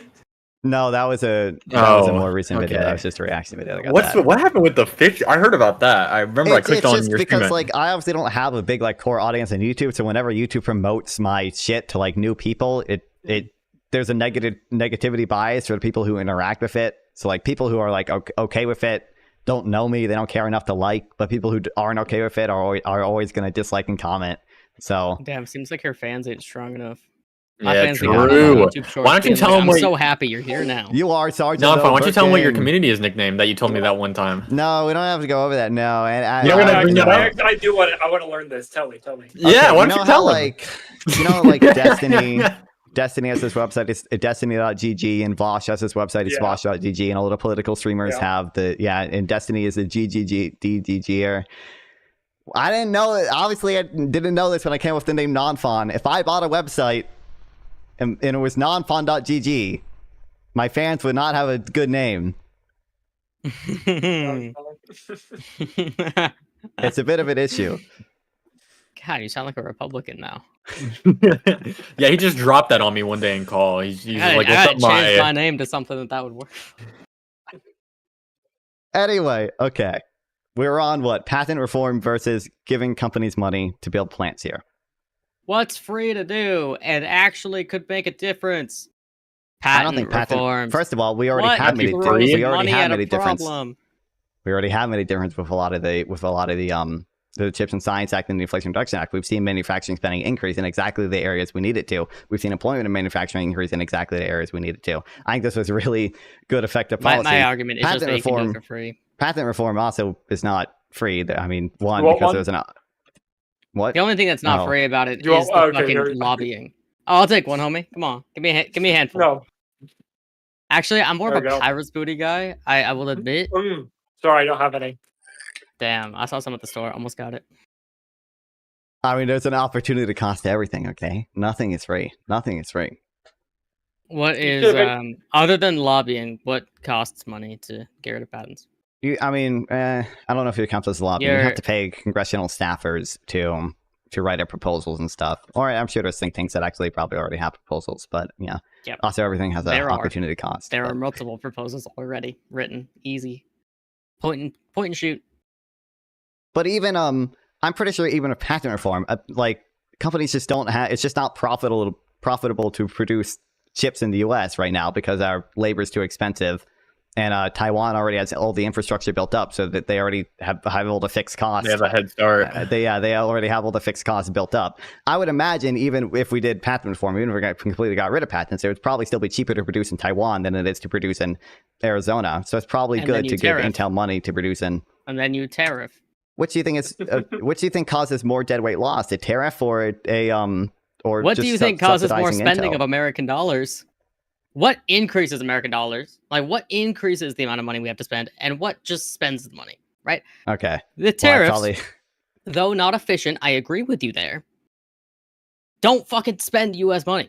You know, there's a better option besides tariffs and like subsidies. We could just like create contracts. Like, let's say you set up like an Intel plant, right? Then they're making Intel chips. You could set up like a government contract where it's saying like all missiles now can only use like these chips, and that would be like a guaranteed source of revenue. That's also true. Sort of what we do. Like we give Intel money specifically to build. That's how we keep our aviation industry alive.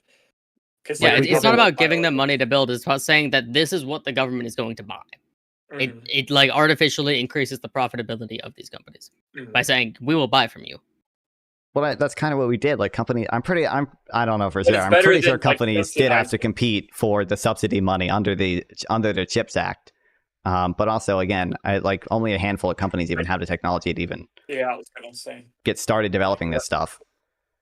We need at least 2, probably 3 is best companies. Sure. Okay. So this is where we're going to disagree a lot. Okay. I would rather spend $8 billion or whatever we gave to Intel and increase the deficit by $8 billion than do tariffs, because tariffs are just way more inefficient. How much do we think the deficit matters and why? I think it matters, but it's not like a top issue. I think it's overblown by the Republicans. deficit is the U.S. dollar is faith-based essentially. So it's like faith in the economy directly correlates to like how valuable our dollar is. And I feel like the deficit is tied to that, like the optics of that. If we let it get too high, then people are going to be unfaithful about the dollar. I mean, yeah, we're faith-based, but that's that's the reason why we can't ever actually default. We could have high inflation, but we couldn't actually. The Federal Reserve could always act as a lender of last resort, so we could never actually default. But high inflation's a bad thing in and of itself. Well, sure, yeah.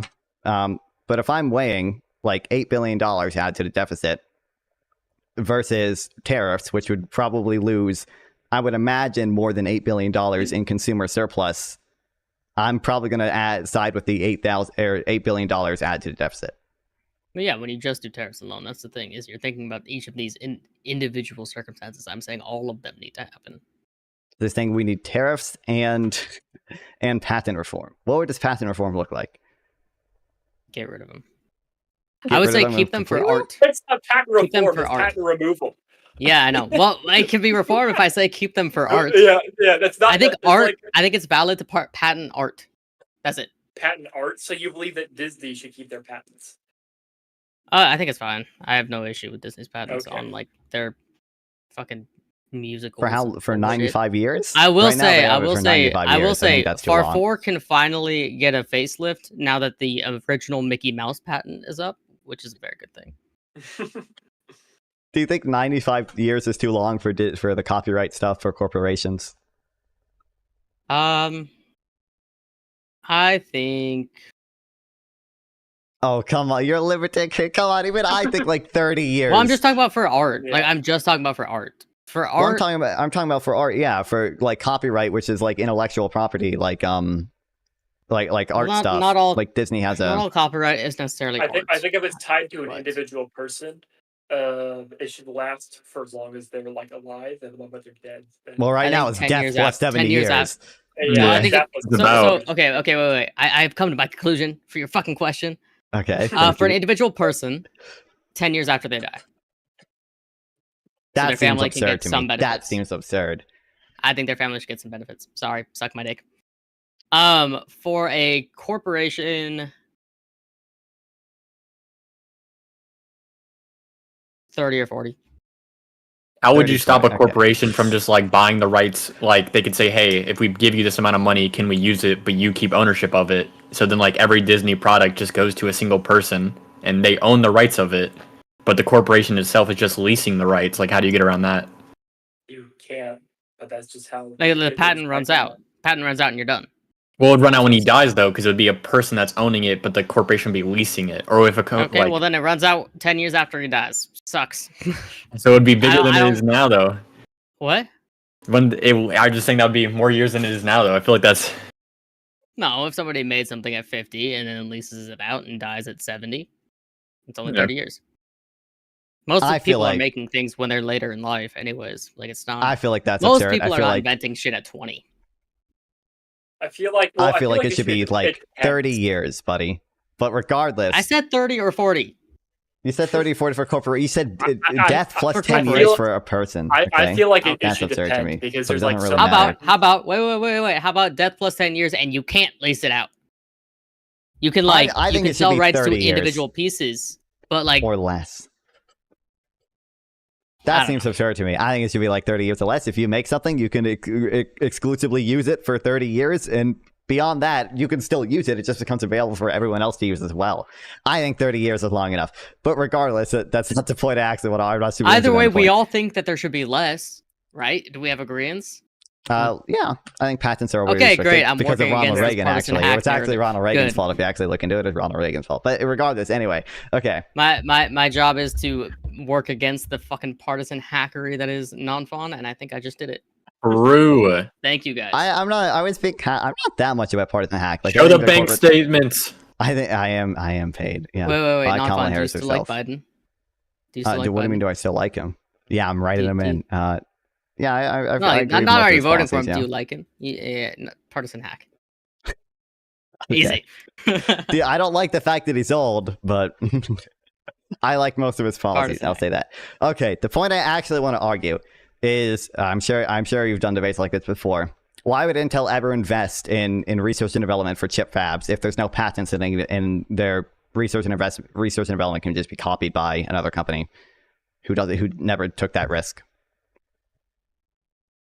Because, well, first of all, them taking the risk and actually having the balls to do that gives them the initial what's it called, the initial earnings. Yeah. Probably 20 years ahead of earnings of any of these other companies.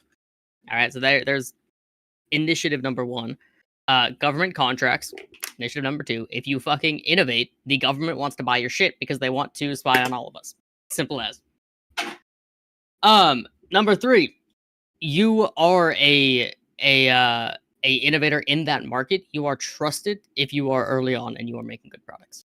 You are going to get more resources or more buying. Say, honestly, Nvidia is a great example here. Everybody fucking trusts Nvidia GPUs. I don't think there's anybody that you could ask that knows about Nvidia or GPUs that would say, I don't trust Nvidia GPUs. If you have some random fucking newbie on the market, it's like, well, I don't know if that's going to work. Why do I want to spend $1,500 on that GPU? You have that whole established connection. That's true to an extent, and I don't know how high the research and development costs are in the semiconductor industry specifically. But like for medicine, I don't think that would ever work, just because the marginal cost is so low and the initial capital investment is so high. As a drug company, you would never invest over $1 billion to bring a drug to market when your competitor can immediately take that drug, the same exact formula, and produce it at a marginal cost of $5 a pill. There's just no way you would ever take that deal. Giving drugs like a 5 or 10 year patent. How about that? Okay, drugs a 5 or 10 year patent. But I also feel like, for like what you just said, that also kind of shows to like Nanfan's point of like, yeah, there's trust in the name. So like, if Nvidia doesn't put any effort into producing something because they know that someone else will, and whenever they produce it, people would trust Nvidia more than they would trust them, wouldn't that just incentivize them more not to produce? Like, let's say there's company A and there's Nvidia, and Nvidia knows they have more trust in Nvidia than company A, like the public does, then Nvidia would never try to be innovative because they'll just wait for company A to do it. And if they get beat to the new innovation, then that is the company that has the new innovation. Like there still is that new company, like not new company, but that new innovation that is good. There is the trust in that. Somebody else tries to follow along, you know it's not going to be as good. Almost always. Unless you're like 5-10 years delayed, in which case you can get up to that level. But they're always going to be delayed if they choose that strategy, and they're always going to lose those that like core base for the new product. But it's obviously less strict or less protection than patents grant you. I don't know how much it's spent on specifically chip fabs, but like Intel spent like $16 billion on research and development last year. I don't know, like if Nvidia. How much did they make last year? Probably 20 billion or something. I don't know. And they're only increasing they've been actually they decreased it from 20. Oh no, they increased it. Yeah, they've only really been increasing it. Yeah, they're still fucking $4 billion profitable. And oh no. Okay, let's say then Nvidia fails. Oh no. It's a monopoly that wasn't able to fucking keep up.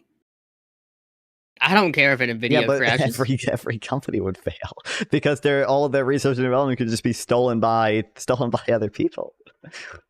No, because everybody would inherently be behind. That's the thing. But everyone would be behind on their specific thing that they're trying to research and develop. Not for right, so they can consistently be ahead if they can consistently do R&D. Now, if they fall on that and they get beat out by some other fucking company, that sucks. Free market, home dog. And I'm pulling up my book, but you understand they're not going to be ahead for that long. If they fall behind, they can fall. Specifically, I have no problem with them falling. But you're disincentivizing research and development. You would agree that relative to a system with patents, you are disincentivizing research and development, right? When do they fall? When do they fall? When they in this thing that we've talked about, when are they falling? Yeah, when they can't compete with other companies take their research and development and produce at a lower cost. Yeah, so the other companies are doing the R&D now. Okay, and let's say the other companies don't want to keep doing R&D. Guess what? When did they fall? When the next company comes and does the R&D. You realize you're disincentivizing the research and development itself. That's the whole issue. It is incentivizing research and development for everybody involved because everybody knows, one, if you're at the top, you fall when you stop developing. And if you're at the bottom, you raise up when you start developing. Okay, do you think if I own a company and I know if I spend $10 billion in research and development, am I going to be more likely to spend that money if I can get a patent on it, or less likely to spend that money if I can't, or more likely to spend it if I can't get a patent on it? I don't care if you're more or less likely. It's not about whether you can get the patent on it. It's about whether you fucking survive in the marketplace of ideas. Well, this is the issue with incentives. We probably want to incentivize research and development, right? That's probably a thing the government generally wants to do. They don't need to. Competition itself, like actual competition. No, they don't need to. They don't need to incentivize it for it to happen. Actual competition in the market incentivizes it just the same, and it's free. That's the thing. Right now we're propping up. Wait. Right now we're propping up companies that got ahead 30 fucking years ago, and basically blocking everybody else out of the market. Everybody else that can provide that competition. That competition can also create the incentive to do R&D. Jesus Christ, to do R&D. I'm not disagreeing. What did you write down? Good one, bro. Oh, It's his own fucking Twitch vlog. I'm not disagreeing that competition also provides an incentive for research and development. I'm just saying, although there would be some baseline level of research and development no matter what, there's also patents also incentivize research and development, because I know if I take on $10 billion worth of debt to research a new product, that product can immediately be stolen by another company who didn't take on $10 billion worth of debt to make a new product. Yeah. Yeah, but your options are either do that or fail. That's the thing. That's what you're missing. That's what the competition actually creates. It's do this or fail. Right now, what we have is NVIDIA can never fail. I keep using NVIDIA as an example because it's what I know a bit more. Yeah, no, I think Biden was actually the Biden FTC was actually, I think they were looking at breaking up NVIDIA, but I don't actually remember. NVIDIA antitrust. But that's another thing I think Biden's done relatively well is antitrust stuff, by the way. But obviously competition, yes, we agree, creates a what? It's another thing that removing patents and regulations can do better for free. You know, the Patent and Trademark Office actually makes money because users actually pay fees to get their patent applications. Yeah, it's like one of the few profitable. It's also free to get rid of it. The IRS is also true. profitable. I'm more for the IRS getting funding than a patent office. Biden funded the IRS for it. I do. Biden's not running, home dog. Well, yeah, but his vice president. But yeah, Kamala didn't do shit on that. Come on, you know this. Didn't the Inflation Reduction Act have IRS funding in it? Well, she was the tie-breaking vote on that, brother. Pretty sure the IRS funding in that one, that wasn't the big IRS funding one, was it? I could be wrong. I don't know. I don't know. I think he did a separate big IRS thing that was lumped in with some other bullshit. I don't. Authorize supplemental funding through September 30th. Woke CIA drone pilot says fuck Genocide Joe and his running dog KK Kamala. Crazy. Okay, Holy we understand. Shit. What? I found that hilarious. KK Kamala. So let's look at Kamala's policy on Israel and Palestine. Oh yeah, I was literally going to mention that. I feel like let's look at Kamala saying. Let's look at Kamala saying that she wants the most lethal fighting force the world has seen. Oh yeah, Kamala. For America. Come on, Liv. Come on, stand up for it. Defend it. Palestine. We will protect Israel. Israel has the right to defend itself. It has the right to do whatever we want, but we have to also stand up for the Palestinians as well. It was like she was trying to play both. It was really weird. Yeah, it's crazy. She's become so Kamala voters on the call. Do we support Kamala? Are we really gonna get president this year? I gotta finish the fucking patent thing. Oh my god, bro, this is my issue. This is my fucking and boring. All right. Do it. You guys can say you don't support it. We can move on. That's fine. But do you support it? Support what part of it? The Any of it? Any of her actual what she wants? Trying to get a ceasefire? Yeah, I mean she is trying to get a ceasefire, right? She is right now. Moves to Really? that position. Why is there not a ceasefire when we're funding the military bombing kids? Why is there not a ceasefire? Yeah, Isaac, buddy. It's not a ceasefire right now because I think Hamas wants Fuck, what's the main? The sticking point for a while has was agreed whether, to a ceasefire since February. I was going through the sticking point. Hamas, I think, wants a temporary ceasefire, and Israel wants a permanent ceasefire. Right? That's been the big opposite. That's been the big thing right now. Opposite. What? Sorry, Hamas wants a The temporary exact one. opposite of that. Hamas wants a permanent. Israel wants a temporary. Oh, sorry. You You're just all said- right. Yes, correct. That's not Yeah, even the big 'cause Hamas sticking wants point. to remain in but power. Has Israel right was the big now the sticking big point sticking why point I is that didn't follow Israel it. wants to keep occupying the Philadelphia corridor. has Oh, Israel yep. upheld its ceasefire agreements, the ones that they've negotiated with Hamas? No, Which one? the Some one of in them, I don't November know. they broke within 12 hours. So yeah, That was the temporary truce ones, right? Wait, well, how was the that? ceasefire that happened? The ceasefire that happened in November, Israel broke within 12 hours by flying drones over southern Gaza when it was directly written that they could not do that during daylight hours. The hostages were released in that deal, right? Yeah, Hamas followed their end of the deal. Israel broke it. Yeah. Were there Palestinian prisoners released as well from the West Bank? Yes. Okay. They It was flew just that drones. one aspect of the deal that was broken, but that Yeah. still breaks the deal. It still breaks the deal. They were still the first ones to break the deal.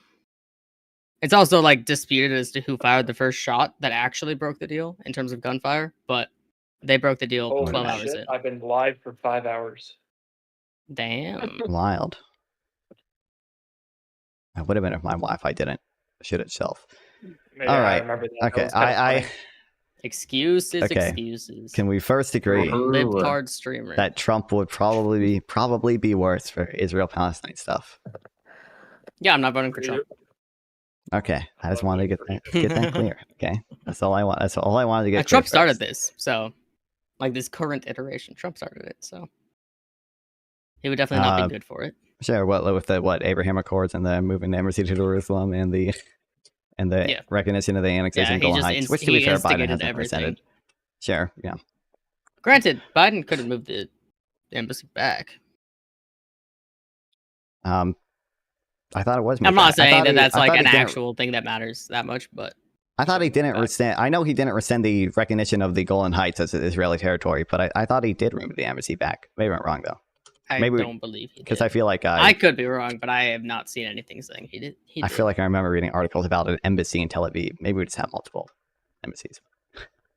Well, right now we have active military in Tel Aviv, so maybe that's what you read.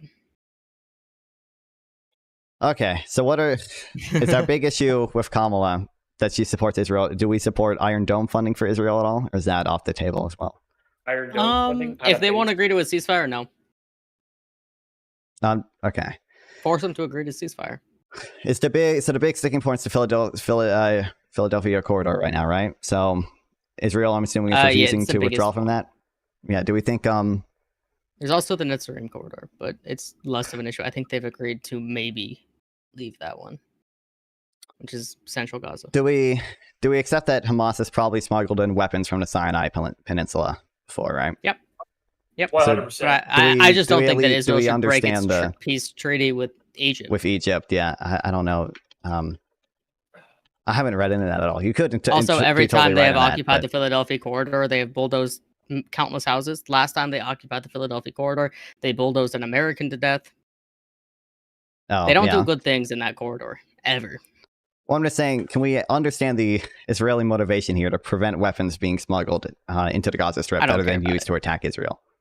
I don't care about it. Okay. You don't care You about want my it? opinion? I don't care about it. I don't care about their concerns. Oh boy. Okay, we're going down. I can't believe we're going down this rabbit hole. All right. Do we think that is your position that Hamas is some resistance group acting in self-defense? Is that what we're? Is that where? No, they're terrorists. All right. Well, I'm saying, do we believe they're acting in some type of self-defense? Do we believe Israel has any right to prevent them from smuggling in weapons? Or Well, that's multiple questions. They're fucking terrorists. If they had simply targeted military targets, that I would 100% say yes, self-defense. They did not. That was horrendous. And when it comes to Israel having right to self-defense, they legally do not, for one. And two, if their right to self-defense is killing over 40 times the amount that was killed on their side, that's not self-defense. We can see what's happening for 11 months. It's not self-defense. What's the basis for the no right to self-defense thing? Is it that Gaza's occupied, or is it something else? Yeah. Also, like, if you want to consider, like, it depends on what your argument about it is. There's a contrary to all of them, but yes, they are the occupying force. They have been illegally operating in the West Bank, but two, in Gaza with their blockade and all of that shit. And that gives Hamas the right themselves to self-defense, but Israel not the right to self-defense by a international law. Yeah, I lens agree. of it. Yeah. I probably not the agree other- that the other- Gaza's occupied. I would agree that there's obviously a blockade on Gaza. I don't know if the I would other necessarily agree argument that I commonly hear is that Gaza voted for them. Gaza's their own sovereign area, and they can do whatever. Well, a blockade is considered an act of war, so by that standard, also Israel's not defending themselves. Israel attacked. Well, But, there's been continued conflict. They've been at war for. What No. Before differentiates, there was start of the any conflict and well, what the start of the differentiates conflict an was 75 years escalation? ago. Ultimately, Israel withdrew. That was kind of good. And then they implemented the blockade when Hamas came to power. That is an act of war. At that point, from Hamas being elected to Hamas coming to power, there was not an attack by Hamas on Israel. Israel But previous to implemented that, the there was blockade. there was a second Intifada, though, right? 2007 was not the second Intifada, I don't believe. Yeah, it was 2000 to 2005 was the second Intifada. Hamas was involved in the second Intifada, right? Do we not think that? Yeah, there's... not Hamas being in power. Hamas came into power in 2007. Yeah, I'm aware that operated under power. They I'm were aware not that in Hamas power. got They were just elected some and then- random terrorist organization. And then Israel decided to implement the blockade and collectively punish every single Palestinian in Gaza. Yeah, but this is a group that Israel fought before in the second Intifada, and now they're coming to power in the Gaza Strip. You don't think there's justification there for Israel having also a blockade? put them in power, so there's not really justification at that point if Israel's going to be the ones putting them in power. Well, yeah, they put them in power because they were fighting Fatah. Yeah, Fatah, which is explicitly anti-violence. Do you understand There this? we are. Do you At the time, understand right? that what? What'd you say? Who, me? My microphone's working now. Yeah, you. Hello. I'm fine. Hi. They Welcome weren't back. anti I was at the talking, I time, didn't right? hear They you. were literally fighting. They were fighting Hamas at the time. Fatah was anti-violence against Israel. Hamas was Okay, pro-violence against Israel. Israel put Hamas in power in Gaza. I don't think you have a right to self-defense when you put them in power and then you blockade them before they've even done anything. Well, this is a group Like, that has being in attacked power. Israel in the past. They put them when in they- power. They've been put in power. Yeah, they're in power now. Israel put them we in can power. somewhat agree. No, Israel not put they're them in in power. power. now. Sure. Israel put them in power. Israel funded it. Israel put them on the ballot. They didn't need to be on the ballot. Israel did all of that. Okay. And then Israel cried, "Oh my God, a terrorist group is in power. We have to blockade." They No, weren't their efforts. bro. I thought there were efforts to take them off the ballot, right? Wasn't that the whole thing? No, was that the U.S. and Israel America tried to, and the U.S. tried to- put them on the ballot. We made the ballot. That's the thing. wasn't we the whole wrote the ballot. justification? Wasn't the whole justification for the Hamas coup in 2007 that the U.S. and Israel were trying to stage a coup against Hamas, right? No, the justification for the coup was that Hamas wanted complete power and didn't want the PA and Fatah involved. And so they did the okay. coup and kicked out Fatah and the PA. Okay. Do we? I don't know. Honestly, I don't know enough about the history of Fatah and the Gaza Strip to know whether or not they were attacking Israel. Isaac, did you ever? Do you know stuff about that? God damn it, Isaac! You're supposed to read. You were supposed to read the books. Okay, You're sitting there silently. You got to be doing something. Well, I was doing something. Okay, are we talking about what are we talking about? We're talking about whether or not Israel has a justification to put a blockade on Gaza after the Second Intifada and after they put Hamas in power to fight Fatah. Whether or not that gives them justification to enact a blockade on the Gaza Strip. What's the argument for why they weren't able to? Or Because why they put them shouldn't in have been power, able to? essentially. Because they put Hamas in power, and then they cried, "Oh my God, Hamas is in power! Now we have to collectively punish all the Palestinians." That's not justified, dude.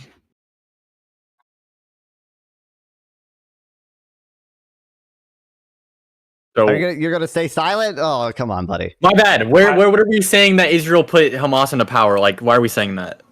Because in 2007, we've not us. Israel funded them. Israel and America, in lockstep, made the ballot and didn't have to include Hamas. There was many groups that we didn't include on that ballot. In fact, we didn't have to include them.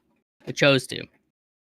After having funded them and made them gain in both their military capabilities and their just like societal influence, then we put them on the ballot, and then we cried that they got elected, even though they got elected in a plurality, not a majority. But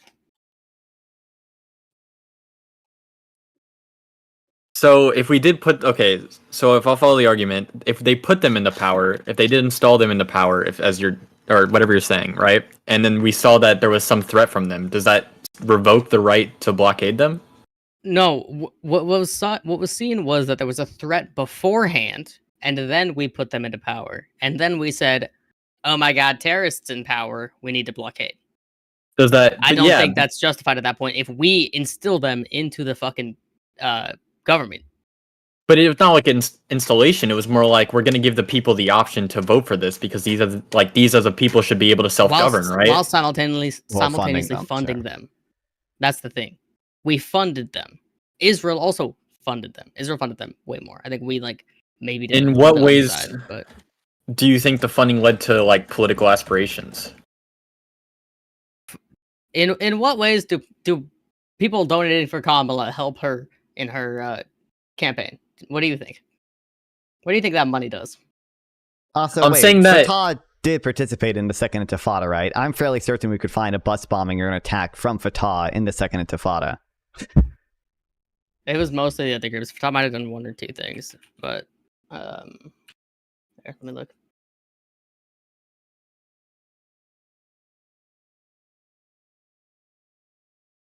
But anyway, the original point wasn't the funding from that not it wasn't for terrorist activities against Israel. It was for the undermining of the what's the organization's name? Fatah, the PA? No, PLO, Hamas, PLA, PLO. Well, those are PLO. the same. Well, It doesn't matter if we were part trying of to the PLO, undermine right? someone. So, If we were funding these people to give them power in the society, it doesn't matter if we were saying, "Oh well, we don't want this other group, so we're going to fund this group." It doesn't fucking matter. We funded them. the argument? Do you think we had a right rose them to to defend power. ourselves after 9/11? True, we gave money to the Contras. Yeah, we gave money. I'm to not. the, Wait, no. Contras to the I'm not saying. Mujahideen. I'm not saying Israel should. First of all, you're completely switching the subject, but that's fine. Well, no, he's just. I'm not he's saying. just making I'm an not analogy. saying that Israel shouldn't have had a response to well, you were saying that the blockade wasn't reasonable because they funded it, but what he's saying is we funded the Contras. Do you think that a response the to the Contras were in Nicaragua? The Mujahideen is what we funded in Afghanistan. Yeah. I'm thinking of the American almost episode. everything that America has done with its military in the last 50 years is unwarranted. What do you think of Ukraine? 50 years. Yeah, last 50 years. So you think bombing Serbia was not a good thing? Oh no! Okay, I don't know specifically. We're switching topics. Most of Eastern Ukraine. We're pivoting. But I don't know every fucking detail of every one of our actions. Yeah. But from what I do know of our actions the last 50 years, it's unreasonable. But here, There could be a couple instances. I don't know about Serbia that much, so I'm not even gonna Okay. Sorry, I'm gonna give you a non-answer. But do you think Biden has done okay or good on Ukraine at all, or do you have an opinion on that? He's done fine. I think. Fine. Okay. Ukraine is a mixed bag for me, so I'll just go. The United States should have enforced a no-fly zone over Ukraine, but we didn't. Enforce how? And as in, we send U.S. jets over Ukraine. That's what we should have done. Well, that would bring us into direct conflict with Russia, right? The issue there would be Russia is violating Ukrainian airspace by doing this shit. Well, It's like, but it's like doesn't change the fact that we You know agree. the inevitable Ukrainian conclusion there is that America is at direct conflict with Russian fucking fighters. All right, like this is inevitable. You can say it's not the reason, but it's inevitable. Yeah, it's that'd be the big inevitable. issue there. I don't care. If they don't want to be in conflict, they shouldn't be over Ukraine. That's true, but I don't want I don't want another draft. Let's be real. Americans don't want to go back to war. If we were to go back to war, it would be a draft, I think, because we don't have the manpower. We don't have the manpower. I mean, no, we have fucking Russia's been like completely fucking cold. I mean, like they've lost what 500,000 soldiers in Ukraine. Yeah, they're doing a draft. I'm saying like without a draft, we don't have the manpower. What's our current military class right now? I was about to say, I feel like you disrespecting America's might right we now. have a fucking massive. We are under enrolled. Like I think it's been like 5 years, maybe 4 years. Yeah, we do have a that we've been personnel shortage. under enrolled. Like we don't have the personnel that we normally, not normally. We would have had like 10 years The ago. We U.S. don't have it. military strength as of February 21st, 2024 is of 2.86 million troops. It's slightly larger than the population of Chicago, Illinois. Yeah, no, I'm not saying we don't have people. I'm saying we are under. We are staffed. definitely That's the funded. thing. We're understaffed for what we. I think we're also underfunded. are. We need more money. That's Oh what we need. yeah. Understaffed, Underfunded as shit. yeah. We're such an underdog. But specifically, yeah, we should have enforced a no-fly zone over Ukraine, or at least certain parts of Ukraine, at the very least. What do you feel about the decision? Wait. So what do you think should have happened if Russia broke that no-fly zone? Yeah, that's the problem. Anytime you try to put your fingers on it. What do you do when you break a no-fly zone? We shoot you down. That's what we do.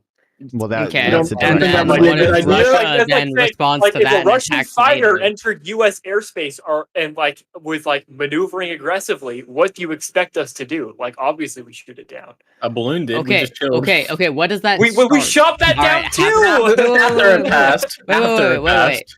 Wait. No, how old are you? I'm 20. Okay, use your frontal lobe. Signed up. Signed up for use the your US. use your frontal It's not lobe. developed till 25. Same. All I right, asked you for we employment. don't need a war with Russia. We don't need a U.S. versus Russia actually war. What you're insinuating would start that war, whether it be America getting pissed or Russia getting pissed. It would start that fucking war. We don't need that. We don't need more war. Have we not enforced a no-fly zone before without a war, with direct conflict with Libya, with- but like. But you know Libya the fucking, isn't Russia. you know what both of these countries, both America and Russia, have said, where if there's like fucking direct harm to America, America will fucking respond to Russia. Russia has said time and time again, if there is even more NATO involvement, they'll respond tougher, let alone American fighters in Russia's airspace or in Ukraine's airspace. Russian red lines have been continually crossed and have been continually not upheld. I don't believe anything with the Russian red lines. I think you're retarded. Well, you could think that, but my chat says Russia has hypersonics. We don't. I don't know the truth of that. Russia kind of does doubt not the have truth of fucking that, but- hypersonics. The Russian hypersonics is a what's it called? Paper tiger. That's what it is. I think your no-fly zone is a paper tiger. Well, Okay, so to refocus the conversation, our issues with Kamala, okay, are she spending back too to much, Kamala? spending too much money on stuff, and I guess spending money not efficient ways because you guys want to do, I guess you'll say it's free, but different types of reform. Her Israel policy. Are there any other big ones? My biggest thing about her is she's flip-flopped so much. I don't actually know, like, yeah, on multiple things. Like, I don't actually know what she would want to implement because of gun the amount of time policy. she's flip-flopped. Gun policy, abortion. She's flopped on certain BLM. Wait, has she flip-flopped on abortion? Defund I the think police. she's, She's I think flip-flopped she's on. changed on what specifically she would allow or not allow. Like she completely avoided it in the debate. when they asked her like what specific things. Oh, would you ban like 8-month abortions or whatever? Yeah, Democrats should be able to bite the bullet and then say no. It's kind of cringe. But she didn't do that. So. Yeah, she did specifically say though, like I would reinstate what Roe v. Wade said, which I think was like what a 16-week limit or whatever. Well, it's not really a limit. It's just it with every trimester it adds more restrictions.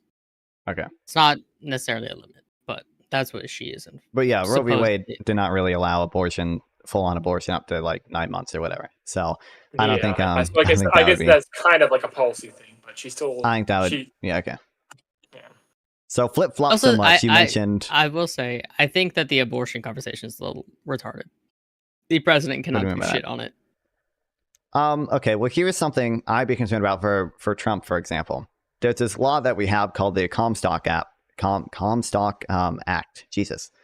The way it's written arguably could be interpreted to not allow the sending of any drugs or materials to be shipped to doctors or patients for the use of abortions. So in theory, President Trump could direct his DOJ, or even if Trump himself didn't do it, his DOJ could just enforce the Comstock Act to an extent where doctors couldn't get materials for abortions and patients couldn't get the pills for abortions delivered to them. Also, I think Trump himself hasn't said it, but Project 2025, whether you want to believe that or not, the project that Trump has explicitly denounced, has denounced. Yep, I'm aware, but that does also want to and ban, that diametrically opposes many of his opinions that he's held. It wants to direct the FDA to ban misoprostol or something. It's a chemical abortion pill that's used for like 63% of abortions. On the Project 2025 thing, I guess are we able to agree that people in Trump's former campaign wrote it, right? We agree with that much. That's true. Yeah. I mean, there's a lot of people tied to the former Trump campaign. Yeah, I think it's fine to say Trump's friends. That's what I say all the time. Sure. Trump's and then okay, we don't know if they're friends or not, but they're associated with Trump. We get a bit. Some of them are friends. Some of them hang out. So they're associated with Trump or associated with Project 25, but he has not explicitly promoted it. He has done the opposite. Explicitly. He's done it. Yeah. Okay. So and then we also, kind of like, we also have, sus, but we don't know his state of mind. The head of Project 2025, I think Russell Vaught or whatever. I think we have him like leaked audio saying, Trump's making a political consideration, but I think Trump is on board. And then also, I think we should probably be concerned about Project 2025's like influence. Oh wait, firstly, we should be able to agree that the Republican Party broadly has worked with the Heritage Foundation closely for a while now. Yeah. Okay. Yeah. And then also, I think a big concern. Do you guys know who Date Right Stuff is? The guy who makes those dumbass TikToks Yeah. No, I don't have to. No, you don't know, or like he's eating food and he's like, he'll say, Isaac, what's an example of something he'll say? He'll be like, liberals ask what radicalized me. It's the fact that a $5 footlong now costs $13. Yeah. Or you guys know who this guy is? Or liberals say my body, my I love choice. that it's That is only funny, the libs right? that know this I've motherfucker. never heard of I love that it's only the libs that know this motherfucker. But this he's pretty motherfucker- big. Okay. It was actually like he's an A involved in Project 2025 and B was Trump's, actually? he was. Yeah, he wrote the damn thing. He wrote some of it. And he was also Trump's former like personnel staffer. And I think he probably will be again. So like a big issue is that the people in charge of staffing Trump's team are probably people who have read Project 2025 or support various parts of it. So I think regardless of whether Trump himself is in favor of it, it's not super relevant because there's plenty of people in his campaign or in like his cabinet and his personnel staff that will be in support of it. So I think there's concerns that certain parts of it will be, I don't want to say all of it will be enacted, obviously, but certain parts of it will be listened to. This is bad timing, panel. Can I interrupt with something kind of side note-ish? It'll take like 30 seconds. Sure. I have a redeem for introducing all of you guys to my chat because they don't know you motherfuckers. Okay. So if everybody would like to do a quick 5-second introduction. Oh, do we ever do that? No, we just went in raw. Yeah. We don't need to. Okay. I don't know. Just everybody do a quick intro for my chat because they're gonna start being autistic at me if you don't. Non-fun, go. Okay, I don't know. You want me to start? Okay, I don't know. Okay, I'm Nonfun. You can find me on YouTube at Nonfun or Twitch at Nonfun420 or like Kick and Rumble and all that shit too, I guess. I'm a mostly political streamer. About 50% of my stream is just reading dense, boring shit, and then the other 50% is reacting to Piers Morgan so I can get free YouTube reaction views.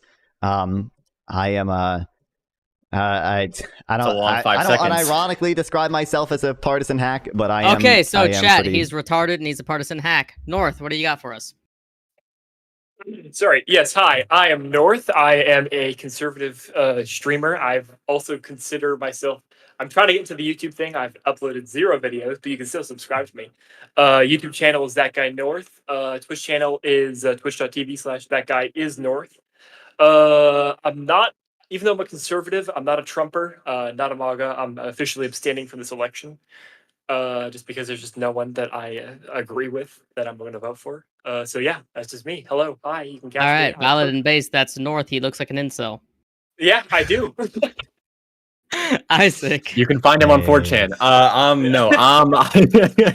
I'm Isaac. I produce a lot of more YouTube content more than Twitch. I try to make short videos on like what's going on in the election. I've been a little bad about it recently. I was very liberal. I've been coming slightly more to the middle position. I had a 3-hour conversation with Nonfun about why he should support RFK, and then my opinion on RFK now is he was just a traitor to the ideas that he was upstanding, and I hate him. But yeah, Pop link in chat.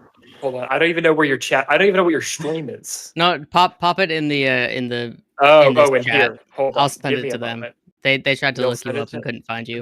Yeah, I know. I'm so relevant that you can't even like find me on the regular search bar. I'm like 5 pages down. you gotta scroll, my boy. You gotta get that scroll wheel right. Yeah. Don't worry, I'm with you. Yeah, I got no video. I'm gonna upload my YouTube channel, or not, link my YouTube channel as well. Even though there's no videos on there, I'm gonna make a video on this. This will be the first. Yeah, this will be the first. We're taking your YouTube virginity. Nice to know. Well, first on this channel. Of course. And there's going to be I'm the not other gonna- 20 gaming channels that you were when you were a kid. Of course, everyone has those. Yeah, no one will ever know of my League of Legends. Hey, what lane? What lane? What lane we talking? Mid, top, primarily mid. Okay. I've been jungling with a Mamu recently. That's been my main. A Mumu jungle. Interesting. It is nice. It's not. All right, anyway, we're off topic. Yeah, we're a bit off topic. Yeah, we can go do a. We've gone off topic so many times. Okay, I should have gotten a moderator to keep us on topic. I've convinced I've not won people in non-fun, and it was a fun time. It was the first time playing League. Oh.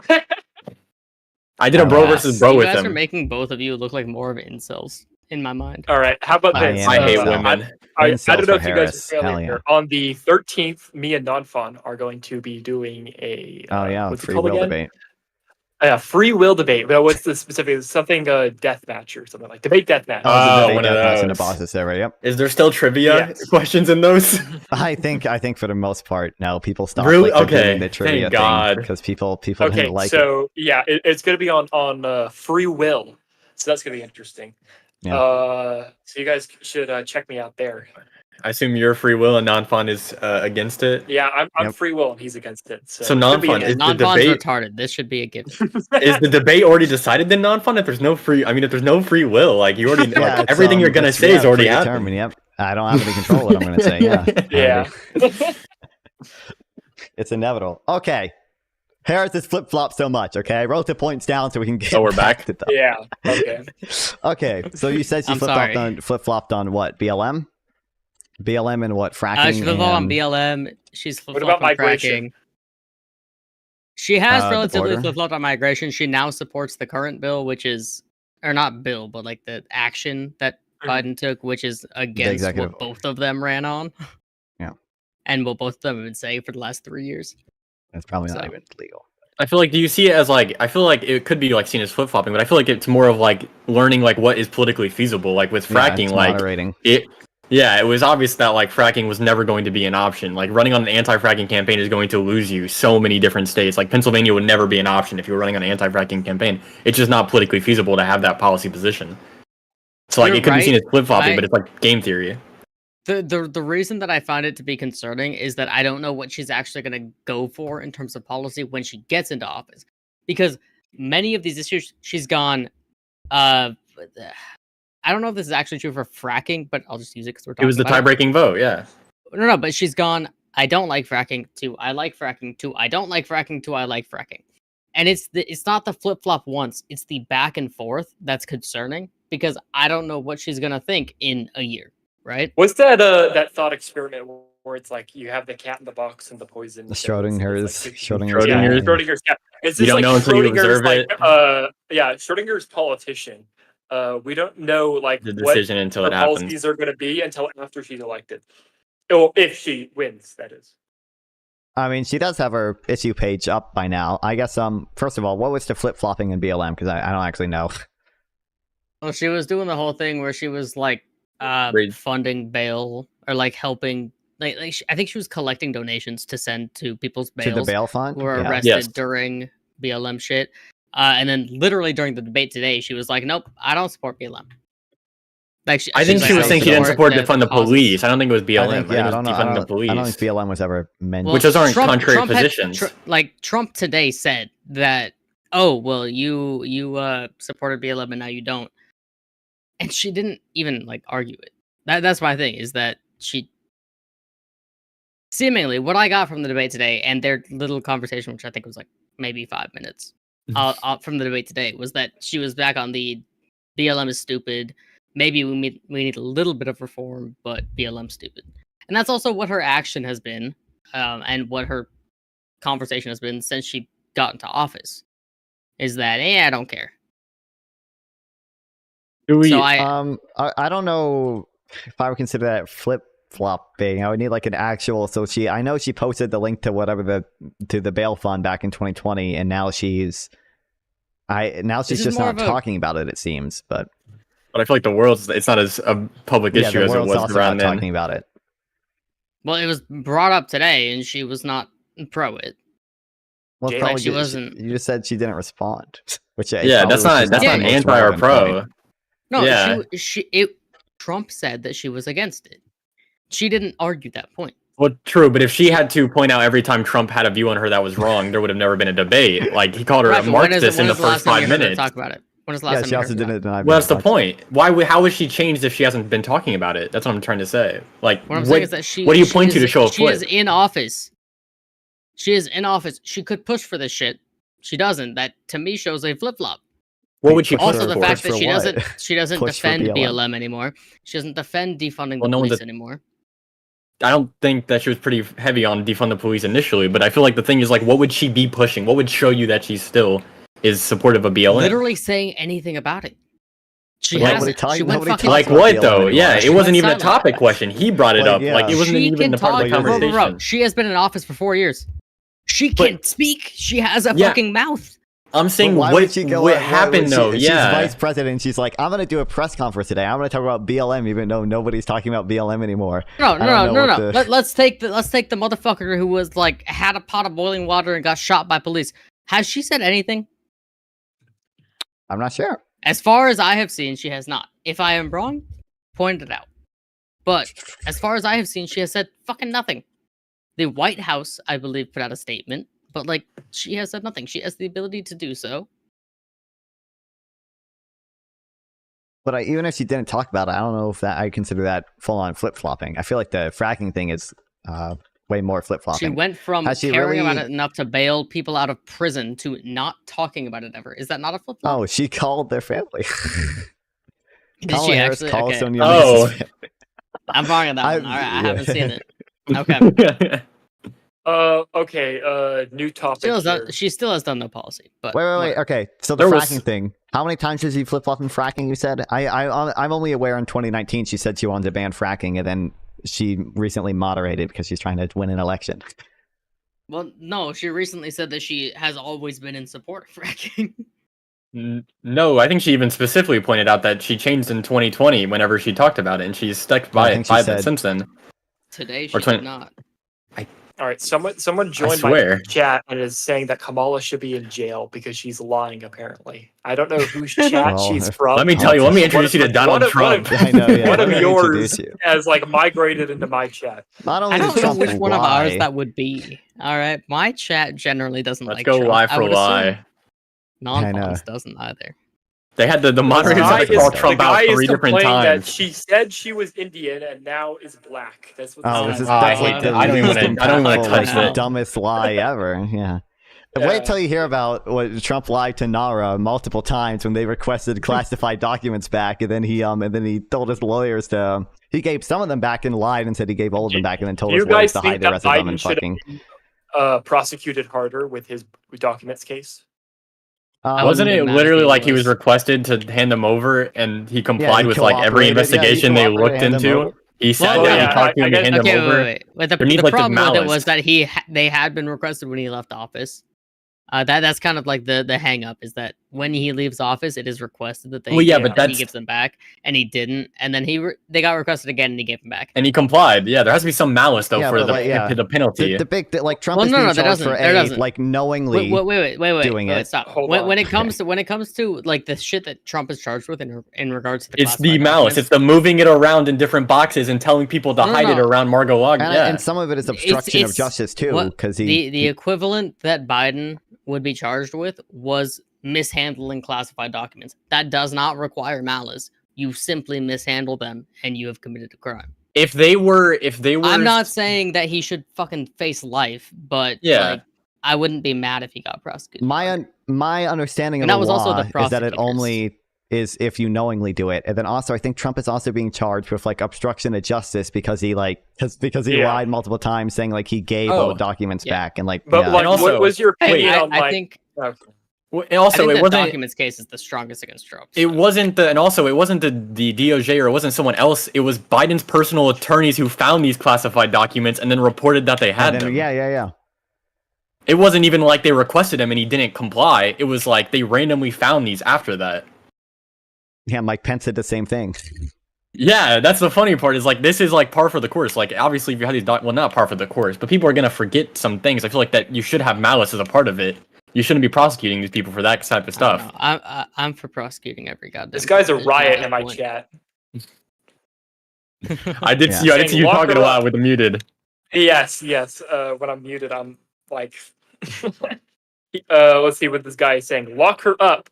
He was not lying. They were rigged against him. I think he meant were, but he said where. We have him on tape. Yeah. Yeah. Well, they Tell can him- investigate wait, her, wait, and wait.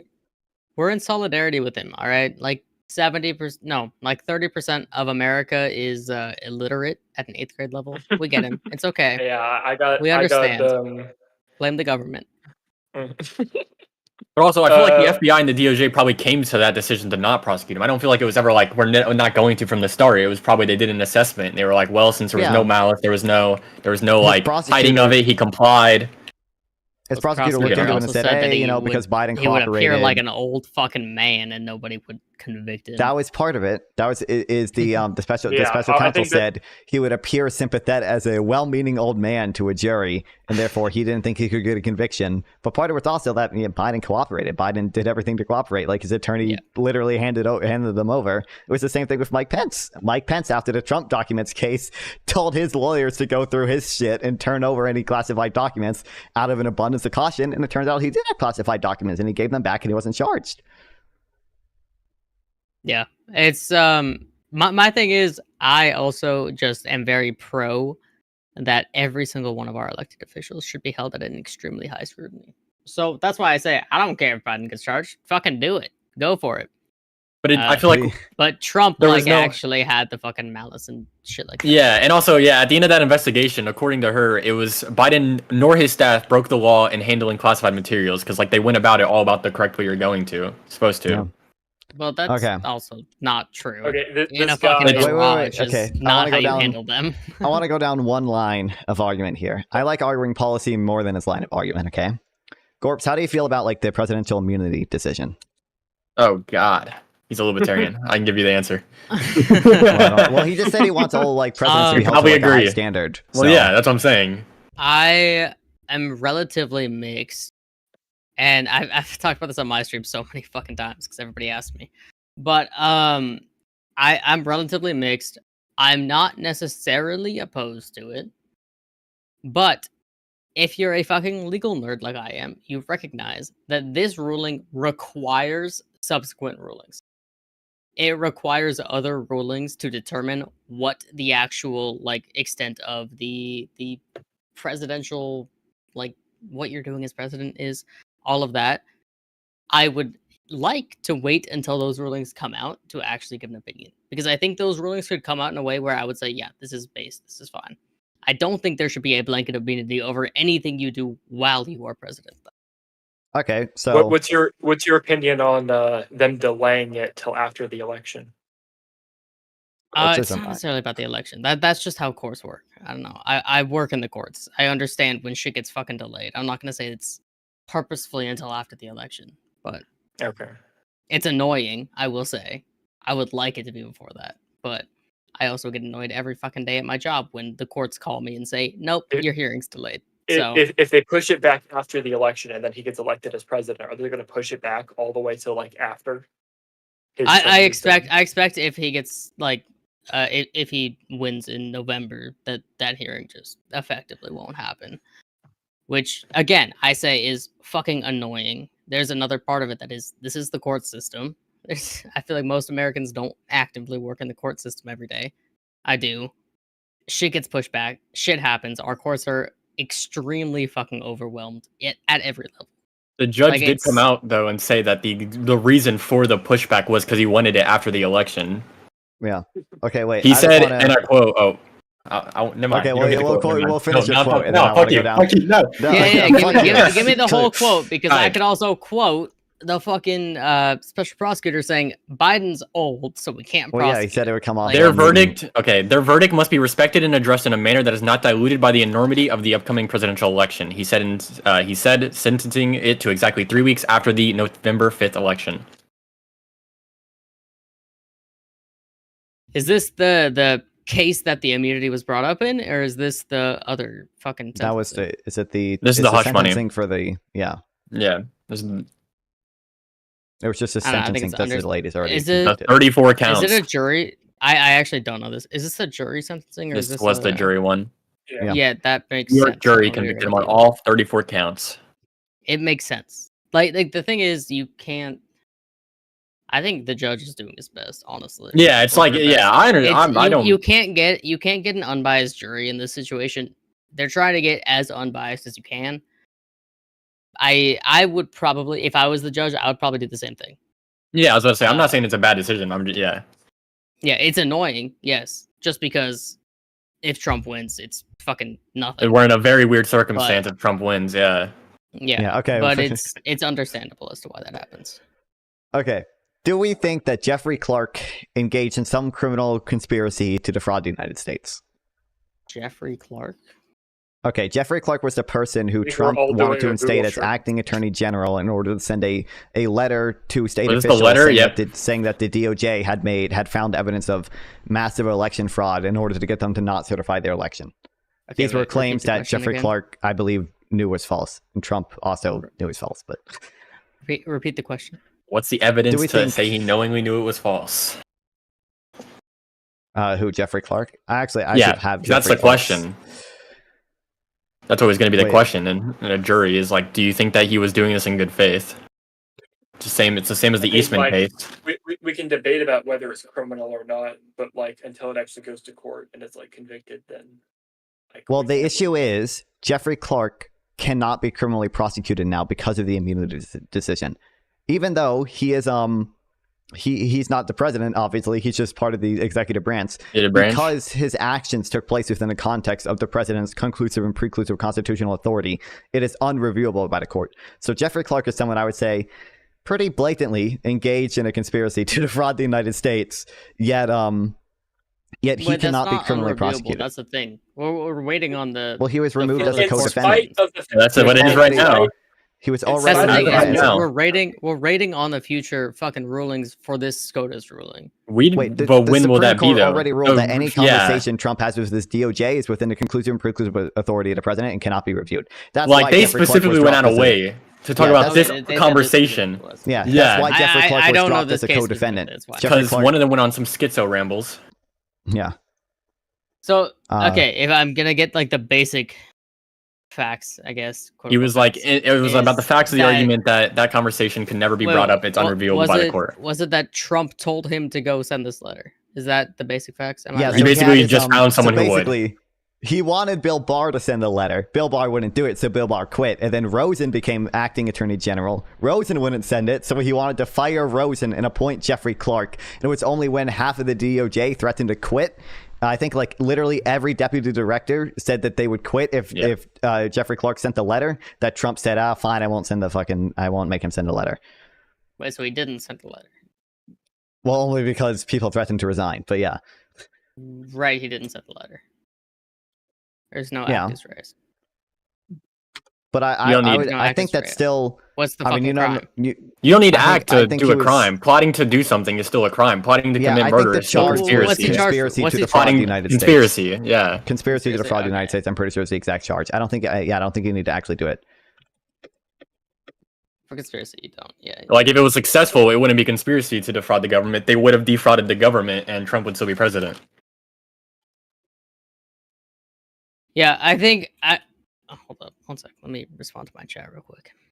Especially because they would have had a lot more validity of their claims if they had the DOJ signing on to it. Yeah, that's why Clark literally was asking for the motion.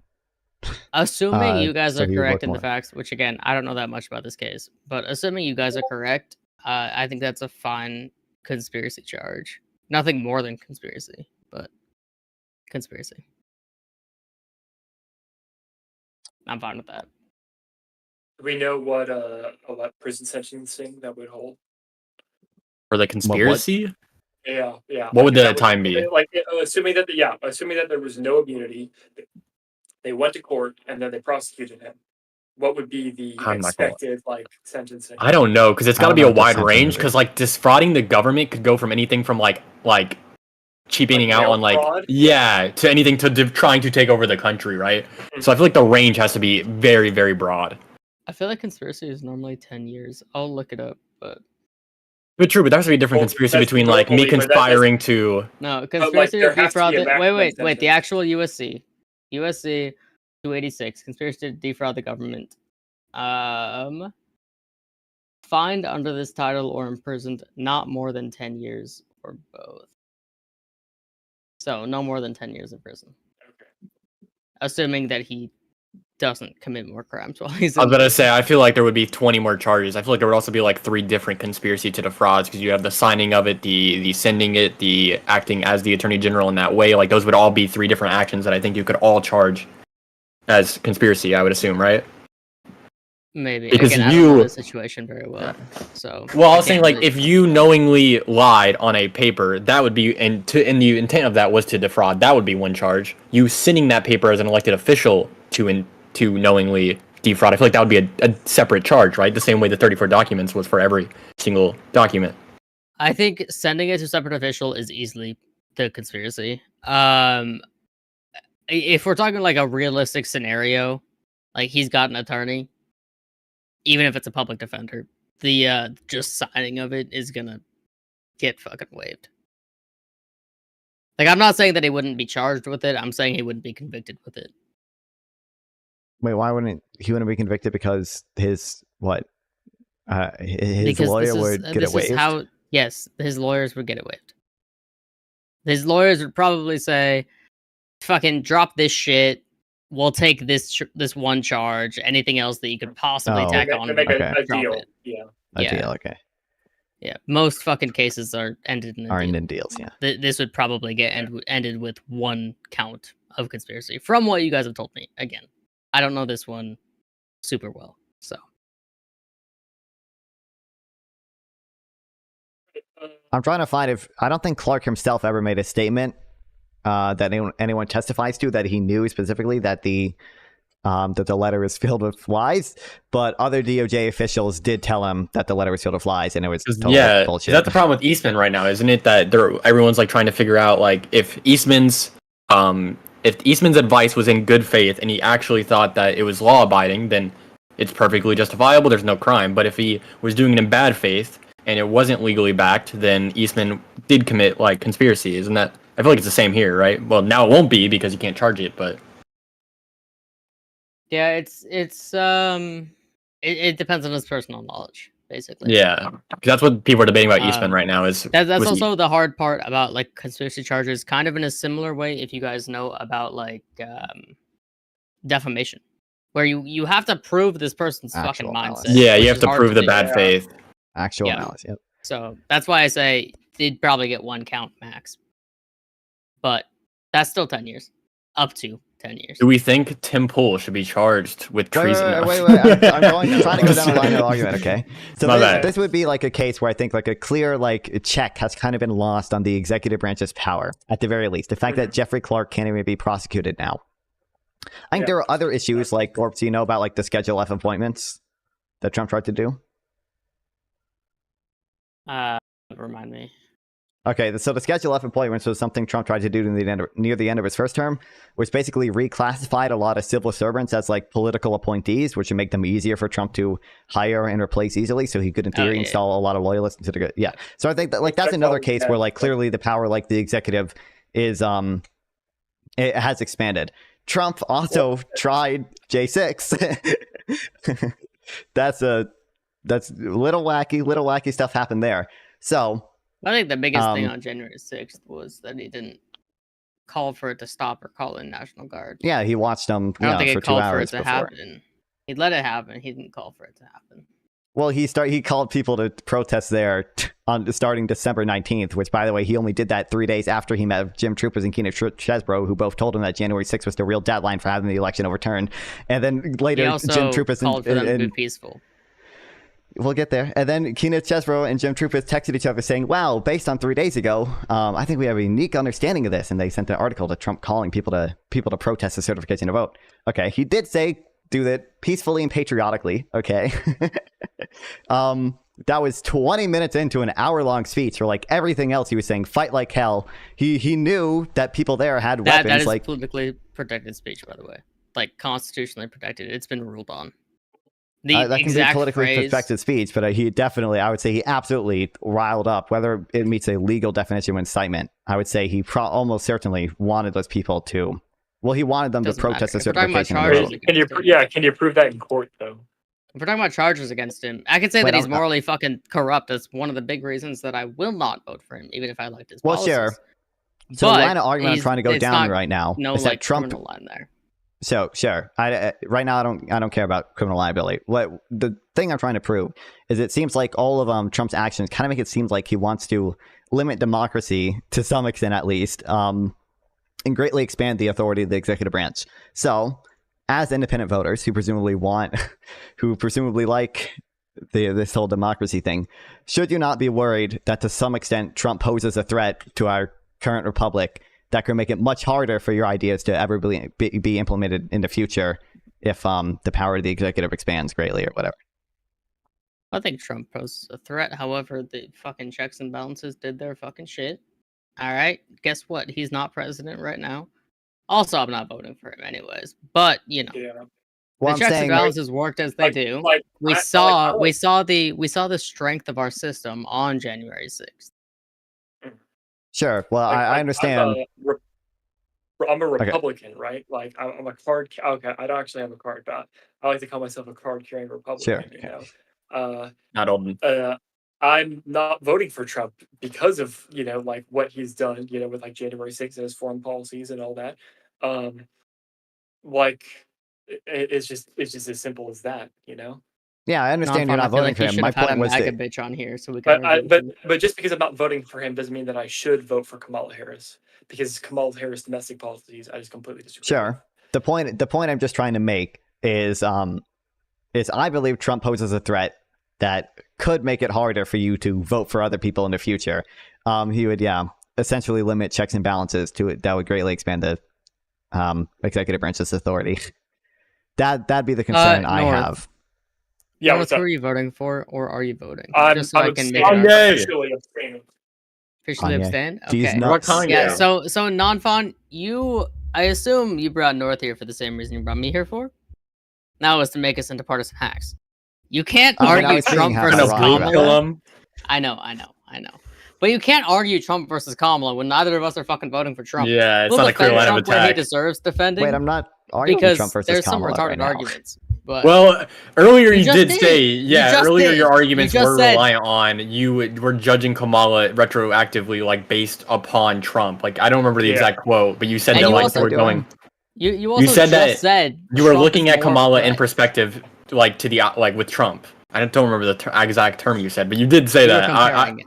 Yeah, you were like, whenever I'm looking at Kamala's like decisions, you're looking at them like comparatively to Trump. That was the way you used it.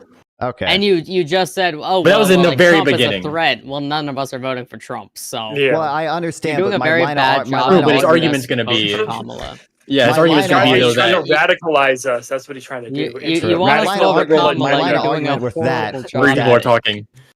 My line of argument with that is that if you believe that Trump does pose a threat, it might be worth it to bite the bullet and bite for Kamala, because in the future you would then you would preserve the opportunity to vote for candidates that are more favorable to you in the future. That was the North, line of what state do you argumentation live there. in? What state do I live in? Yeah. I just moved to Ohio. So is Ohio a purple state? It's debatable. Not really. I consider it a purple state. It can go either way. Non-fonts is not really non-font. What do you think it is? Red, blue? I'm pretty sure the Republicans pretty much have it secured. Well, yeah, they have it secured now, but like if they didn't in the put future, any sure. special focus on it, but Okay, so non-font. You're talking to two people who live in what you Not would at swing least states, consider not swing states, and you're trying to argue Trump greater evil to get us to vote for Kamala. I really want to see what you have for like actual arguments to make us support Trump or to support Kamala. The line of argumentation. Well, we had that whole conversation. Or I just wanted to go down this one line. The line of argumentation I was making wasn't that like Kamala is preferable to Trump here. The line of argumentation I was making is that Trump poses a unique threat to democracy that I believe could make it worth it to support Kamala, because I don't believe Kamala does pose the same threat to democracy. And I think you guys would both of our agree states are with that. decided. What does that matter? You're trying to I convince understand us? If both of our states are the viability decided, argument, yeah, the fear argument doesn't really work. Now, your Sure, fear mongering isn't gonna work, you liberal. Okay, Yeah, if you consider the electoral college makes your votes worthless, then sure, whatever. I can concede there. Based on the electoral Do you have any college. arguments that you think would TikTok make us edit, vote boom, for Kamala? Do you have arguments that would make you that you think would make us vote for Kamala over Well, we ran through not voting or voting As a libertarian, I don't know. We ran through those either one. earlier, You can didn't argue we? his. Well, you argued libertarian. How would you spending, and we radicalize ran- me to be like the Republican that votes for Kamala, like those other guys that they put on me? Or as my chat Well, calls you, or here's- Democrats, I'm not quite sure. Lesser evil genocide babies. Oh my god. Okay. How- we ran through these all earlier. I was explaining why I think Kamala's policies are good. The YIMBYism and the chips, and I think the two things we ran through of policies of Kamala's I support were the like Chips and Science Act and the Inflation Reduction Act, like that stuff that invested in American manufacturing, and the other thing, the YIMBYism. Those were two policies that we discussed earlier, right? We were running down that line of argumentation before. Yeah, but again, one of the most consistent things that I've talked about is that all that is just increasing the spending of money. Like again, where are you going to be raising the new money to be spending the money? For every dollar you spend, you're going to raise $1, or you're going to increase debt. But that debt has to be paid eventually. So how's it going to work? I believe the trade-offs of increasing the deficit can be worth it. So I would argue these are cases where the trade-off of increasing the deficit is worth it. It's probably worth it to increase the deficit by $8 billion to ensure some chip manufacturing here. It's probably worth it to increase the deficit by how many ever million to reduce child poverty by 40%. Those are probably cases where it's worth it to increase the deficit. And then secondly, I think you guys probably think the deficit is a bigger issue than I do. Like no, if my choices we both are already said it doesn't matter very much to us. Well, yeah, but like it kind of matters on the on the optics scale, but it doesn't really matter all that much. We went down the whole patent rabbit hole, but I said earlier, like when it came to like tariffs versus subsidies, like if my choices are between increasing the deficit or decreasing consumer surplus, I'm probably just going to choose to increase the deficit because that's a bigger deal to me than the deadweight loss of, or sorry, not a big deal to me compared to deadweight loss from tariffs. What do you see what do you see the deficit as? Where's that money? What do I see it as? Where does that money Well, the come government sells bonds. The government sells bonds to private citizens. It sells bonds to the Fed. It sells bonds to China, right? Yeah. But what happens when, actually, more specifically, what doesn't really happen when we're at a deficit? This is my biggest thing. What doesn't happen when What we're... doesn't really happen? There's Are you gonna one say, big thing that what, doesn't inflation? really happen. No, Inflation? what doesn't happen is fucking Americans having money in their pockets. More money in their pockets that doesn't need to be taken out of their goddamn paychecks. That's my thing. My thing, the only reason that I say reduce the deficit is because that would inevitably also end up long term reducing the taxation. And I say reduce can that kinda shit. Put see your more point. fucking dollars in American pockets by not taking it out of the American pockets. Well, but That's deficits it. are... Government deficits are financed by a private sector surplus. Yes, That's what I they're understand, financed but when by. you reduce the But deficit, wait, I understand. Yeah, so you do it in long term. you create a situation where hold on. the taxes can be lowered. Who are need you? to learn how to mute North. Yeah. True. Did that actually go through? Holy shit! I'm sorry. But yeah, no, Hold- it's my thing is entirely about keeping money in American fucking like people's pockets without having to wait till the next April to get that. People are paycheck I mean, to I'm going to paycheck. argue... How many people do you think are paycheck? Waiting until April doesn't help them. Of course. I would argue, my argument is just going to be there's positive trade-offs to a lot of these things. So even though we're taxing money, a lot of it is probably going to good things like schools and health and yeah. Take me. I'm 22. I don't have kids. I work full time. All right, my fucking fiance is disabled. To get my fucking lefty points, I have to say that. All right, take us. We could be in a very, like, actually nice apartment, but we're not. Simply because with the amount that is taken out of my paycheck every 2 weeks, we can't afford it. If that was even lowered by $10 a paycheck, I could actually make a difference in that situation. So here, like, do they get disability benefits? No. Okay. Why don't they get disability benefits? Are they not? Did it not meet the qualifications? Technically, no.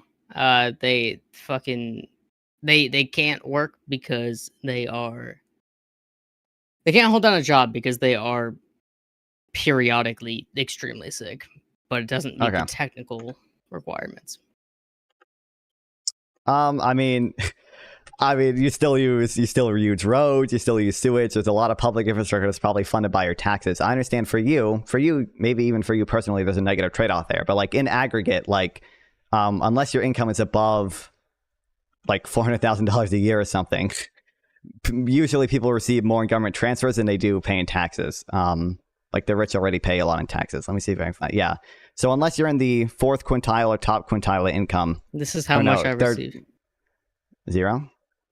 Well, you clearly receive money in. Well, first of all, you should have received stimulus checks regardless, but that was obviously a COVID measure. No. I was. To be fair, I was still dependent at that point. Okay, that makes sense. Okay. So I should have because I was living alone, but you know that's a separate story. Okay, so you still. But if we look at 2024 today, yeah, did you go to a public school? Did I go to a public school? I paid tuition at a university. But I mean, my from public like school, kindergarten yes, to. but that's not even where I fucking live. It's not where I'm getting taxed right now. Well, I mean, yeah, but like that was clearly a case where you benefited from government benefits, right? Yeah, but that wasn't taking out of my income. Well, yeah, but you're paying it back now. I am not benefiting from the taxes.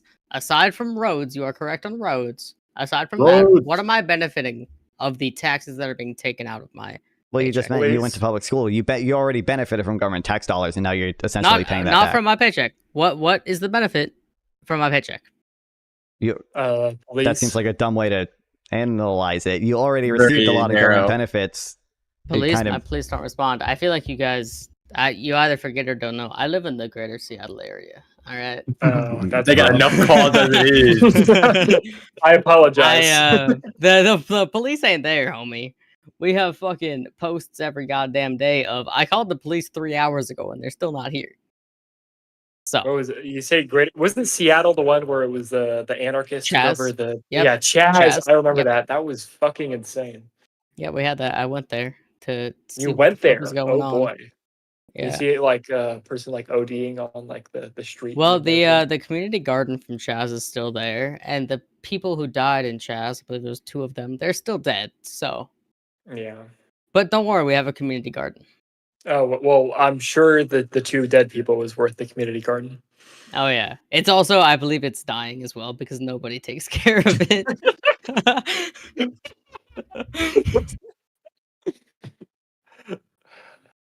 I mean, I don't know what to argue for you personally, but like even this graph shows like even the top quintile of income, which I What almost graph? guarantee you're not in, unless you can't make see your a graph ton on of me. fucking money at I sent it in the chat, like in the chat He in doesn't know the how to stream use room. Discord.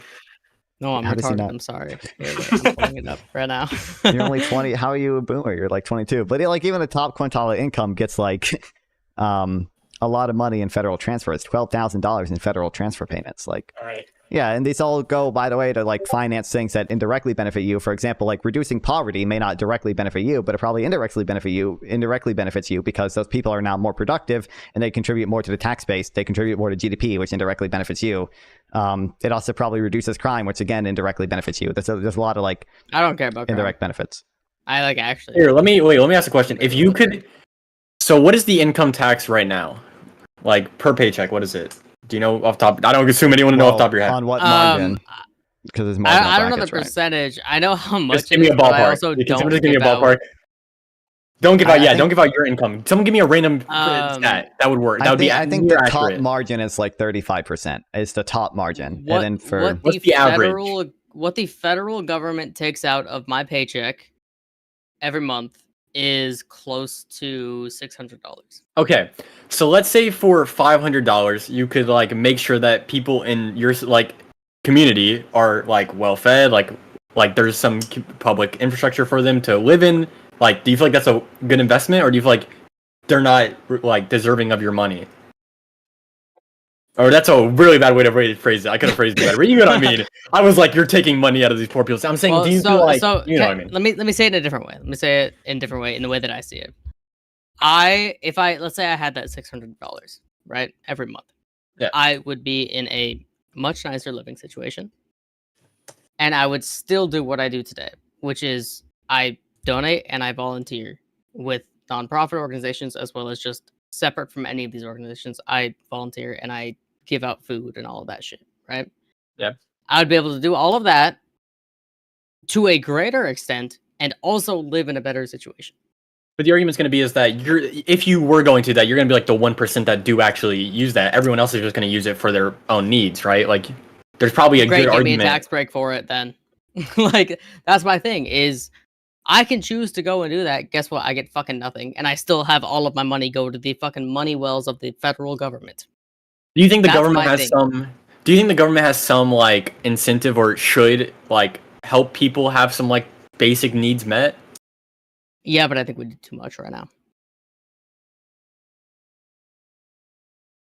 Okay. For example, I don't think that we should have unemployment benefits go as broad or as long as they do right now. My fiance, when she had her fucking issues, right? She got onto unemployment. She was making more on unemployment than she got paid while she was working her job on a monthly basis. That, to me, is fucking insane. True, She but should be getting less than she made at her job. The argument's going to be you're like, although you would help people with the money you're getting, most No, people that's wouldn't. separate. But what I'm saying is also, that I'm was she fine with these unemployed during programs COVID? existing. It was during COVID, but what she had specifically was not the COVID benefits. Like Okay. the way our state did it, like kind of separated it out. She didn't have like the COVID benefits. It was just Okay, because under COVID we increased unemployment insurance quite a bit, but yeah. yeah. Okay, so but two things. My my argument basically is that it's either don't fucking tax people that are helping, but also these people could be, so many people could be in such better situations if they weren't taxed this amount. That's my thing. All right, you have to show us the cat. Show us the cat? Okay. Yeah. Her name is Catler. Be Mine's in warned. a She sweater likes to somewhere. yell, and she has a Hitler stash. Yeah. What? But I will show her to Have you you haven't guys. seen Gorps' cat? I'm No, I'm not. not. No. This is my first. I think this is my first time meeting him. I don't know where mine is. It's in a sweater somewhere. Wow. Why would you name your cat Catler? Well, her look name at is, her name is Minnie. Her name is Okay. Minnie. Stream named her Catler. Oh, okay. So your Yeah. stream is like radical, and then to like the normies, you say it's Minnie. Yeah, I don't know if the mic is picking it up, but she is in fact yelling right now. So she's Catler. She likes to talk. She's It's a really adorable. bad convo. She is adorable. It is picking it up, and it's very cute. Yeah. Okay, goddamn. I had Whenever 3 I points. whenever I and get home from work, she sprints to my office door and yells until I let Aw. her in. This is her favorite room in the house. So, anyways, had- continue. I had 3 points and I forgot all but the stupidest one. You said Fia. Did you say girlfriend on disability benefits earlier? I feel like I heard My the word fiance girlfriend. is not on disability. She's Who did you say was on disability? no one. I said she's disabled. She is unable Okay. to get disability benefits. You said that that she was previously on unemployment, and you said that. Yeah, she's on unemployment for a period of time, Wait, who was and this? then my fiance. I thought you were. This was a dumb point. Don't all your stream titles say gay for Gaza? I'm just. I am bisexual. Are you Okay, homophobic? I just wanted to clarify. No, I'm a bisexual lighting in the background right now. I just wanted to clarify. Okay, I just wanted. In fact, let me add to that. I am bisexual and trans. Are you extra homophobic and transphobic? I have my bisexual lighting in the background. Okay. No, it was I have interesting a how you black pointed out my friend, flag. too. Why did he point out my flag when I first joined? Did any of y'all think that was weird? Why did God not make it damn such a it. big issue about my Well, flag? my I said God. that you were trying to. We're, Your like we're gonna woke cancel argumentation non-fun, was and then going we're gonna for like the kids. absorb so- his chat. That's what we're gonna do. We'll petition it 3 ways. God damn it. Okay, there were 2. All right, so non-fun is transphobic and homophobic. This is And not- that's what he called his community. Oh my god, we got a whole And making- racist. manifesto time. Manifesto time. God damn. It's over for me. It's I over. swear. I gotta.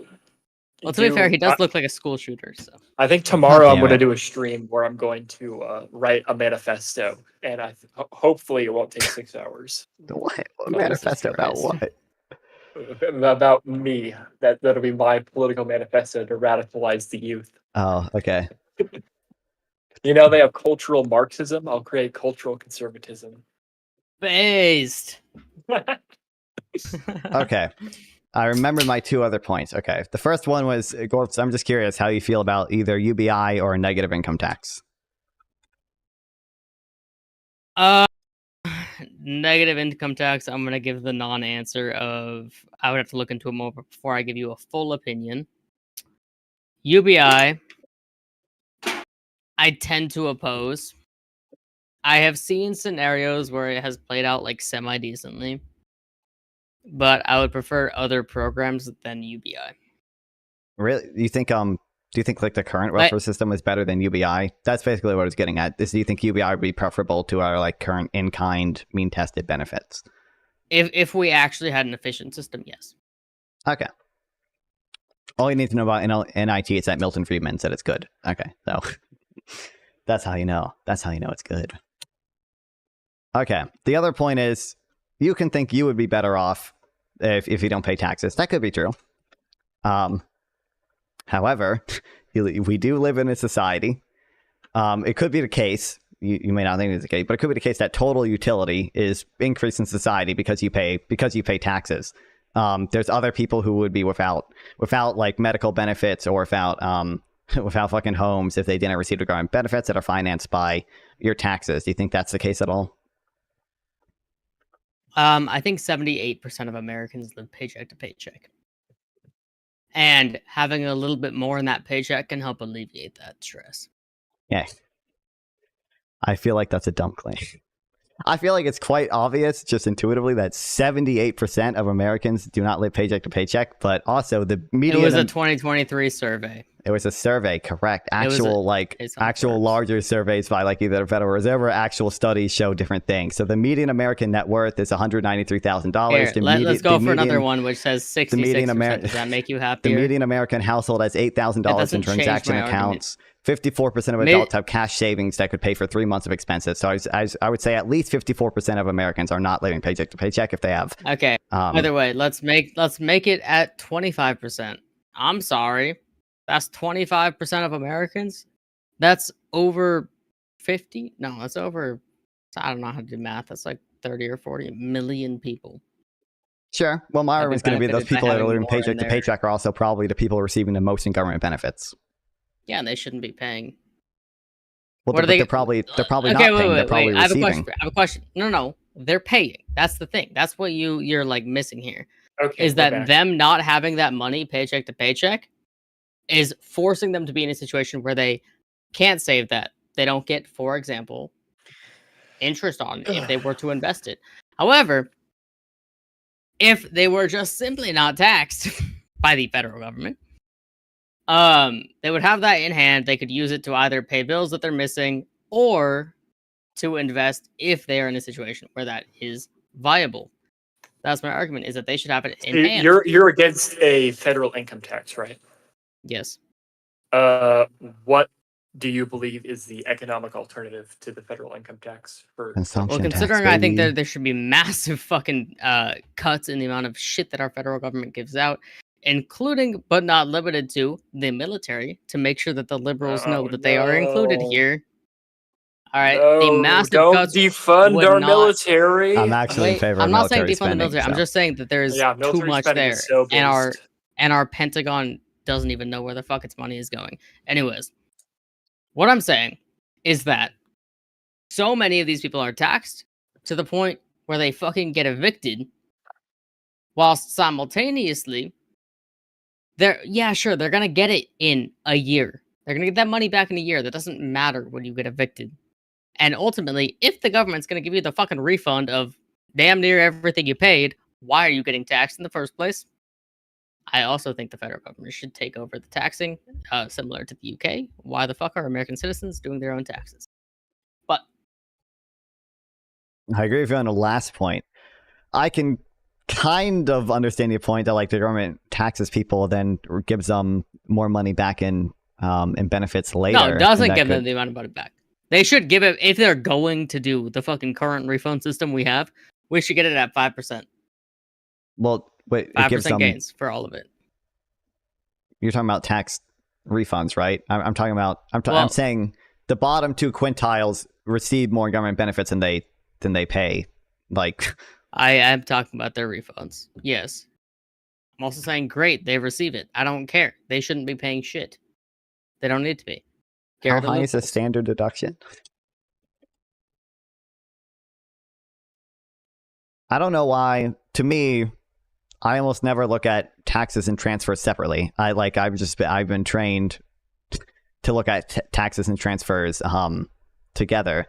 There may be I guess temporal effects because you don't get the transfers at the exact same time that you're taxed away. What I'm saying is that let's say I get my tax return in April, and let's say that I get taxed in May $100. If we are going to keep the current system of getting a tax refund, I should get that refund at 5%. I don't necessarily disagree with you on the tax refund point. My point is just simply that like the bottom two quintiles of income in America are effectively not taxed. They're net receivers. They're not net payers. No, I understand that, but that doesn't matter when you are paycheck to paycheck. When you are in a situation where it's like that $10 will make or break whether you can pay your bills. Okay? Let's say you're paying $10 into federal taxes. When you're in that situation, it doesn't matter if you're going to get a refund in April. What matters is if you have that $10 now. But you're probably on some type of monthly benefits if your income is that low, right? That doesn't matter. If you're still fucking $10 from rent, you're $10 from rent. Okay. That's the thing. Wait, what the fuck? Why is my... Hold on. I'm sorry.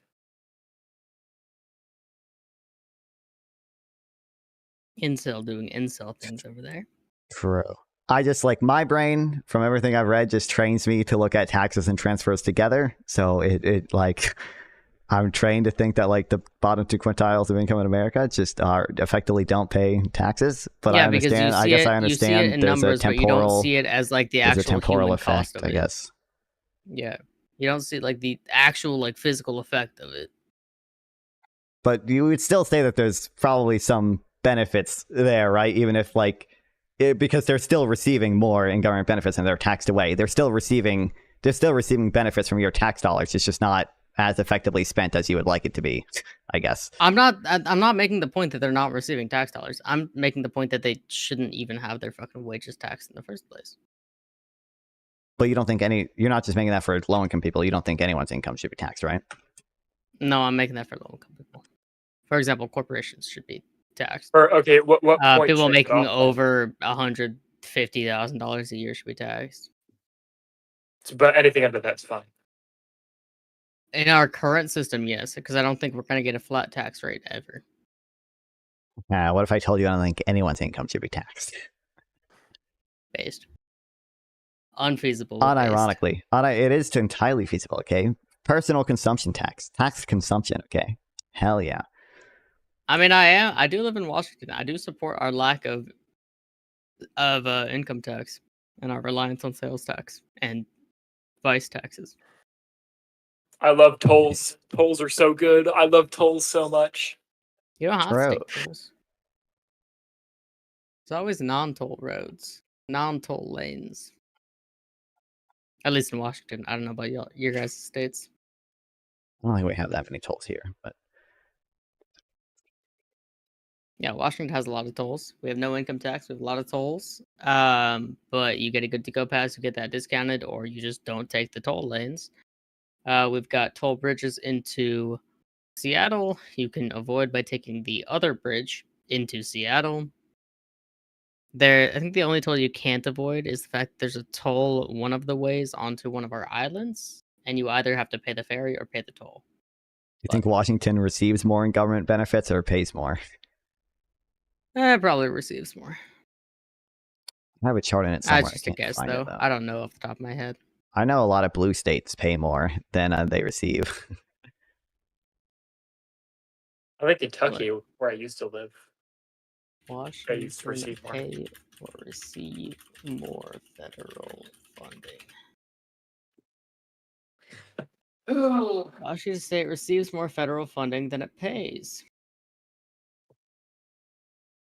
That's kind of funny. We also are like the homeless hub. Like, if you talk to homeless people in Seattle, they'll be like, yeah, we took a bus here from fucking Idaho and Michigan. I met somebody who took a bus to Seattle from Michigan to be homeless in Seattle instead. Kind of wild. Yeah. I love how Isaac is just like doing his thing here. He's he's deafened us. in his own separate world. Yeah, I don't know what he's doing. I'm trying to find my fucking chart. Well, actually, I do know what he's doing. I was messaging him on Discord. He's in a Israel-Palestine debate with his chat. Bro, that's my shit. Oh my god, let me in. God damn, this is what I've been streaming for 11 months straight. You guys are my not Israel-Palestine stream for the week. Just so you know. Wow. Okay. For the wow. Oh, don't worry. That's all my stream is right now. I am just arguing with my chat for the last 20 minutes. Yeah, I've been doing it for 11 months, homie. Keep on the grind. What's y'all's opinion on the gays for Hamas or gays for Palestine? Based. But yeah, okay. I mean, I'm agnostic. Like, it would be weird to have an opinion on it. Okay, wait. Homie with the flag. Are you a gay? Are you a trans? Or are you just a flag holder? Let's just He's woke. From a fellow gay and trans. I'll DM you. Okay. He's a Okay. Wait, can I DM you? You should can tell Discord them about DM. your dad, right? That's. I mean, that I'll actually I can do. I'm fine with doing that. I was raised by 2 fathers, so that does also help. Damn, that's gay as hell. Yes, there was a really funny time where Nonfun was it Nonfun who was debating gay parents when I did it? Or was it you with Minar? I don't Or was it think Pensive so. Blur? Okay, well, since there was an old political streamer named Blur, right? And he was debating about it. And I put my background in my webcam of me with my 2 fathers, while Minar was saying that a 2-fathered household wouldn't lead to, like, good offspring. It was just really funny. It was a really good clip I have. Hey, I just have don't to think say, Minar you know, considers I you got good gunkles, as I call them. You know, my gay uncles. I will say, one of them tried to induct me into a cult. So. All of your people must be bad. Damn. I think that's more against the uncle. Twitch, I am memeing, by the way. But it's more against uncles, you said? Yeah, it's well, that's sexist. Everyone has or like something. that uncle. That's sexist or something. Probably. Do we like sexism here? Yes. Sorry, what? There's no women Absolutely. in here. I hate women. True, we are not being open right now, guys. Yeah, We are. women We are not not beating the allowed sexist in here. allegations. All right, good to know. I'm in a like-minded It's not community. just the fact that everyone in this call is a man. It's everyone in our chats is also like. No, I have a probably- woman. I have my fiance in my Who, chat. Girly Bear? No, Oh. we've never met them. This is a mythical fake. creature. They're Not real. Yeah, You're this is a lying. government conspiracy. Does she go to another school? Does she go to another She did go to another school, to be fair. Oh my god. Of How course old are it's you? Heather So chicken. it's your fiance. I'm 22. 22. Okay, I still got time. Yeah, you're good. I met her when we started dating when I was 18. So. Okay, maybe I don't have time. I'm 20. Well, that's 4 years, so you have Zero until you're percentage. 24. You better hurry Wait, up. also, But well, we're not on topic at all. Gorps, what camera do you use? what Yeah, your camera is really good. It's a Sony. It's like an actual mirrorless camera. Yeah, I It's a figured it was an Sony- actual like DSLR. It's not a DSLR. It's a mirrorless. It's Oh. a Sony 6000, something like that. Hold on, let me look it up so I can get you an actual answer. It's a Sony A6000, I believe. How much did you spend on it? I got it used. I got it used, but I got it for I believe 500. I use it for like actual photography though. That's the reason I have it. Oh, okay. And it's got the added benefit of being a good stream camera.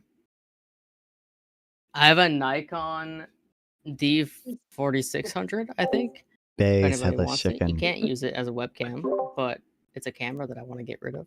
That I want to sell. He-Man, woman haters. Sorry, I'm reading out loud in my chat. Yeah, that's us. That's us. All of us, woman haters. Women haters, yeah.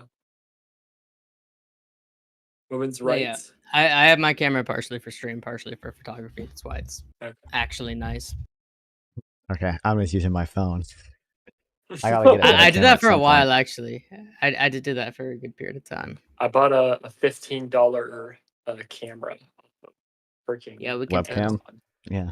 Yeah, well, Don't say I camera. don't Don't know. insult Like- Gorps like that. You bought a webcam. You bought a webcam. A Yeah, dirty the webcam. webcam. All right, so this is the webcam. This was built into my computer.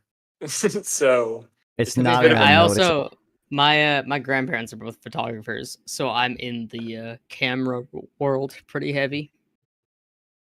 Part of the reason that I have a nice one is because I'm a Mala just visual doubled the nerd. diameter. Okay, I'm not going to finish that. All right, can I trust you guys to not say any slurs if I go to the bathroom? Top 10. Let's start. All right, number 1. We'll have a. I'll start a tier list. Yeah. You have to be. You have to be. One second. He's saying Oh, them. He's I'm saying not- them right now. okay. He muted to say them. Anyway. Oh, okay. What's up, everyone? Chat. It's me. I'm Non420. What's going on? We are not on topic at all. There's Oh much yeah, less you should room totally for like. you should follow me, twitch.tv/thatguyisnorth. I only got 5 followers. I got 5 viewers too. Yeah, you should totally follow me. We're I not do on topic cooking at all. streams. You've seen my cooking stream. You said you were there a I little was bit, there right? for some of it, yeah. Oh, I got to follow. Thank you. Thank you, Mr.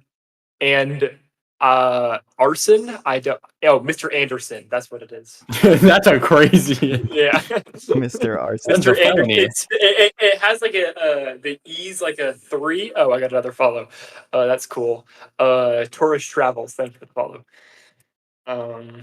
Sorry, I don't know how my chat. We're just talking about Israel Palestine, but that's all we're at. Israel Palestine. We're not on you guys topic should at come. all, but that's kind of a Okay, good thing. I've you noticed know there's what? much less room for heated disagreement when people aren't mad and they're like genuinely like reasonable people and not insane, wild, You know what? unhinged people. I'm gonna plug my Discord as well because I run a debate Discord, so you should probably join that as well. Send me an invite. Is in my the link is in the it's linked to my Twitch account. Here, I'll go send you an invite right now. Here. Oh, that's Marcus Red. Invite people. Isaac Rhodes. Invite. Cool. It's sent. All right. Yeah, you should totally join my You Discord. guys that you're gay. Yeah. God fucking People damn. think I'm gay. Well, that's a Apparently, good I have thing. like a gay aura. I'm straight. A lot of people think I'm gay too. I think it's the incel aspect. Yeah, I need to like get not incelish. We all Yeah, I kind don't of know. I don't Gorps looks know like anyone. the least incel out of all of us. So Yeah, it's true. I think I need to grow facial hair. That's what I need to do. It's because I I was can't do that. Actually, fucking it probably will jock in be high like school, and now I'm on Twitch, so I break the because I mold. don't. I'm too much of a manlet to grow facial hair. Yeah. Let's talk about your old hair that I did not know about for the longest time. What, my old long hair? Oh my god. I looked even more This like man an used to incel have then. luscious. Yeah, this man used to have luscious hair that showed he never went out. Like he was genuinely the 4chan user at that time. He now looks like he Basically, looks like. Oh.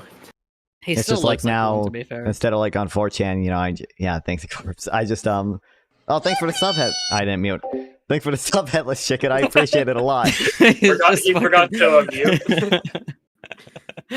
See, unlike you, I don't mute when my chat talks to me. That's why you should be based and come to my channel and talk to me. I'll make everyone know that you are here. Yeah. I will shamelessly plug my channel to like the ends of the earth. Based. Yeah. I feel like I haven't plugged today to you guys, so I feel like I need to twitch.tv/GorpsInc. That's GORPSINC. I'm subbing. We stream every Monday, Wednesday, Friday, and Saturday. You can also go to my YouTube, same username. And we post shorts over I there. appreciate a Maybe lot, one Headed day you'll get Chickens. another long form video, but Oh, I'm already following you. I'm lazy. Based. Last one was 5 months ago. I've been posting shorts, all right? Shorts You don't post posted shorts. today. Your fucking editor posts shorts with AI No, I generated post shit, them. okay? You have an editor? He makes them. He makes them. I post them. Okay. Imagine. So, Okay, I how still long do post them. y'all typically stream? All right, someone followed me. Between like thank you, 5 Collusion, to 8 Collusion. hours. 5 to 8 hours a day? Dang. Yeah, I don't do anything else right now. So On other than edit my weekdays, own I video. I have like a flying thing, so I can't do that. I wish I On my Monday, Wednesday stream, I usually do 4 to 5 hours. On my Friday and Saturday streams, we're upwards of 8 hours. So I've never spoken to him, but I know 90% of of it's Admiral goddamn Gibbs. Israel Palestine. But that's what Yeah, we that's do. what's going on Did in you the do game right Israel now. Palestine I'm being stuff overtaken. before October 7th? I'd actually like briefly talked about it. What I was saying before October 7th was I'd been studying it because starting, I want to say like December 2022, I had like actually started digging into it and talking to my professors and shit and looking for sources. And then literally a week before October 7th happened, I had told Stream, "Hey, I'm ready to like actually talk about this topic." And then October 7th happened, and now I'm like, "Well, fuck." everything kind of just like blew up. Yeah, because It's the I stuff don't in like Violet's chickens. I digging appreciate into it. topics when I don't Oh, know that's what just the fuck I'm PPG. talking about. But this one I now actually do because I was ready to dig into it, and then Hamas decided to do their shit, and I was like, okay, well, let's do it. Let's fucking cover this shit. I need to buy a gun, or I need to get Beans, my bro. gun from Kentucky. Based. Me too, but based. I live in Washington. They're gonna arrest me if I buy a gun because I'm gonna say some shit that's like even relatively nice about Hamas, Damn. and they're gonna say terrorist. Because I recently moved, like I'm still not considered like a To state what? resident. Cat, I love Cat. Yo. Why has he got a so fucking What the washcloth fuck? on him? Yeah, he's got Cat like got a sweater. He has to. He's got like a Gorps, cape, what's it really. called? The we were talking about the Palestinian Kaif. Yes, or actually, whatever? they were reading in there. They were reading the book Kafia? that I have in there. That's They were, yeah, the Palestinian cat. Well, all cats are Muslim, right? It tries to smother me while I sleep. It knows. Well, it doesn't agree with my in views. true Hamas fashion, you know. I don't know where my cat is. I have one somewhere. He's really fat. Allegedly. Allegedly, I feel like he actually is. Nah, he's not. People don't think he is, but he's actually perfectly normal. Everyone else is just insane. That's what I say about my cat too, but I can also internally recognize that she's fat as fuck. It's called self-awareness. Okay, Gorps, I'm interested. I think we might actually find. I think we might find some agreement on some of my more libertarian economic views. Okay. Alright, what do you Consumption got? taxes. Do you like consumption taxes? Yes. Based. Okay. Do you know what a destination-based cash flow tax is, and/or border adjustment tax? I feel like I've read about it, but give me a reminder. Yeah, it's just it's a way to tax corporations without the more administratively efficiently, without any of the burden falling on normal returns. It allows for the immediate expensing of all capital investment, so you don't disincentivize firms to invest as much. I think the Republicans proposed it in 2016. Yeah. I'm not quite clear. I'm not going to say whether I like it or not because I don't know that. Well, I don't expect it. I'm just saying. Sure. Okay. Generally, the Republican tax policy I agree with, so I'll say based for now. Do you think there's On it. any savings that should be taxed? Or do you think they should all be deductible? Savings specifically? Yeah, any like savings account. No. Based. It's not. You're in favor of a flat tax though, right? You said. I would prefer that over what we have. Yes. It's kind of funny how you guys are doing your own thing, and then me and Isaac just keep like muting and talking. Yeah, They're not letting this go. This is just there are 3 different people I'm now having different conversations with about Gaza. Fuck, there was another thing. Oh, so the flat tax. I feel like there are cases you can make for a flat tax, but I think I think like to me, although it may seem fair, quote unquote, more fair to like take 20% of everyone's income, there's obviously diminishing marginal utility to the dollar. So every subsequent dollar you get is less valuable to you because you already have so many dollars left. Obviously, $1 million is not that much to Jeff Bezos, but it is a lot to the average American. Do you think that grants justification for any type of progressive taxation? Oh. Why not? Like, ultimately, my thing is with what I would like the government to be doing, we don't need more than a flat tax, right? Also, ultimately, I'm going to give a random fucking person as an example here. Let's say you make $10 million and you get taxed $1 million. You're still going to recognize that that's $1 million fucking dollars out of your goddamn paycheck, right? It may not matter to your life as much, and I sympathize with that, but that would mean that we could have everybody's taxes a little bit lower. It would also help to, if implemented properly, eliminate loopholes, which is the biggest fucking thing for me. Is Sure. that the loopholes allow the goddamn rich motherfuckers to not pay anything. A flat tax again, if implemented properly, and many of the like Republican proposals for a flat tax rate, seemingly, from what I've read, are implemented or would be implemented properly to the point where it would eliminate many of these loopholes and allow for all of our shit to actually get paid. You don't have to raise taxes, and you also are still like slowly paying down the deficit. Like I don't see the actual negative there. So how would you implement it to avoid the buy, borrow, die that all the rich people do that currently gets around normal income tax? I'd have to look at. I did like a fucking stream on this a couple months ago, about the most recent proposal for a flat tax rate. But essentially, what it does is it says you don't get your fucking write-offs. You like multi-million-dollar companies. You don't get your write-offs. You don't get none of that. You don't get your offshore account write-offs. Like you're just paying it. Sucks to suck. I don't care if you're getting double taxed when you're like this big company. Sucks to suck. You're paying it. That's essentially the ideology behind it. Okay, I don't know. So it's just like it's like but Harris's minimum tax that she wants in billionaires. She wants to make sure every billionaire pays that minimum 20% of taxes or something.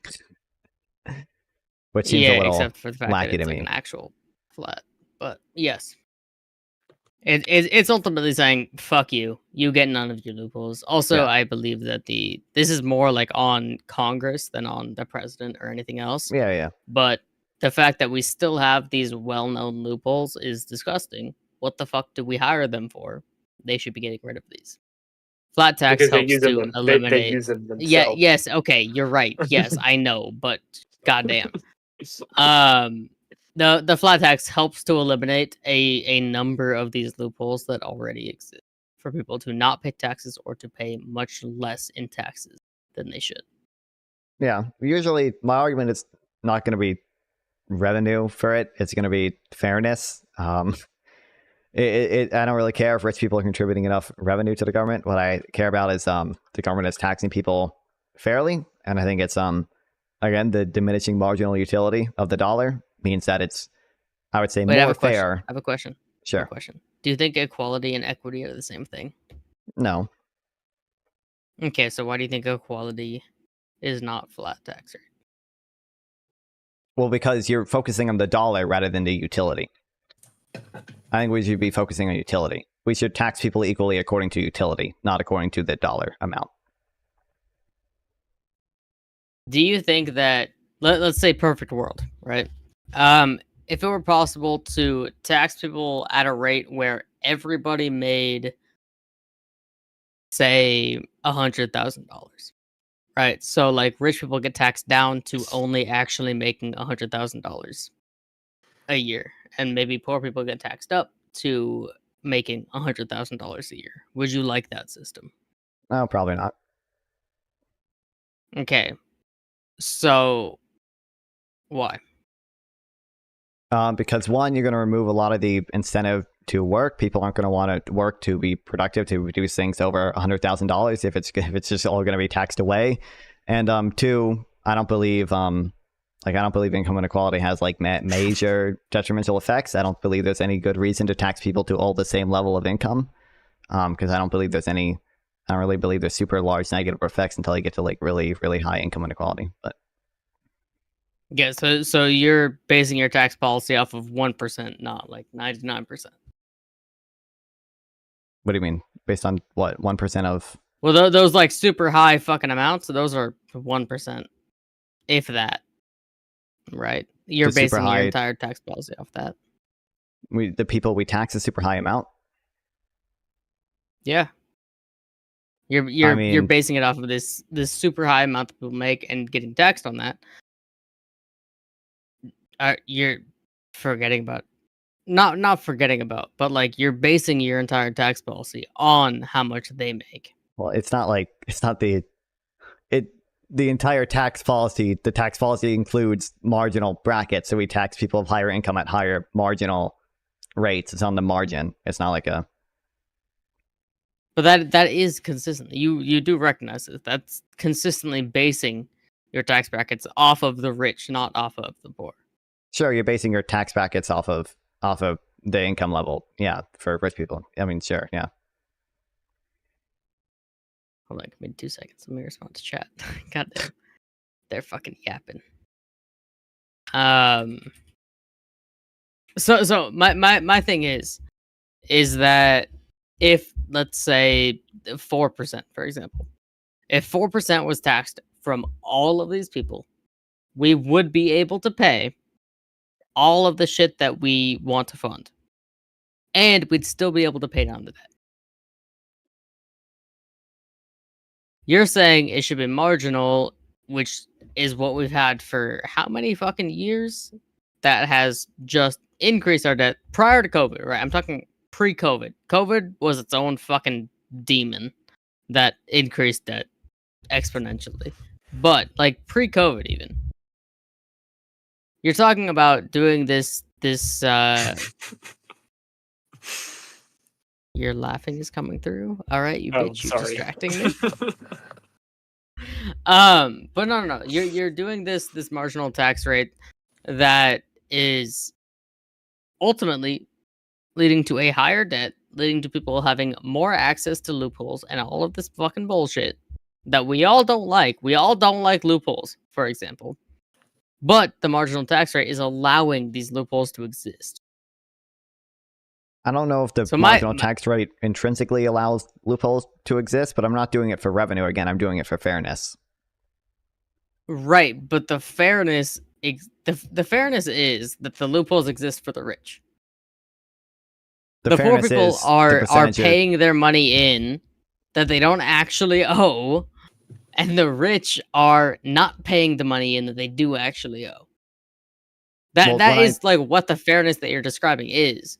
If you do a flat fucking tax, everybody pays the same percentage.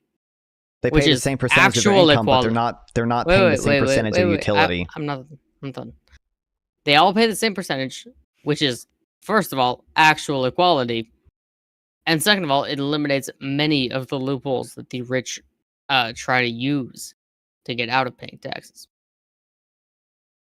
Yeah, they're paying the same percentage of their income, but not the same income as their utility. The argument of fairness I'm making is based all on utility, not on the percentage of their income. Also, I don't see why intrinsically marginal rates would create more loopholes than a flat tax. Any way of implementing a flat tax, I would assume it would be more. It is more administratively difficult to do a progressive tax, but I would you can crack down on avoidance all the same ways. The more change you implement in the tax rate, the more ability there is for a loophole for somebody to say, "Oh, well, this wasn't actually my income." Yada yada yada.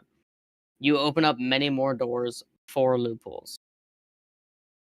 How do you prevent that under a flat tax? You just said, well, you would say, well, because fuck it, you have to pay 20% no matter what. You're not opening up doors for them saying, oh, I didn't make $120,000. I made $119,099 for other things. All right, guys. You let loopholes of a completely different tax bracket. We've derailed so much. We know. I'm probably going to go to sleep soon. It's like I've been in a whole new tax bracket. It's a Bruno Mars song, isn't it? I'm probably going to go to sleep soon. Gorps, I got one question before I head out.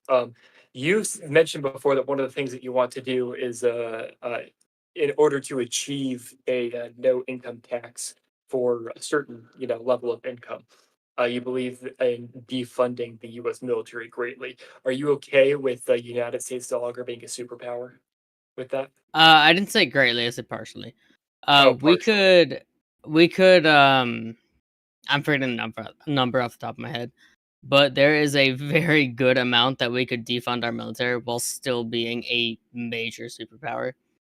I also, to be honest, don't give that much of a fuck about us being a superpower to the extent that we are today. Okay. But I would be okay without us repealing a decent amount of our military funding. I don't think we need it. It's just a jobs program at this point. So you understand that? Well, yeah, the majority of the money that we spend in the military is on wages and all that. Yeah, no, I know that. Yeah. I've been in a whole new. Whole new decks. I got my shades right here. I've been ready. You put them. You walked away to put them on. I went to my left, had them ready to go. On that note, I think I'm gonna go to sleep. It's like 2 a.m. I think I've been disturbing my neighbors. It's 2 a.m. where I am. Oh yeah, I think we're all. No, not all. Yes. No, it's only 10:47 for me. Goddamn. Imagine being. What? What time zone are you? What 10:47? A.M. West or Coast, PM? baby. West Coast, best coast. Let's go. West Side. All right. I don't know about y'all, but I'm gonna head out. I hope y'all have a good night. It was a lovely conversation. I got some followers. I appreciate it. I'm gonna plug it in. Twitch.tv/thatguysnorth. Give me a follow. Give me a check out. I'll probably be live tomorrow. I'm gonna start out with the cooking stream probably. What are you cooking? What are you Oh cooking? God, what are we cooking? I'm going to be taking some, was it chicken thighs, and I'm going to make some Alfredo chicken pasta. And What time? at the same time, at what time? That's a good question. I will watch this. I love cooking streams. Come on. Okay, 3 o'clock, 3 p.m. EST. EST. Tomorrow. I'm at work, bitch. Imagine. What the fuck? I'll be making chicken Alfredo, and then I'll also probably be yelling about how much I fucking hate Marks while I do that. So yeah, I can do. Chat, go watch him, but he's a bitch, and I'll be at work. So. All right.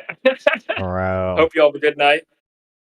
Peace. Yeah, I really appreciate the conversation. Thanks. Yeah, I also have to get going. I gotta edit my shit. Okay. I got so much more to edit. I know. I got 5 hours to skim through. Absolutely. I'm sorry I don't have an editor like you, Gorps. Okay, Rich has fancy camera, fancy microphone, fancy Hey, vape. camera was my money. Microphone was my dad's birthday present to me. To be fair. Okay, that makes sense. I also have the same microphone, but regardless, okay. I'll just sit here with it. I look the same as you guys, for real. That's it. I bought this microphone in accident, so I didn't think they would accept my fucking lowball offer. But regardless, Gorps, I really appreciate the conversation. I'm sure we'll talk more. Yeah, I think you're a lot smarter than most of the people in Twitch politics. I think, okay, you know, I'm complimenting you, I'm trying to be nice, but okay, fuck you. You're wrong about flat tax. My personality is being a dick. I'm sorry, I have to. Anyway, yeah, I think you're a lot smarter than a lot of people in Twitch politics, especially a lot of fucking Trump supporter people and the crazy far left, wacky left people. So yeah, I really appreciate the conversation. I'm sure we'll chat more in the future. Yeah, I'd love to keep talking about this. I'm sure we'll do a Israel-Palestine debate at some point. Maybe we can set that up. We can give me. Bro, I'm already doing that. Yeah, me, bro. You know, I know you have my DMs now. God damn. Yeah, I do. Yeah, that's all my chat is right now. I need a week to take notes in the book I read, but never. I only highlighted it. I never took notes in it, so I forgot everything. Okay, but I'm sure we'll do that in the future. That'll be fun. Yeah, you seem smart. I guess you and Isaac can chill in this VC if you really want to, but. Well, I'm okay, Azal. So. Well, okay. Damn. Okay. Well, I appreciate the conversation. Yeah, again, you're smart. Thanks for stopping by. Sure, we'll do more shit in the future. See ya.